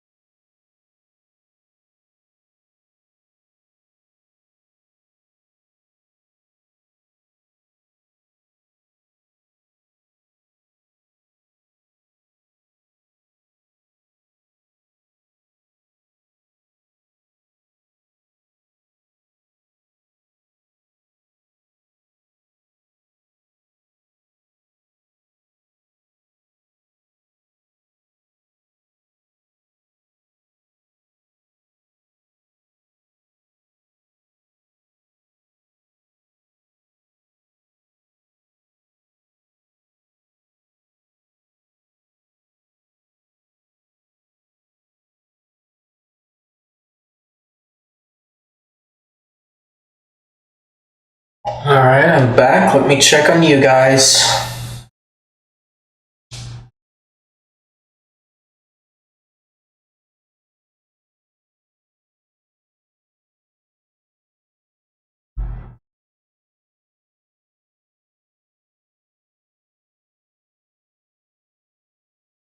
Okay, doesn't look like anyone's said anything there.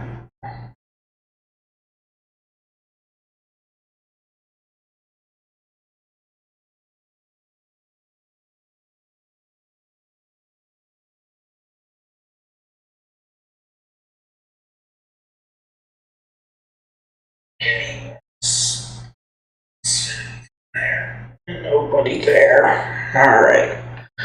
Check on my controller too. Controller's still good.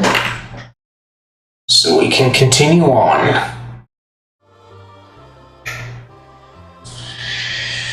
Hopefully that wasn't too bad of a wait.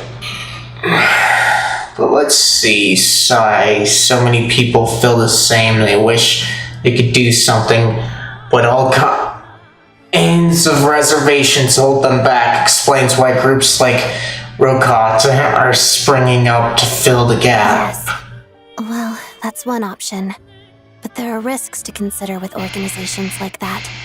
The Fatui does not encourage their activities. Right, because things can get out of hand, and it's hard to hold the right people accountable when they do. I've heard about a few cases like that. Sandrone said Odette was on track to inherit the title of the Fair Lady. If so, she'll be able to find out what Project Stuja is really about. Still, it's probably a little soon to ask her about that. There may be more to the story. What's on your mind? Nothing, I just spaced out for a moment. I think we can both agree that no matter which side you're on, it can't stop you from doing the right thing. Where there's a will, there's a way. I know what Rosaline did while she was abroad. You made the right decision, so no hard feelings. So, what's your plan? Oh, we were gonna buy some Cristal. I heard there's some on the market right now. Funny. I had the same idea. In that case, let me pay. I can claim it back as mission expenses. The real issue here is that government relief is behind schedule. Surely it makes more sense for the state to cover these costs than for us to pay out of our own pockets. True. It's a huge expense after all. Thanks for helping.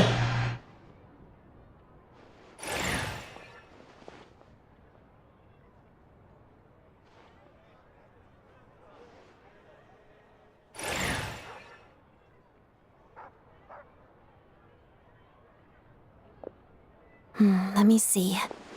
I'll take it all, please. And I'll be needing a receipt. Right. Choose mission budget under the expense category, but be sure to specify emergency rescue operation in the description. Otherwise, the normal reimbursement limit will apply. Let's book this train. Regulations say that if we need to transport Kresnik Cristal during Project Stuja, extra carriages can be added 1 hour before departure.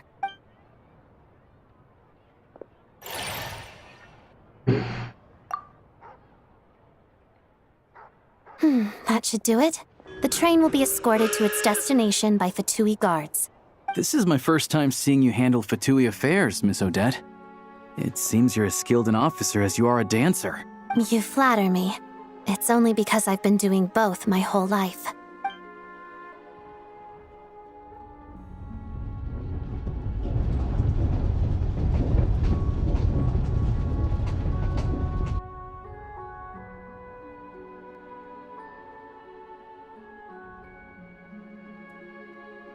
Well, I'm glad we're in safe hands. Anyway, I bet you've been non-stop today, am I right? Any idea how Paimon's doing? I've had my hands full, but I'm going to go back to check on her now. What's wrong? Who's Paimon? Her travel buddy hasn't been feeling well. She caught a cold right after they got to Snezhnaya. Sounds like she's important to you. I can't believe you've been dealing with this on top of everything you've been doing to help the people of Snezhnaya. I couldn't just turn a blind eye to their suffering. Paimon wouldn't want that either. I've got nothing going on right now, so I'll join you. I want to see how she's doing. May I come too? I have some candy that someone gave me back in Svietloleidovka. Plus, I know a little bit about relieving cold symptoms. Sure, she'll appreciate the company, and she'll definitely enjoy the candy. All right then, let's go.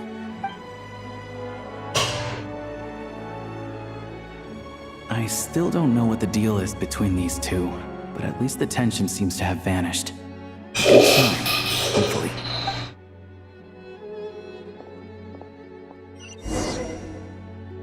Okay, this is going.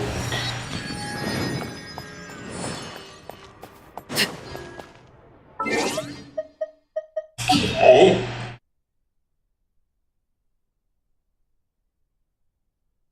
So we've got one thing all the way out there, one over here, huh? Interesting. Well, we've got the time.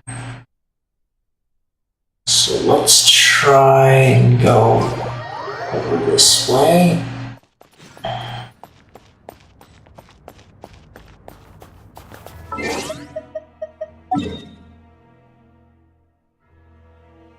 So we've got one area there. This one's covered. Yeah, so we've got only one unlit area.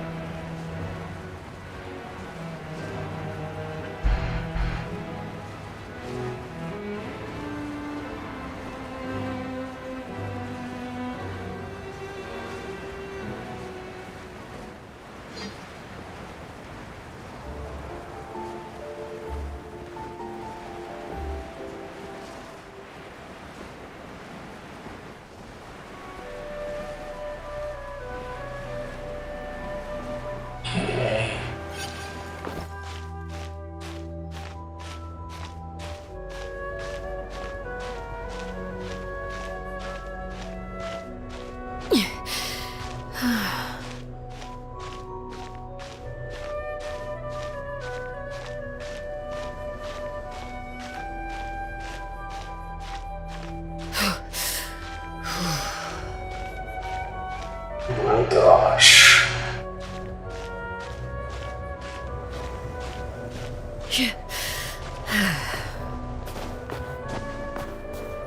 Okay. Let me bring up this, because we don't want this thing to commission. Since I do need easy access to there.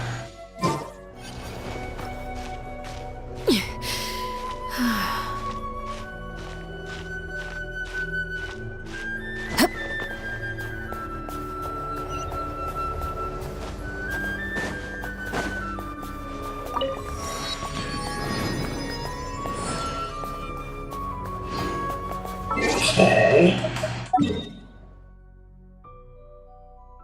Now that we've got our hand there,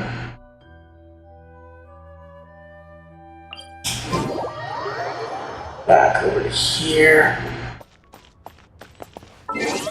and let's at least try to get over here.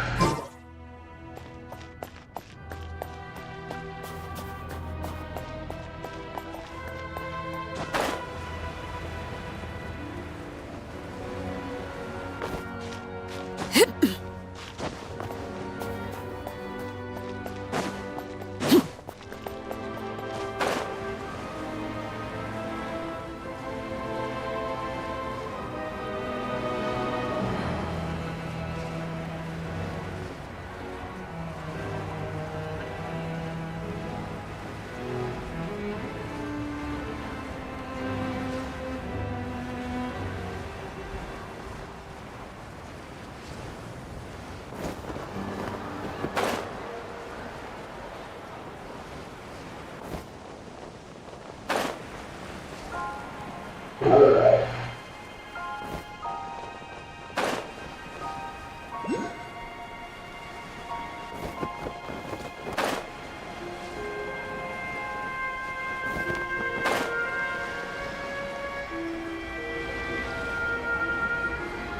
Who goes there?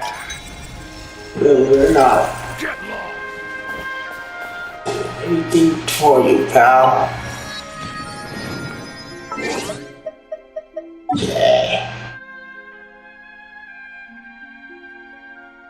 Oh, where we needed to in there.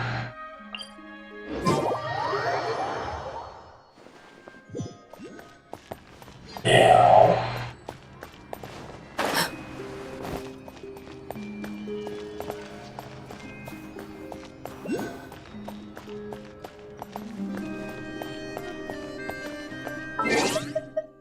Now then, let's see here.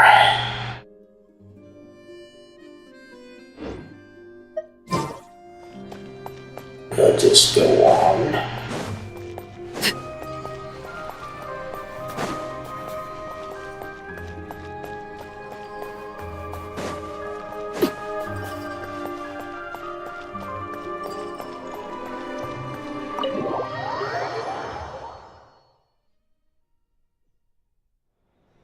I'm hoping to at least finish Act 1 here. We are at least still in Act 1.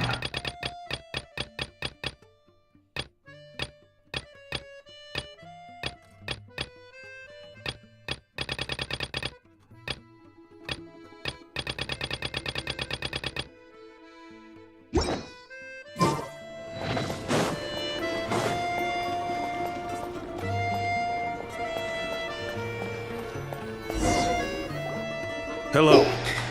Sorry, but there's a sick person recovering in this room. Can I help you? What happened? It's okay, no need to worry. Are you one of Tartaglia's guys? Please, excuse me. Are you the Traveler? Could I take a quick look at your Adventurer Handbook? Master Child said I should verify your identity. Here. Ah, it's really you. Sorry for the inconvenience. We're under strict orders from Master Child to keep this room well guarded. At the same time, we can't interfere with Podvoye Restaurant's business. That would only seem all the more suspicious and draw unwanted attention to this room. Besides myself, a few of my colleagues are stationed in and around the restaurant, in plain clothes, of course. Rest assured, you're in safe hands. I didn't expect such a high standard of protection. Well, Master Child handpicked us for this special assignment. We're not about to let anything go wrong. Anyway, I won't keep you any longer. Please, head inside.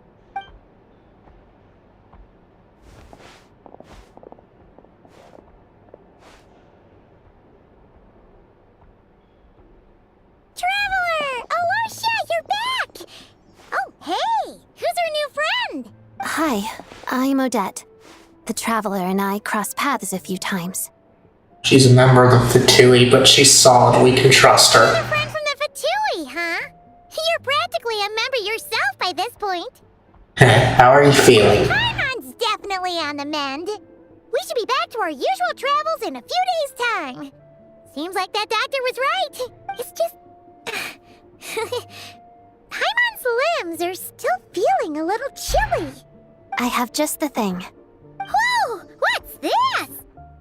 Is that a flame inside an ice cube? Wait, is this real ice? How's it not melting? And how does the fire keep on burning? All keen observations. You're right. This is called core ignis.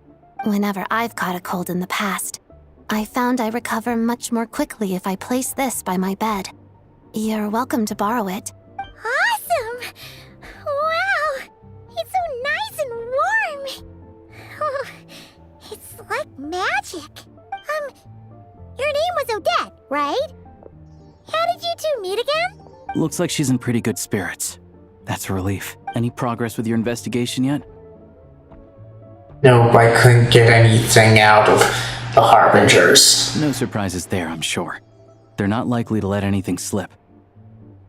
I need to try a different approach. I want to look into this Rokot organization. Rokot, huh? They might know what's really going on. Do you know how I can contact them? Let me think. Members of the Rokot keep their true identities hidden, but I think there might be someone I can introduce you to. Leave it with me.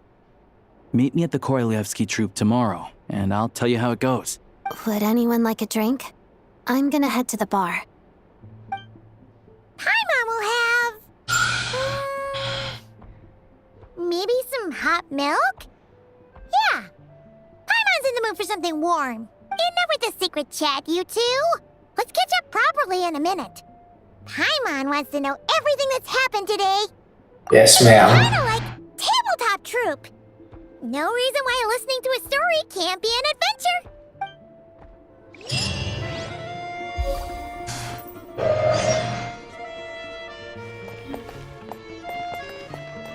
Let's see, rest until the following day.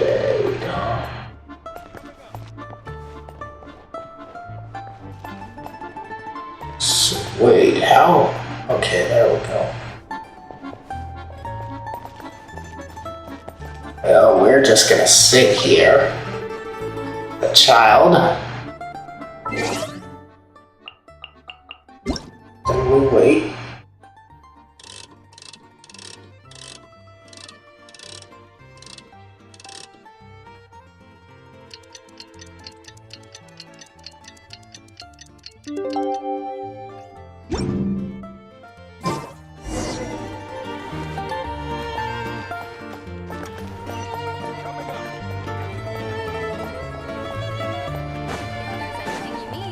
Please let me know.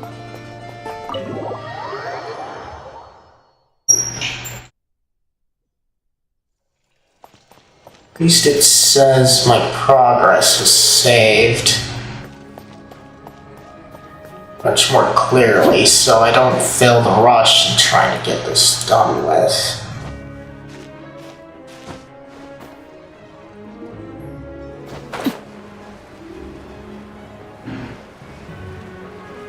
Okay, so over 100 meters.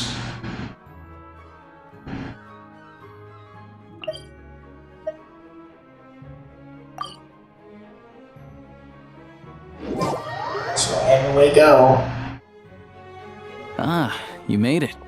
I've got some tickets, and I managed to set something up with the Rokot. It'll have to wait until after the show, though. Happy to stay and watch? I doubt you've seen the Korolyevsky troupe on stage before. Of course, no problem. Thank you for sorting everything out. Pleasure. Here, this is the way in.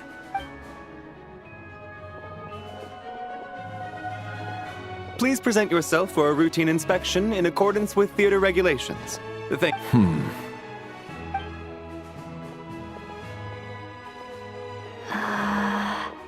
Is that guy with the Fatui? Looks like he's waiting for something. Okay, all done. Thank you for your cooperation. Please proceed through to the theater.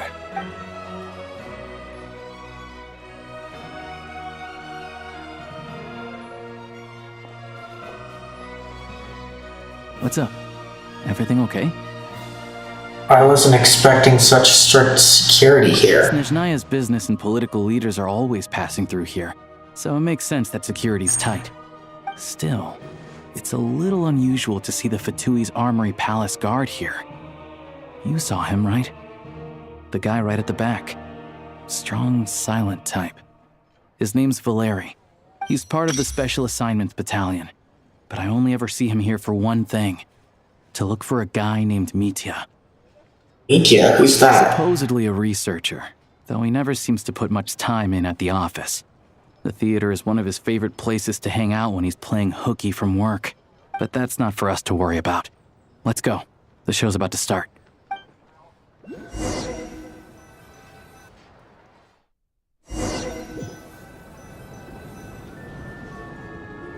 What do you think?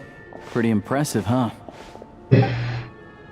Yeah, it does look nice. It reminds me of the Epicles. The one in Fontaine? I hear it's iconic. Never seen it for myself, though. Here we are, just in time. Sorry, coming through. Hold on, guys. Feels like it's kind of getting dark here. Not this content, just in here. So I'm gonna adjust the lighting. It shouldn't take long, but I'm just gonna mute. Be right back.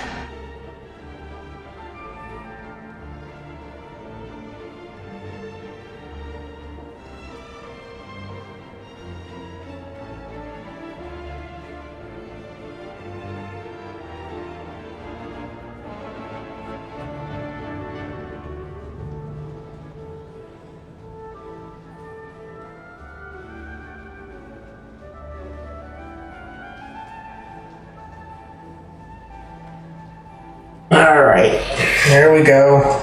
Just gonna check on you guys again though before we continue on. Just in case I missed anything. Nothing there.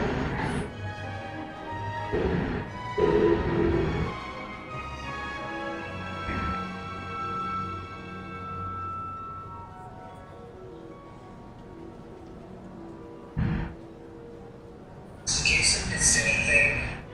Nothing there.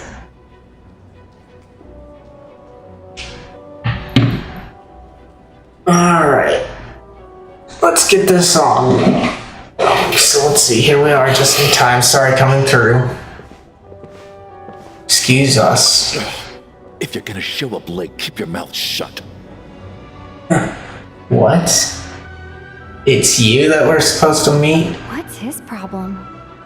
Whatever. No point arguing with people like that. Look, there she is. That's who I'm introducing you to later. She's the lead singer of the troupe, Vodyanitsa. Wait. She's part of the people causing problems? So the Fatui and the Rokot both have somebody, huh? Shouldn't be too surprised.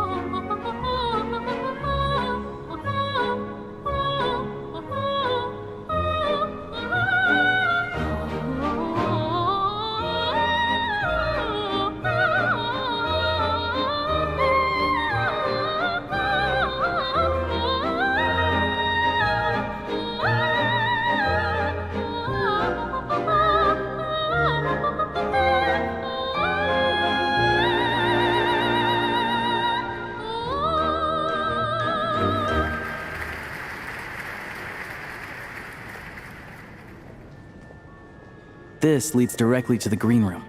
They're expecting us. Vodyanitsa will be waiting for us there.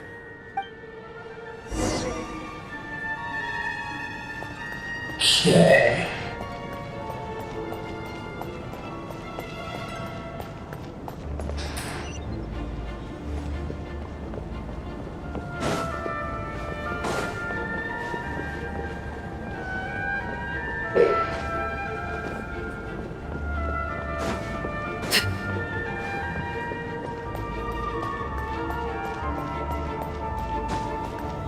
There's nowhere to go except on this. There we go. I believe we're supposed to get up on the stage.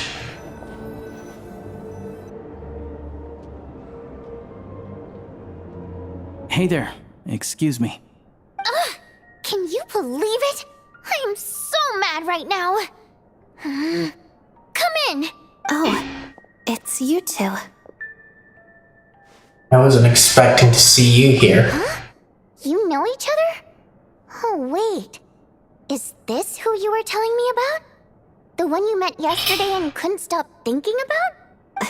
I never said that. Yes, you did. Why are you denying it? It was right before I went on that rant about the moody factory owner. Oh, I remember it so clearly. Might I ask what brings you two here? Oh, I just brought her here to see the show. And when it finished, she was full of praise for Vodyanitsa's performance. So I thought I'd try my luck, see if we could get the chance to chat for a bit. Maybe get an autograph? You work here. You of all people ought to know that's against the rules. It's not what the green room is there for. Oh, what's the big deal? Come on, don't be shy. I can give you an autograph. You can take a picture too if you want. Do as you please. I finished all my shows for the day. I'll leave you to chat. She knows what's gonna go on because she's there. Up, you know. Odette's just too proud to admit it. She thinks very highly of you. And so do I. You did the right thing in Svietloladovka. We're good. Odette's out of earshot. I'll lock the door. What? Confidentiality, of course. The Rokot is very strict on that. Whoa, Alosha! Not out loud! Not with an outsider here. Relax, I've taken care of it. Look at this. The president's reply sent this morning. Wait, so she's been approved to join? As in me? You told me last night that you wanted to get intel from the Rokot. Unfortunately, Rokot intel is only available to members. But ever since you set foot in Snezhnaya, we've been working together. I've seen the way you work, your character, and your motives. Everything about you is perfectly in alignment with what we're trying to achieve in the Rokot. So I figured I might as well cut to the chase. So he is a member after all. I wrote a letter to the president explaining your situation, including just the right amount of detail. His approval came very quickly. Of course, it's still your decision whether you want to join or not. We'll respect your choice. So that means you and you're both members? Well, assuming Odette was telling the truth and she didn't misjudge you, I guess we don't need to worry about you blowing our cover. Still, you gave me a real fright. I didn't know that's why you came looking for me. So, that stuff you said about admiring my performance, was that just because Odette was here? Did you actually mean it? No, I meant every word. I loved your singing. Now you're talking. That's what I like to hear. Anyway, let me give you a quick rundown of how things work. Like I said, the Rokot is a covert organization, and we hide our identities. Members typically don't meet in person or even know each other's identities. This helps us maintain a high level of independence and secrecy. Because of this, members are basically free to decide their methods without constraints, so long as the outcome of any activity doesn't violate the organization's principles. After all, we don't have any ostensible contact with each other. This way, if anything goes wrong, no one else will be implicated. Beyond the freedom to choose how you operate, it's also your choice whether to act at all. We have plenty of members who have yet to take any action. In short, joining the Rokot in and of itself won't place any restrictions on your activity in Snezhnaya. There's a code of conduct you can read if it interests you. But basically, as long as you don't plan on using your anonymity to go around doing evil, you'll be fine. I tried reading it 5 or 6 times. Never made it all the way through. Even the most lackluster script makes for more interesting reading. Sounds good to me. Then I'll go grab an official application form. Be right back.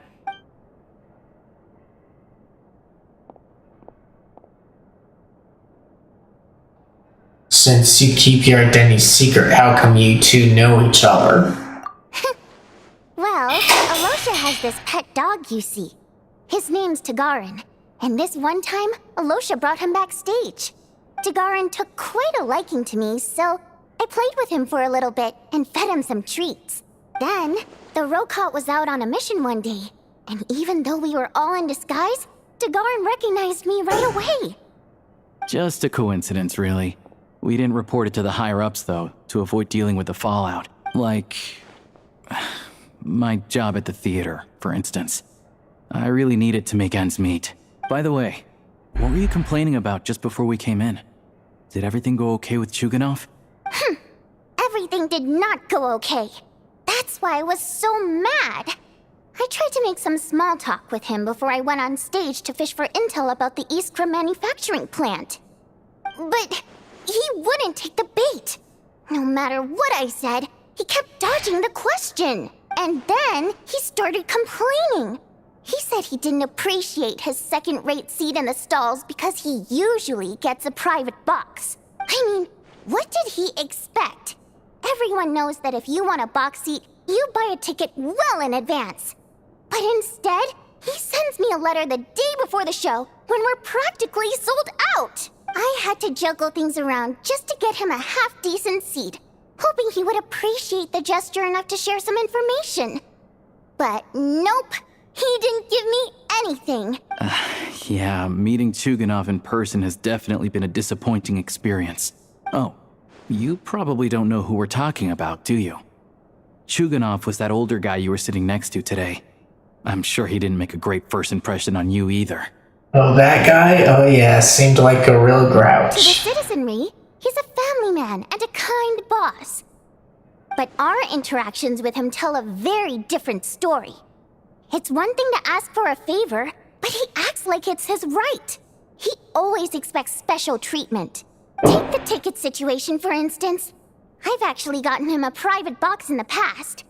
But not only was he not even grateful, now he's acting like I've sold him short this time. Not to mention that he's never paid for a single one of his tickets.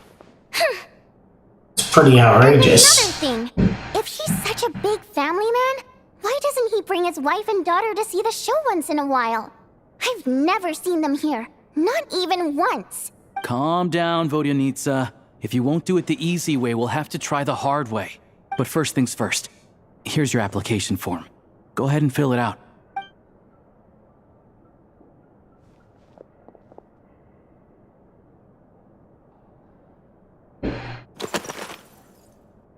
Let's see.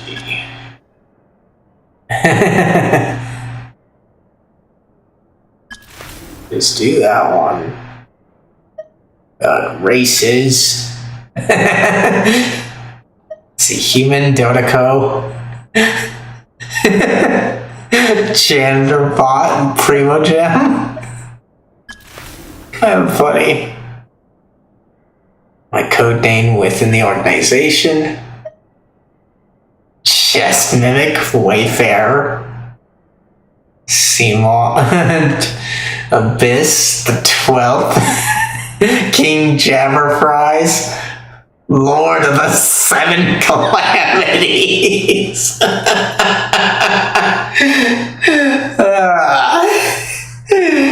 Actually, you know what? I was gonna do but let's just do this. Lord of the Seven Calamities. Reason for the application.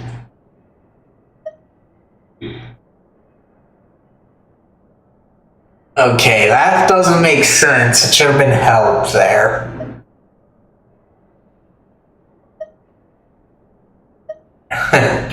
See, I need a part-time job. My mom told me to give it a try. Yeah, right. That's not gonna help. This kind of reminds me of how I feel like just answering job interviews if I go to again, just I see myself canning you in X years. Let's see. Help ordinary people.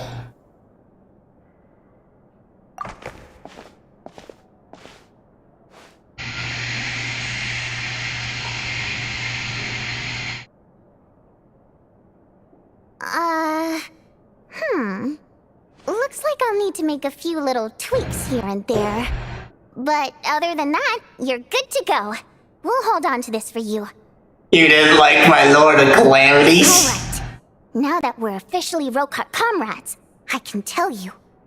Chuganov is the target of our current operation. Recently, we've done some recon work at the Iskra manufacturing plant, which pretty much confirmed that their energy consumption is way beyond the legal limit.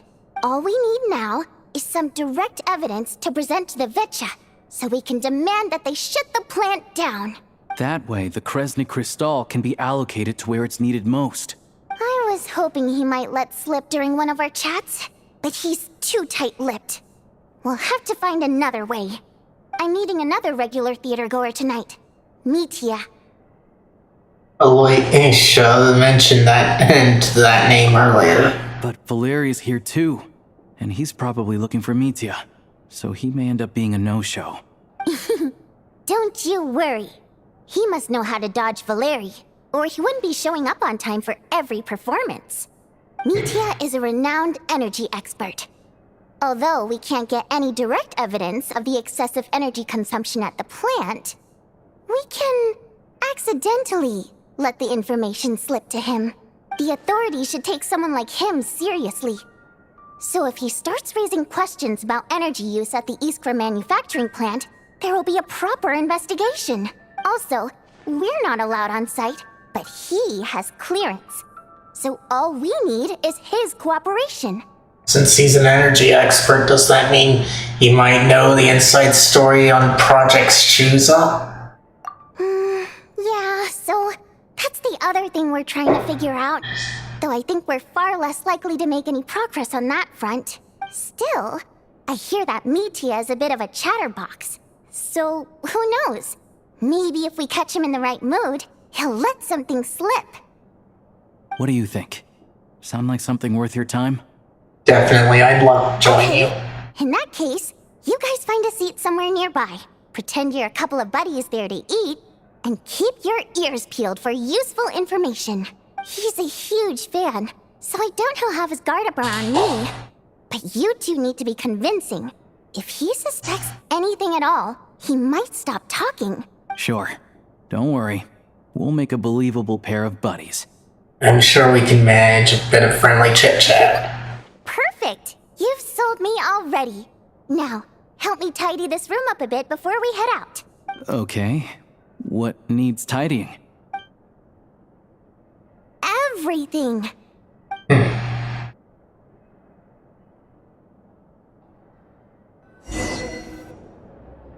Okay.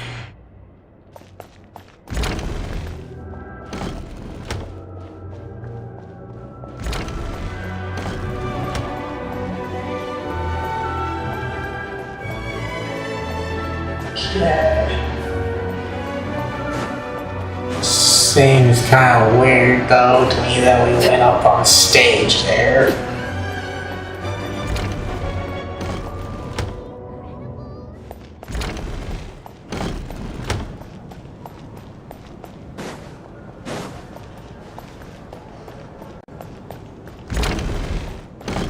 Hey. Not gonna be able to get out that easily, huh? Fine, let's just go over here then.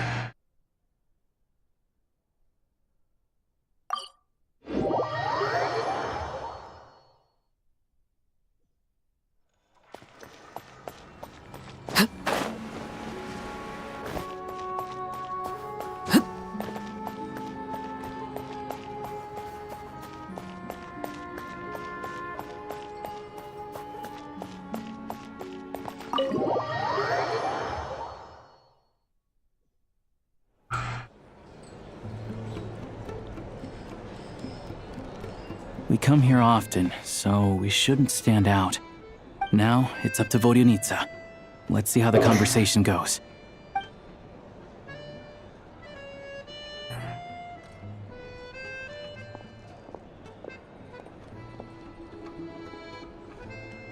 Mr. Mitya! Over here! Over here! Oh, sorry. I got a little held up on my way here.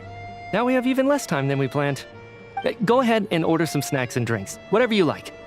Let me see. According to my schedule, we still have 25 minutes left. You're really pressed for time today, huh? I was imagining this would be a leisurely chat. If you'd prefer, we can always reschedule for another afternoon when you have more time. No need. Getting to meet the lead singer is a very precious opportunity for me. I'm not about to pass it up. I've already had to decline your invitation several times because our schedules rarely align. If I don't grab this chance while it's here, who knows when the next one will come around? Well, it's very kind of you to make time just for me. What's going on with this scarf? It's like it's alive. I'm not too sure, to be honest. But Snezhnaya's full of weird and wonderful things like that, so people tend not to bat an eye. I'm sure the same will go for the Eye of Grey and Paimon. That'll make getting around easier. The reason I invited you out for tea and a chat today was to get some feedback from a true fan of the theater. Well, I genuinely have nothing bad to say. No matter how many times I hear you sing, it never gets old. It always seems fresh and new somehow. Maybe it's because the more times I listen, the more details I notice. Or maybe you simply improve with every performance, delivering it better each time. Thank you! I'm delighted to hear that! Could you give me any specific examples? Oh, yeah. The piece you sang today, for example. Beneath the Frozen River? Hey, what's with you? I'm just praising a good performance. I always used to find that such a bleak and lonely song. But the more you listen, the more you realize that it's not as cold and nihilistic as it appears. When you really dig down into it, there's a certain level where you're surprised by the emergence of hope. Wow, I'm impressed. I didn't expect you to pick up on that. Actually, I only tried out that angle after talking with a composer. Still, Beneath the Frozen River wasn't on today's program. Oh, really? But it's a classic. You sing it every time. Almost every time. Oh, well then. Let me say a few words about that other all-time classic, Flying in the Wind from the Mountain Sparrow. I didn't sing that one today either. My voice wasn't quite up to it, so I switched it out at the last minute. Oh, but, Sorry, Mr. Mitya, but you were at the theater today, yes? Of course I was. Remember? I said hello to all the troupe members before the show started. You, Odette, and the others. Sure you did. So what did Odette sing today? Elegy of the Snow-Winged Goose, of course. Correct. I see. I see. You find my singing boring, don't you? That's why you don't remember a single song. Looks like I'll need to cut a few from the program next time. No, that's not it. I swear. All right. I'll be straight with you. I'm sorry. My mind was wandering as you took the stage today. I enjoy watching your shows because the exquisite performances stimulate the mind. It always sparks some inspiration for my research. So, whenever I get stuck at work, I come to the theater for a change of pace. Odette's dance during the Elegy of the Snow-Winged Goose today was simply incredible. It got me wondering what she's been going through recently. That look of sheer defiance in the face of utter tragedy? It was so inspiring. I started scribbling in my notebook right away. Not that I made a ton of progress in the grand scheme of things, but I still think it was productive. By the time I snapped out of it, the entire show had finished. So what you're saying is, you didn't listen to my singing at all? Unfortunately not. I'm sorry, I don't know which is more disrespectful. The fact that I don't always come for the show itself, or the fact that I missed your performance. Seems like things are getting a little awkward. You look nervous. What's up? Nitya just stepped into a conversational minefield. If there's one thing Vodyanitsa doesn't like, it's people who show disrespect for her performance. This meeting was so hard to set up. Don't tell me it's already falling apart. It's fine. I suppose this is affirming in its own way. At least, it shows that our performance really touches people's hearts, right? Don't let it bother you. It certainly doesn't bother me. She's ready to punch him in the face. She's showing a lot of restraint. Must be tough. I'll be sure to let Odette know how much you adored her performance. Please don't say that. I always love your performances too. It's just that inspiration struck at the wrong time today. I'm usually all ears. I know, I can tell. That's why I value your opinion. I'm sure some people can't stand it when others praise their coworkers right to their face, but not me. No, sir. Fair enough. I still feel kinda bad though. But you know what I really can't stand? People who only show up to the theater to pretend that they're cultured. Makes me sick to my stomach. I wonder what's happening. 100%. There are too many of those people around. By the time they're walking out the door, they've forgotten all about the show. What's wrong? You look furious. I don't know if you've heard about the boss of the Iskra manufacturing plant.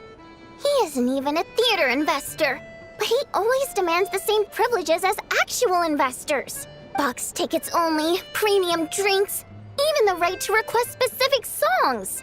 Well played, Vodyanitsa. Seems like she's harnessing her rage to steer the conversation back on track. Now that you mention it, I've interacted with that guy before. I gotta say, Everyone holds him up as an example of a benevolent businessman, but I don't know. I don't see it. Yeah, he couldn't care less about what's happening on stage. He's just there to flaunt his social status. I hate that I have to prepare programs for guys like that. What's the big deal with that factory he runs anyway? I asked around a bit and heard some pretty shocking stories. Sounds like he's just another greedy capitalist. That's even making it here, huh?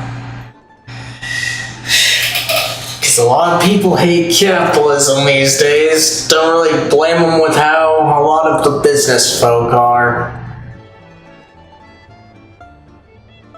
But then again, just gets a whole can of worms like that. Really? Yep, the things people are saying are pretty damning. Low wages, insanely long working hours, equipment running around the clock. And as if that's not bad enough, he also strictly forbids his employees from giving any kind of interview. Project Stuja has now been extended so many times, we're at the point where crystal rations for the common folk are barely enough to survive on. Yet he even wants to get his greedy hands on them just to boost his own profits. If the rumors are true, he's in serious violation of the law. Interesting. So you've heard about it too?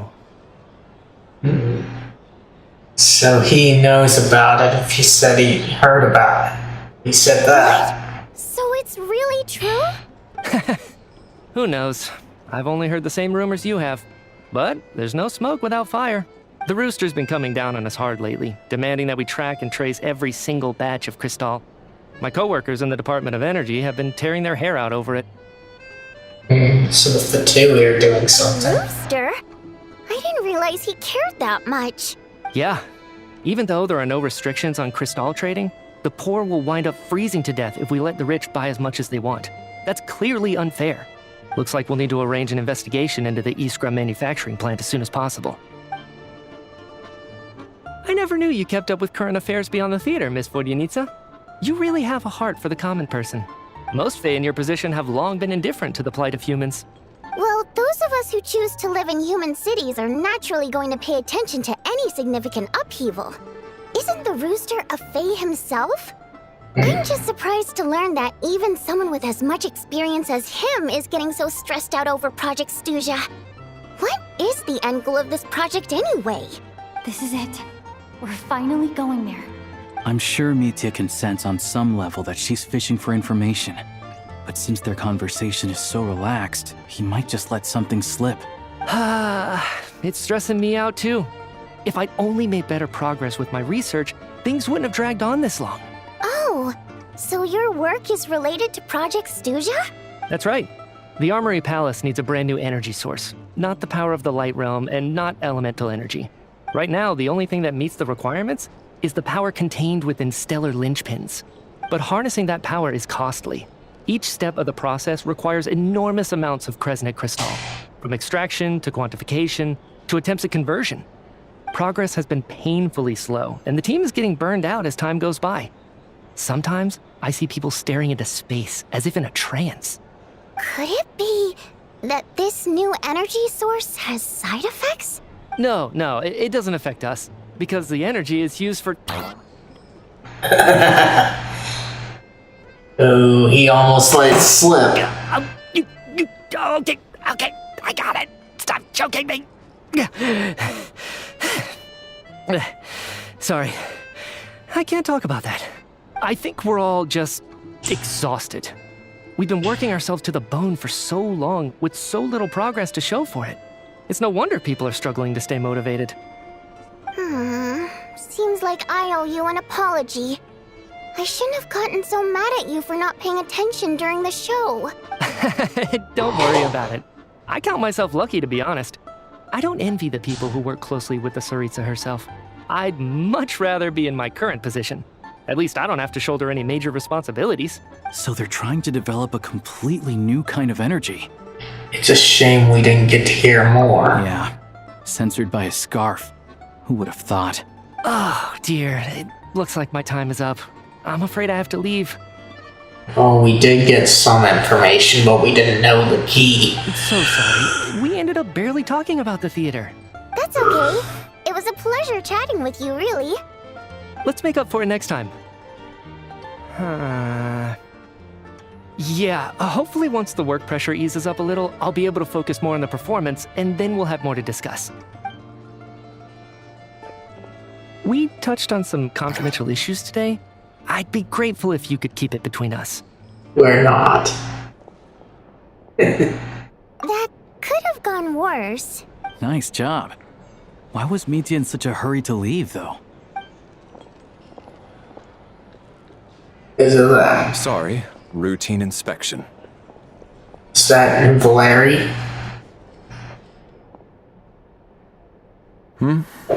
Okay, let's go. So he wasn't rushing to get back to work. He must have calculated that Valeri would find him here in exactly 25 minutes. That's frighteningly accurate. One of the main duties of the Special Assignments Battalion is to ensure that important figures stick to their schedules. Sounds like Mitya's archenemy then. Alright, time for us to get going too. Excuse me, check please. We'll settle our check too, then. Oh, hello there. Mr. Mitya paid the check before leaving. He also asked me to pass on a message. He said it was an honor to share his tea break with Miss Vodyanitsa and her two friends. Wait. So he knew we were here all along? This raises a lot of questions. Did he deliberately mention the new energy source so that we'd overhear it? Maybe his work isn't confidential after all. Maybe the key here is the purpose of this new energy. I guess that's the next thing to look into.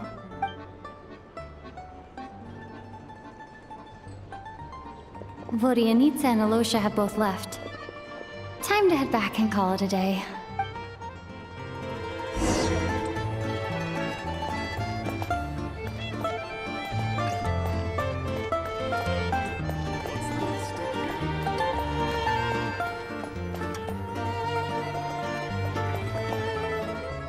You're back! You're pretty early today.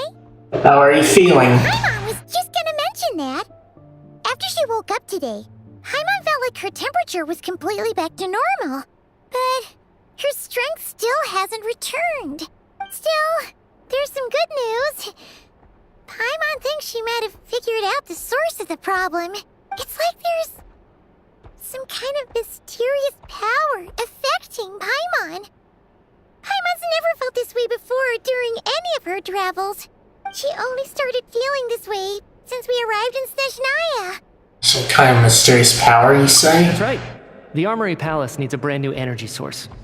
Could that have something to do with this? What is it? You're making that face again. You know, the one you get whenever you have a light bulb moment? Let me tell you what I found out today. So, they're trying to develop a new energy source here? And you think that might be why Paimon's feeling unwell? Yes. Well, Mitya denied that the energy they're researching has any side effects. Although, he did say that people working on the project have been having issues with their concentration and short-term memory. And even so, those are completely different symptoms from Paimon's. This power you mentioned, can you sense where it's coming from? It's pretty faint, so it's kind of hard to tell. But, if anything, it seems like it's coming from roughly the same direction as the Armory Palace. All the more reason to find out the purpose of their research. Paimon's with you there. But how, though? The Rokat only has a limited amount of intel. There's one avenue we haven't explored. The Snezhnograd Vishhate. Great point! They argue about Project Stusha every day. If we could sit in on one of their sessions, we might pick up some new leads. Okay, I need to write a letter to Ishio.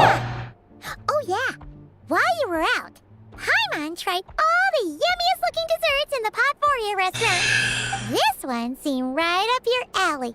So, Paimon did some for you. Come try it once you finish writing your letter. French toast, huh? The butter and toast. Okay. Rather get out of my room. Sit here and we wait until I need to.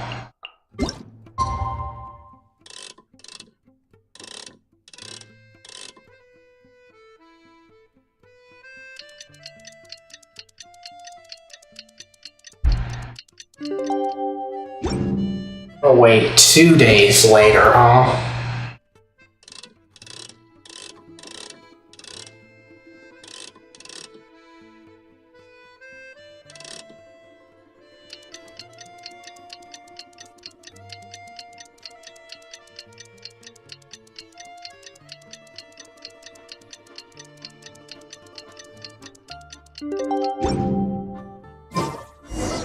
Alosha replied. He says that we won't be able to speak at the Vetcha, but he can arrange for us to attend as visitors. Time to get ready. Okay.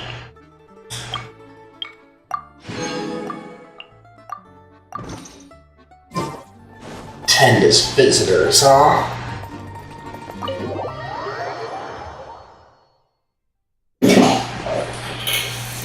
Let's see how much longer we have to this act here. Because I intend to finish it. But I just want to make sure.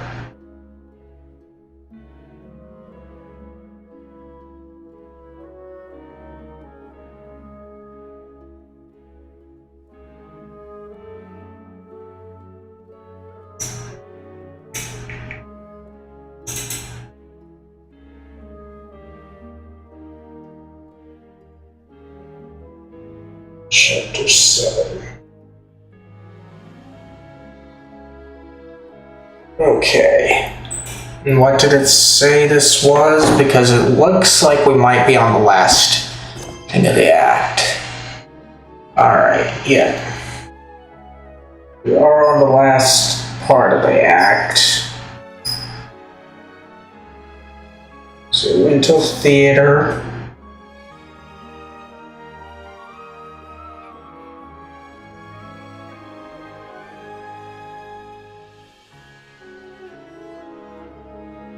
Okay. Alright. It looks like we're nearly done with the act here. Just got a bit more to go on.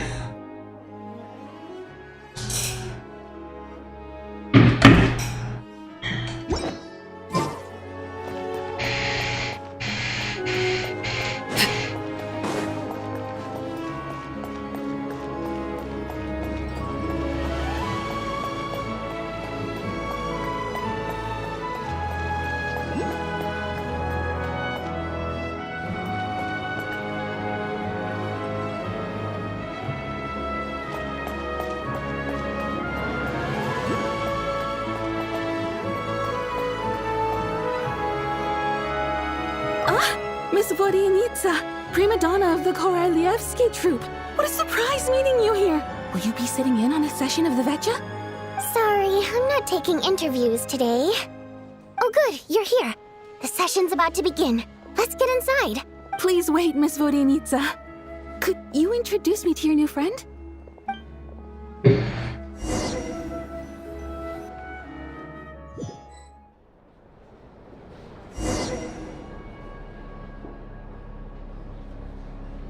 Shortly after you take your seat, the meeting of the Shnezagrad officially begins. Discussions on whether to extend Project Stuza are saved until the end. As the Rooster Pucinella shares various energy-related statistics, the dull and lifeless room suddenly becomes very animated.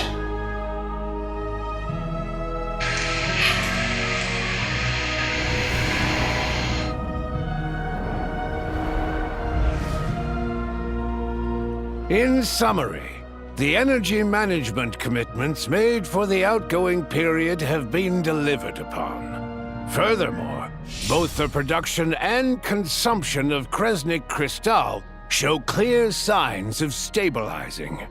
The relevant agencies have assessed the present circumstances and determine that the status quo can be sustained until the next period. For detailed statistics, I would refer you to the industry reports that have been distributed to all persons present. It should also be noted that while the recent blizzards have led to a significant increase in people's energy expenses, this is strictly a short-term phenomenon associated with a remotely located monster.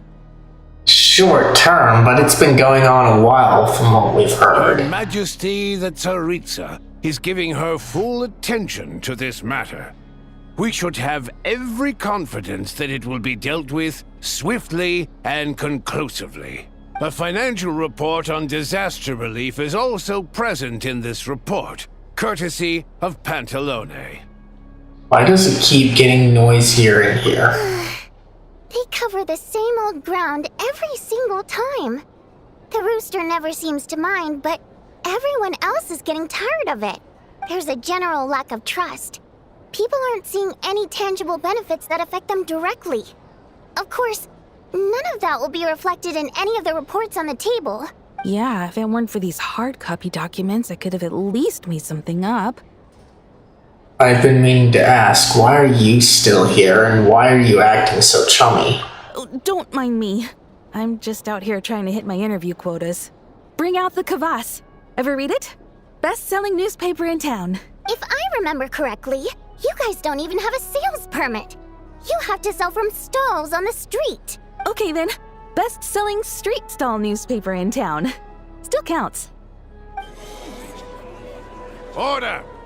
We will now open the floor to the representatives. If there are no further substantive issues to discuss, we will then proceed to a vote on this motion. Snezhnaya has a long tradition of treating members of the Fatui armed forces and their dependents favorably.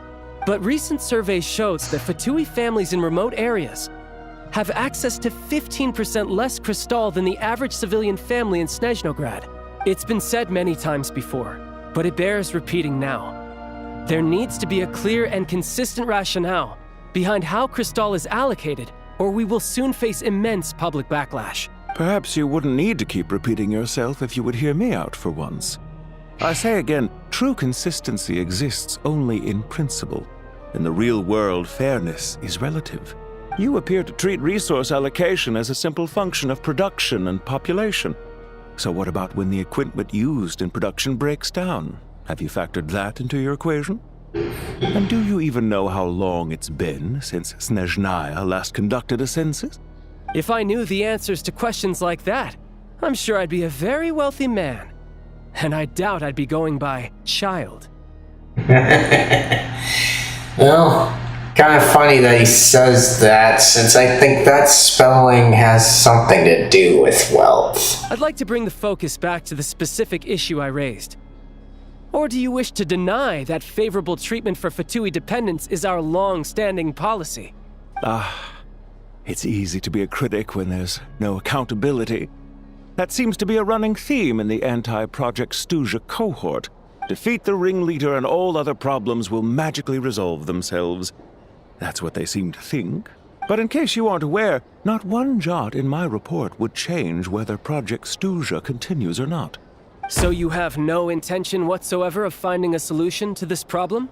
On the contrary, I'm the only one here who ever brings solutions. Child opened by speaking up for the armed forces. Regraders struck back with style and a war of words ensued. Our reporter was live on the scene to get the audience's reaction as it all unfolded. Who do you support? I think Child raised some issues that need addressing. I think Regraders were bubble makes sense. Why can't we just say both?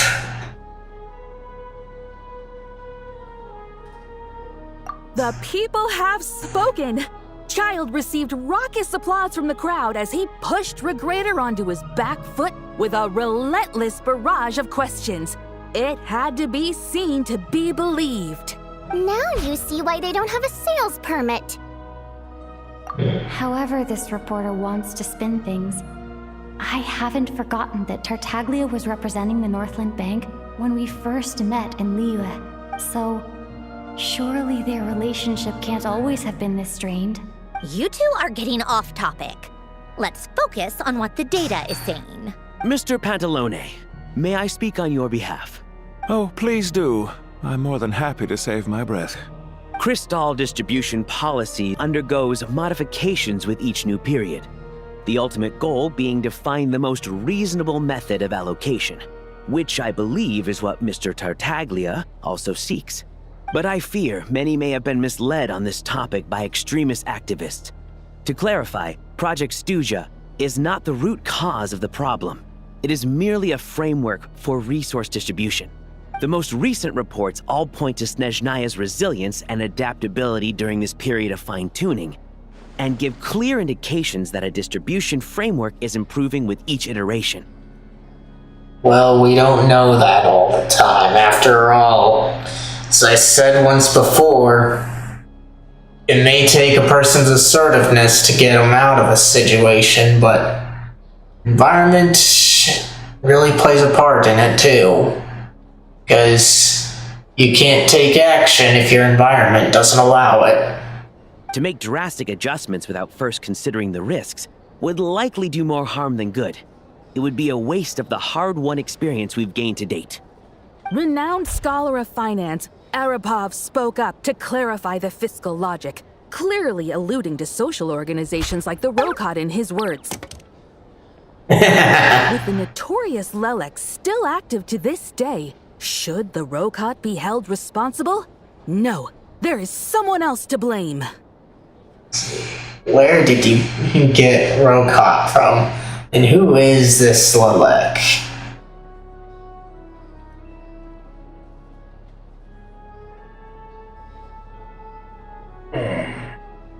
They go together. She's just rephrasing what Mr. Pantalone said. The Rokot are the critics he accuses of taking no responsibility for their actions. As for Lilac, you won't have heard of him yet. He's currently the most famous member of the Rokot. Well, more like infamous. Ending Project Stuja has become an obsession for him. Unlike the more decent ones among us, he believes that votes in the Vetcha are all that matter. So whether it's threats, coercion, or bribery, he'll use whatever means necessary to get people to change their vote. Well, there's more to the Rokot than I thought. And since we're already on the subject, what do you think of Lelec's methods? Are you for or against? I can sympathize with him, hard to say. I suspect there's more to his story. He seems a little extreme. These two are the most reasonable, but I don't know. So we're just gonna give him some wiggle room. Well, whatever the story is, his actions benefit us all. We stand with Lelec. At least someone here wants to take this discussion seriously. I've been considering that issue myself. What you really need is more precise regional data, right? I think it would be easiest to let the Fatui handle it, since they're already in charge of Crystal shipments anyway. We may as well get them to collect some data while they're at it. Whatever you need, you can ask the Fatui to look into it for you. In terms of supervision, I think the Druzhna would be a good fit. I had hoped to discuss this with Miss Vesna, but sadly, she's not present. I will be happy to take a note of your suggestions and present them to Commander Vesna for a decision upon her return. The Commander has always taken a keen interest in Project Stuja. However, given the Druzhna's demanding workload, I'm afraid it may prove difficult for them to provide any practical support. Let us refrain from jumping to conclusions until a concrete and actionable plan is in place. My apologies, Lord Rooster. There are numerous issues to address here, including manpower, time sensitivity, and reporting lines. Nevertheless, I support drafting a proposal. Follow the usual procedure, and it can be raised as a new motion for all parties to evaluate at the appropriate time. In that case, I'd like to share one thought before the proposal is drafted. The issue of time sensitivity was raised just now, which I presume relates to the official reports. In fact, the Energy Commission already collects regular statistics on each urban center and its surrounding area. Would these be of any use? That's a good idea. I read every issue of Sviet Lolaidovka's report, And although my focus is mostly on the section about equipment operation, the energy consumption statistics also yield a lot of insights.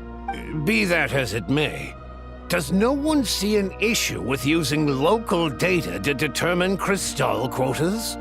In the long term, it seems like a very risky solution. Not if they are used purely for reference. So long as we have the report from the Northland Bank's headquarters to corroborate it, no one will be able to fool me. Very well then. It appears that this arrangement is acceptable to all parties. Yeah, sounds good to me. The members reached a provisional consensus on the issue of improving treatment for Fatui soldiers. Noticed the reporter jot down a few words before suddenly crossing everything out and starting a fresh paragraph. Today, the prima donna of the Korylevsky troupe attended a session of the Snezhnograd Vecha in the company of a most charming young lady. The question on all our minds is, what is the true nature of their relationship? Write anything like that again, and I'm revoking your permission to interview the troupe. Got it? Let's see, the remaining discussion covers everything from energy to healthcare, technology, and industry. All parties take up the opportunity to express their stance on Project Stuza. You ignore Miranova as she carries on writing her sensationalist report. But after a while, you start to feel that reading the news from her might actually be more interesting than being here in person. Now, if there are no further contributions from those present, we shall proceed to the final vote. Hey, check it out! Is that Chuganov? What made him vote against? Why now?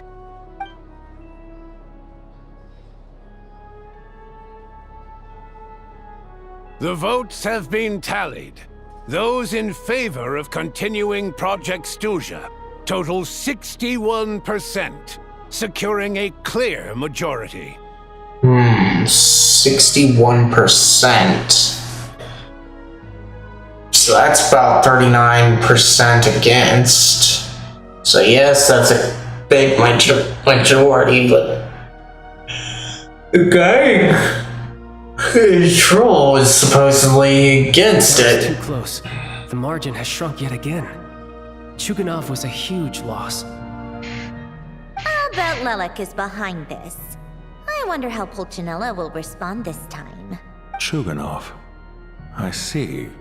Lelek strikes again. Yes. Go, Lelek. Once Project Stuza is defeated, our unwavering support at Bring Out the Kvass will finally pay off when we make our comeback. I can taste our victory already. So she's one of them, huh? In accordance with the result of this vote, Project Stuza will remain in effect until the next Vecha period.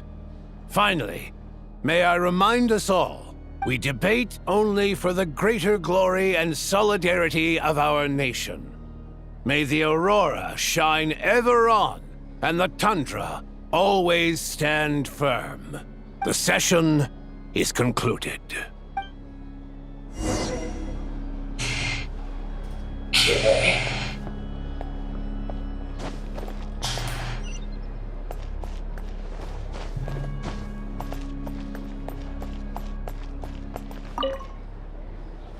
I have to say, I really wasn't expecting Chuganov to vote against Project Stuza. Why? What's so strange about that? Well, in principle, Snezhnaya's business and political elites ought to be the ones least likely to oppose it. As we heard, Project Stuza is basically just a resource distribution framework that requires everyone to cut back during the winter. But even if the policy got cancelled, the Tsaritsa's energy needs wouldn't suddenly go down. The extra demand from the public would have to be filled from somewhere. So logically, the factories would have to take the hit. This explains a lot. I got a letter from Mr. Mitya just before today's session. He said he's confirmed that there are issues around overtime and excessive energy consumption at the Iskra manufacturing plant. In a situation like this, Once the Rooster receives the report, he'll order the factory to halt production and submit to an investigation before issuing a penalty. But that's a week-long process, and thus didn't make it onto the Vetcha agenda this time. I don't think he suspects anything so far. Got it. So for him, it's a choice between reducing production and stopping entirely. Exactly. And as you know, he's a very selfish person.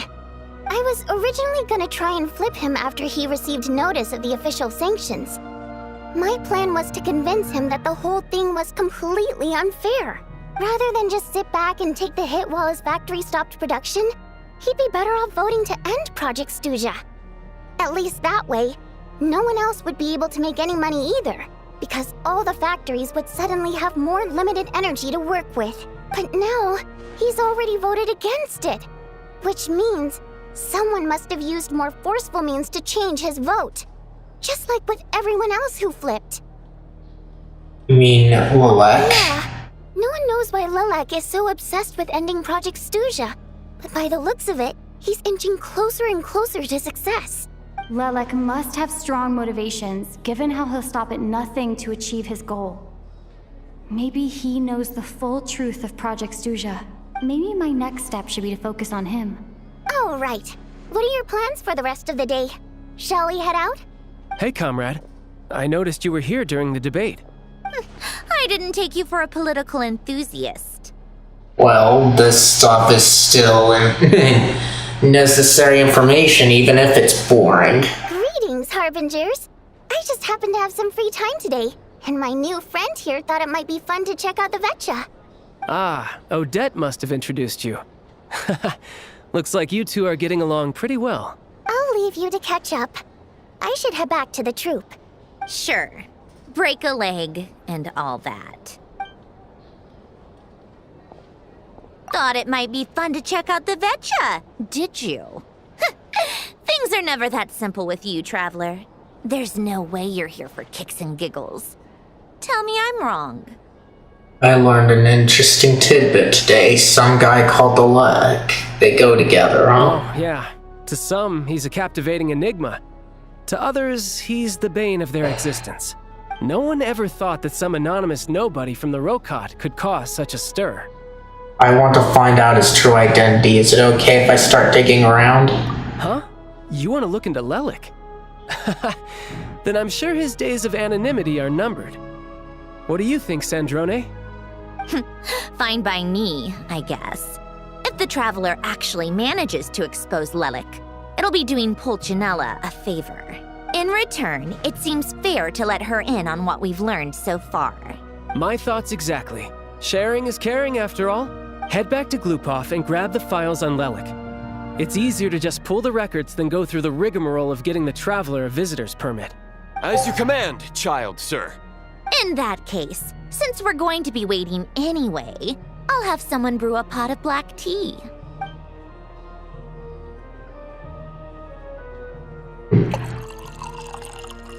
One common thread among the many incidents Lelik has been involved in is that the victims are all too scared to share any real information about him. Clearly, he must have threatened them in some way. His modus operandi is to silently infiltrate the scene and leave a threatening letter behind. But neither the letters nor the crime scenes ever yield any clues to his identity. So all these files have to offer are short statements by the people affected. They don't give us a lot to go on. If nothing else, it shows we're dealing with a trained professional who's versed in counter-surveillance. Yes, and to that point, he often strikes in highly secure locations. The victims are high-ranking and influential people who take their personal security very seriously. Phantom thief? Somehow, Lelik slips right into their rooms without making a sound. There's never any eyewitnesses, nor the slightest trace of a break-in. If he can get in and out undetected, it means he can strike without warning. Not that that's ever happened so far, but the thought is enough to scare these people sleepless. It's hard to believe that a human being could pull this off flawlessly every time, so they switched the focus of the investigation to Faye. Unfortunately, no one's found anything yet. Are you saying even you can pull it off? Careful. Don't underestimate me. Although, truth be told, I'd probably find it hard not to blow my cover. Direct confrontation is more my style. We haven't ruled out the possibility of Lelik being human. It's just, there can only be a handful of people in all of Teyvat who'd fit the profile. They, on the other hand, plenty would have the ability, but few would have the motive. So it's someone as strong as Tartaglia? And even more meticulous? No, not as strong as me. You'll never find the culprit with criteria like that. Let's go with a little weaker than me. Nouvelette? Skirk? Oh, you hit me right where it hurts. I'll admit, he's strong and meticulous. But can we at least limit this to candidates who have something to do with Snezhnaya? She's just trying to find a reference point. Stop getting fixated on who's stronger than who. But that's the most important thing. In my opinion, anyway. Alright, let's take it down a notch or two. Oh god, Odette is a reference point. She's someone we all know, and I've seen her in action. They go together. Odette? Yeah, that seems about right. Her skills are solid, and she's always calm under pressure. Except she's Fatui, so the likelihood of her working against us is pretty low. But yeah, much more accurate than your previous example at least. No, wait a moment. Maybe we should interrogate that assumption. What do you mean? Which assumption? Her Fatui identity doesn't necessarily exonerate her. And when you think about it, the Rokot would be precisely what she needs to conceal her identity. Plus, she wouldn't need to be such a pro at covering her tracks. She'd already know where the Fatui will be and when, so she could choose the perfect time to act. Oh, yikes. I was just thinking out loud. Why is this starting to sound like such a convincing theory? Still, what reason could Odette possibly have for trying to call off Project Stuzha? Arlecchino would be the best person to ask. She knows Odette best. Unfortunately, she isn't back yet. She's not, even though I've got her in my active party right now? Rosaline used to open up to her in private about her struggles with Odette. As I'm sure you can imagine, Arlecchino is quite a lot better with children than Rosaline was. She gave her some tips on how to handle the situation, and Rosaline managed to reach a settlement with Odette before leaving. So I suppose there were at least no lifelong regrets left behind. Beyond that, I don't know the details about that side of things. But I do know that Odette definitely has a motive to hold a grudge against Project Stuzha. The reason being, her father passed away during the early stages of the project. That was back before it had been named Project Stuzha, when things were still being worked out. But in essence, it's remained the same ever since. Huh. The more you know. Rosaline was always so self-centered. I never understood why she started paying so much attention to Odette. Oh, even you didn't know about this? Is that such a surprise? If you cast your mind back, you may remember that Rosaline and I weren't exactly close. We had tea together a few times, but that was about it. Odette's past is no secret. Her father was a fatus and her mother was a very famous ballerina. On the surface, it looks like she followed right in her parents' footsteps. But the truth is quite a different story. After her father passed away on a mission, her mother was overcome with grief. She broke her leg during a performance and could never dance again. Never dance again? That sounds a bit weird. Like, shouldn't say that it can't happen due to how life-altering injuries can be, especially that, but in her condition, she should have been able to get back up on her feet if she struggled enough. Odette was only interested in ballet at the time, but this tragedy left the family with both breadwinners gone. They could barely make ends meet. Per Capitano's policy, family members of Fatui who died in the line of duty had to be appropriately accommodated and provided with adequate assistance. So, regardless of how Rosaline may have felt about it, it fell to her to resolve the issue of Odette's family's livelihood. In the end, the solution they agreed upon was to have Odette join the Fatui. Right, because the alternative would have been a one-off compensation payment, I guess. In that sense, joining up was definitely the better option. Still, she must have had mixed feelings about it, right? If she doesn't even like the Fatui. It's just a theory. A possibility. But as a motive for Odette to become Lilac, it holds up. That said, I have no idea where Odette's head is at right now, or what her conflict with Rosaline was about. Plenty of people were on bad terms with Rosaline. I have no intention of trying to figure it all out. So Senora actually wanted to mend her relationship with Odette. Yes, but there's not much point in discussing that now. Yeah, back to Lilac. Since our investigations so far have turned up next to nothing, we've got nothing to lose by trying a new angle. Funnily enough, Tonya and I had actually made plans to go to the theater tomorrow to watch Odette's rehearsal. Unfortunately, thanks to this Lilac situation, I'll be stuck working overtime again. Which means you can go in my place. No point wasting the ticket. Plus, you'll get to meet Tonya. What's the rehearsal for? Spirit Seeker. Quite the classic ballet. It was passed down through Odette's mother's family for generations, though it hasn't been performed in years. But Odette's been practicing it diligently, and it's finally ready for a return to the stage. Excitement is through the roof. Tickets for the official performance sold out long ago. Tonya's excited for it too. She's desperate to see it no matter what. Personally, it's not really my kind of thing, but since she's my little sister, I had to figure something out. I've actually seen it several times before. The story's pretty straightforward. The lead character follows a trail of clues left behind by a spirit, gradually recovering her memories along the way. Kinda telling, huh? Because Paimon started having memory issues recently. Like, we know that she doesn't remember anything from the beginning, but it's like something has happened here. So this seems to have a parallel already. It's a tale of love and regret. So not exactly reinventing the wheel, at least by today's standards. But when that classic melody kicks in and the lead character begins to dance, it always gets me. It really is beautiful. Not an easy dance to do justice to, though. I know it's always been Odette's dream to perform this piece, but I'm not sure she's really ready. In that case, I think that even if she is Lilac, we should wait until her performance is over before we respond. I'll let you take it from here, comrade. Alright.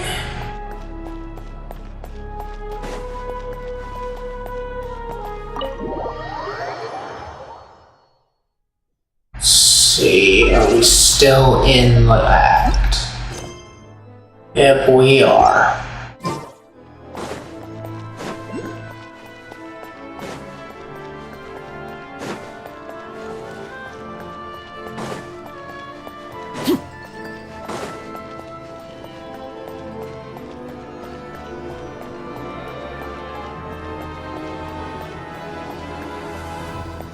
And I don't care.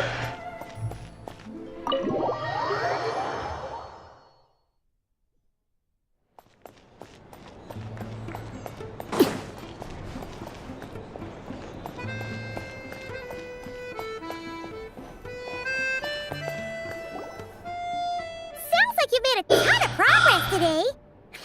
It's good that everything's going so smoothly. Next step is to head back to the theater and get a clear answer from Odette. Could be easier said than done. Even if she's the one, she won't necessarily admit it. Either way, Paimon doesn't get the sense that she's a bad person. Sure, she might have done some pretty extreme things, but Paimon bet she has her reasons. Maybe this is going too far, but like, with everything she's managed to do so far, wouldn't it make more sense in theory to be even more, you know, heavy-handed? Why leave a letter when she could, well, we know there are plenty of other ways to keep people in line, right? The point is, she could have gone further, but she didn't. So, if it is her, she's got some principles at least. I want to believe in her too. Well, all you can do follow the facts wherever they lead. How are you feeling today? No change, really. But that thing Paimon told you about yesterday? Paimon feels like she can sense it more clearly now. Hearing you talk about your day makes Paimon itch for an adventure. If only she could be there with you so we could experience it all together. Yeah, I wish you could be there too. I'm not used to adventuring alone.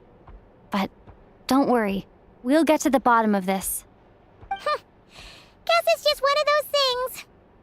Never mind. Paimon will behave herself and keep resting.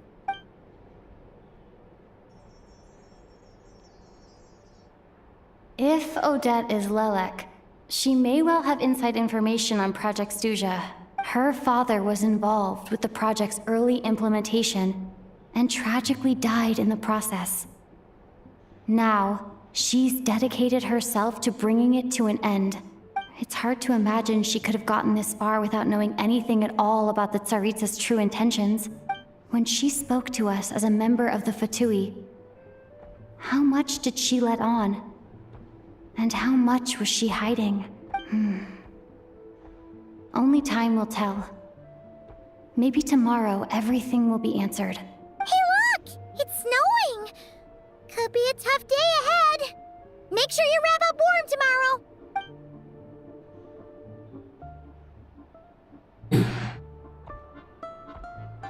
Nice scenery there, but Paimon did make it seem funny there. That's the end of the act. Alright. Let's see.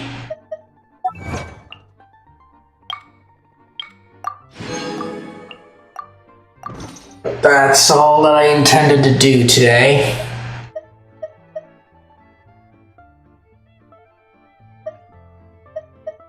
So let's go ahead and switch back to the normal party.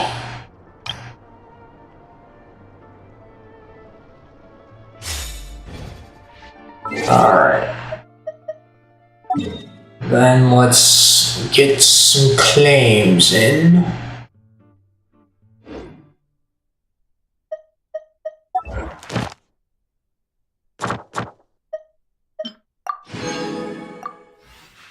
Okay, we got a wish there.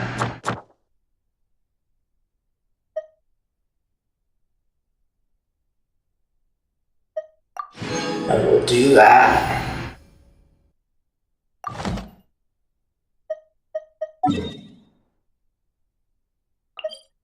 Go there.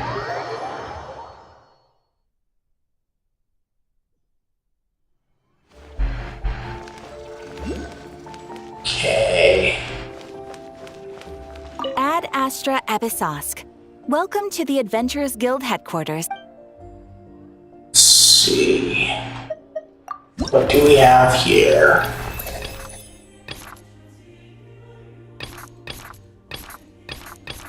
Okay, so nobody would care about. Ad Astra. Why do you care about them so much, though? Thank you. Ad Astra Ab. There we go. Thank you for completing today. Alright.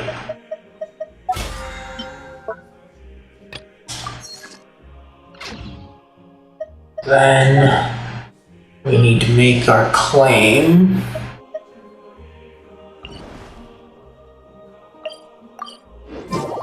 So we'll go over here, since otherwise we've got to visit the train.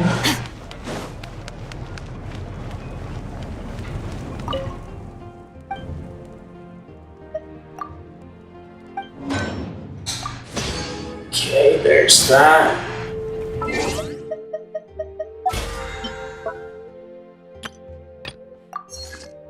Okay. Then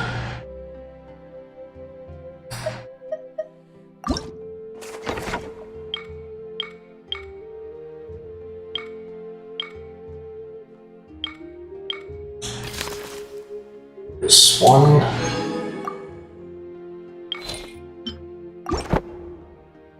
Okay.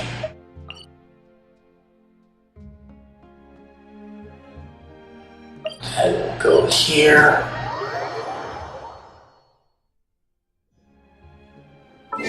What did we get over here? We've already claimed the commission. So what is going... Okay.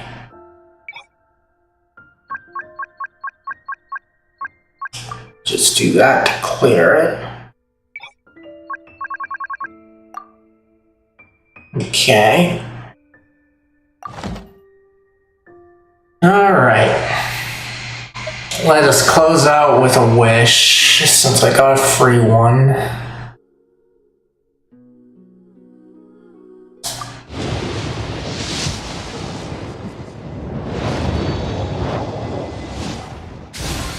Okay. Just a weapon.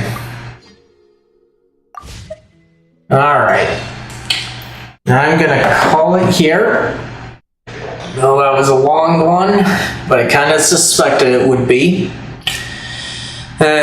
So I thank you all for coming. If you're watching this over on YouTube and you enjoyed it, be sure to leave a like and share this with anybody else that you think might enjoy this. And if you'd like the chance to chill with me again, be sure to hit that subscribe button and bell notification icon to hopefully be notified of when I'll be live again. As for when I'll be live again, typically that would be tomorrow since we've still got some story to deal with, but I've got things going on tomorrow, so probably Wednesday. But I'm not too sure about that. I usually keep people up to date about that stuff on the posts tab of my YouTube channel, so be sure to check there on that. And if you guys are watching this on Twitch, you all know what to do. Speaking of Twitch, let's try and find somebody to raid.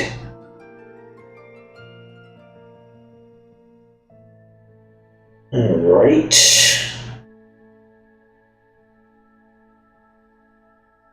Let's see if anybody I know is on. Oh, looks like Jason's on. So let's give him a raid. It's a nice and chill individual. Very cool, and we have nice discussions sometimes. And it looks like he's doing the story too. Give him my regards and tell him I'll be there when I can. And with that out of the way, I thank you all again for coming.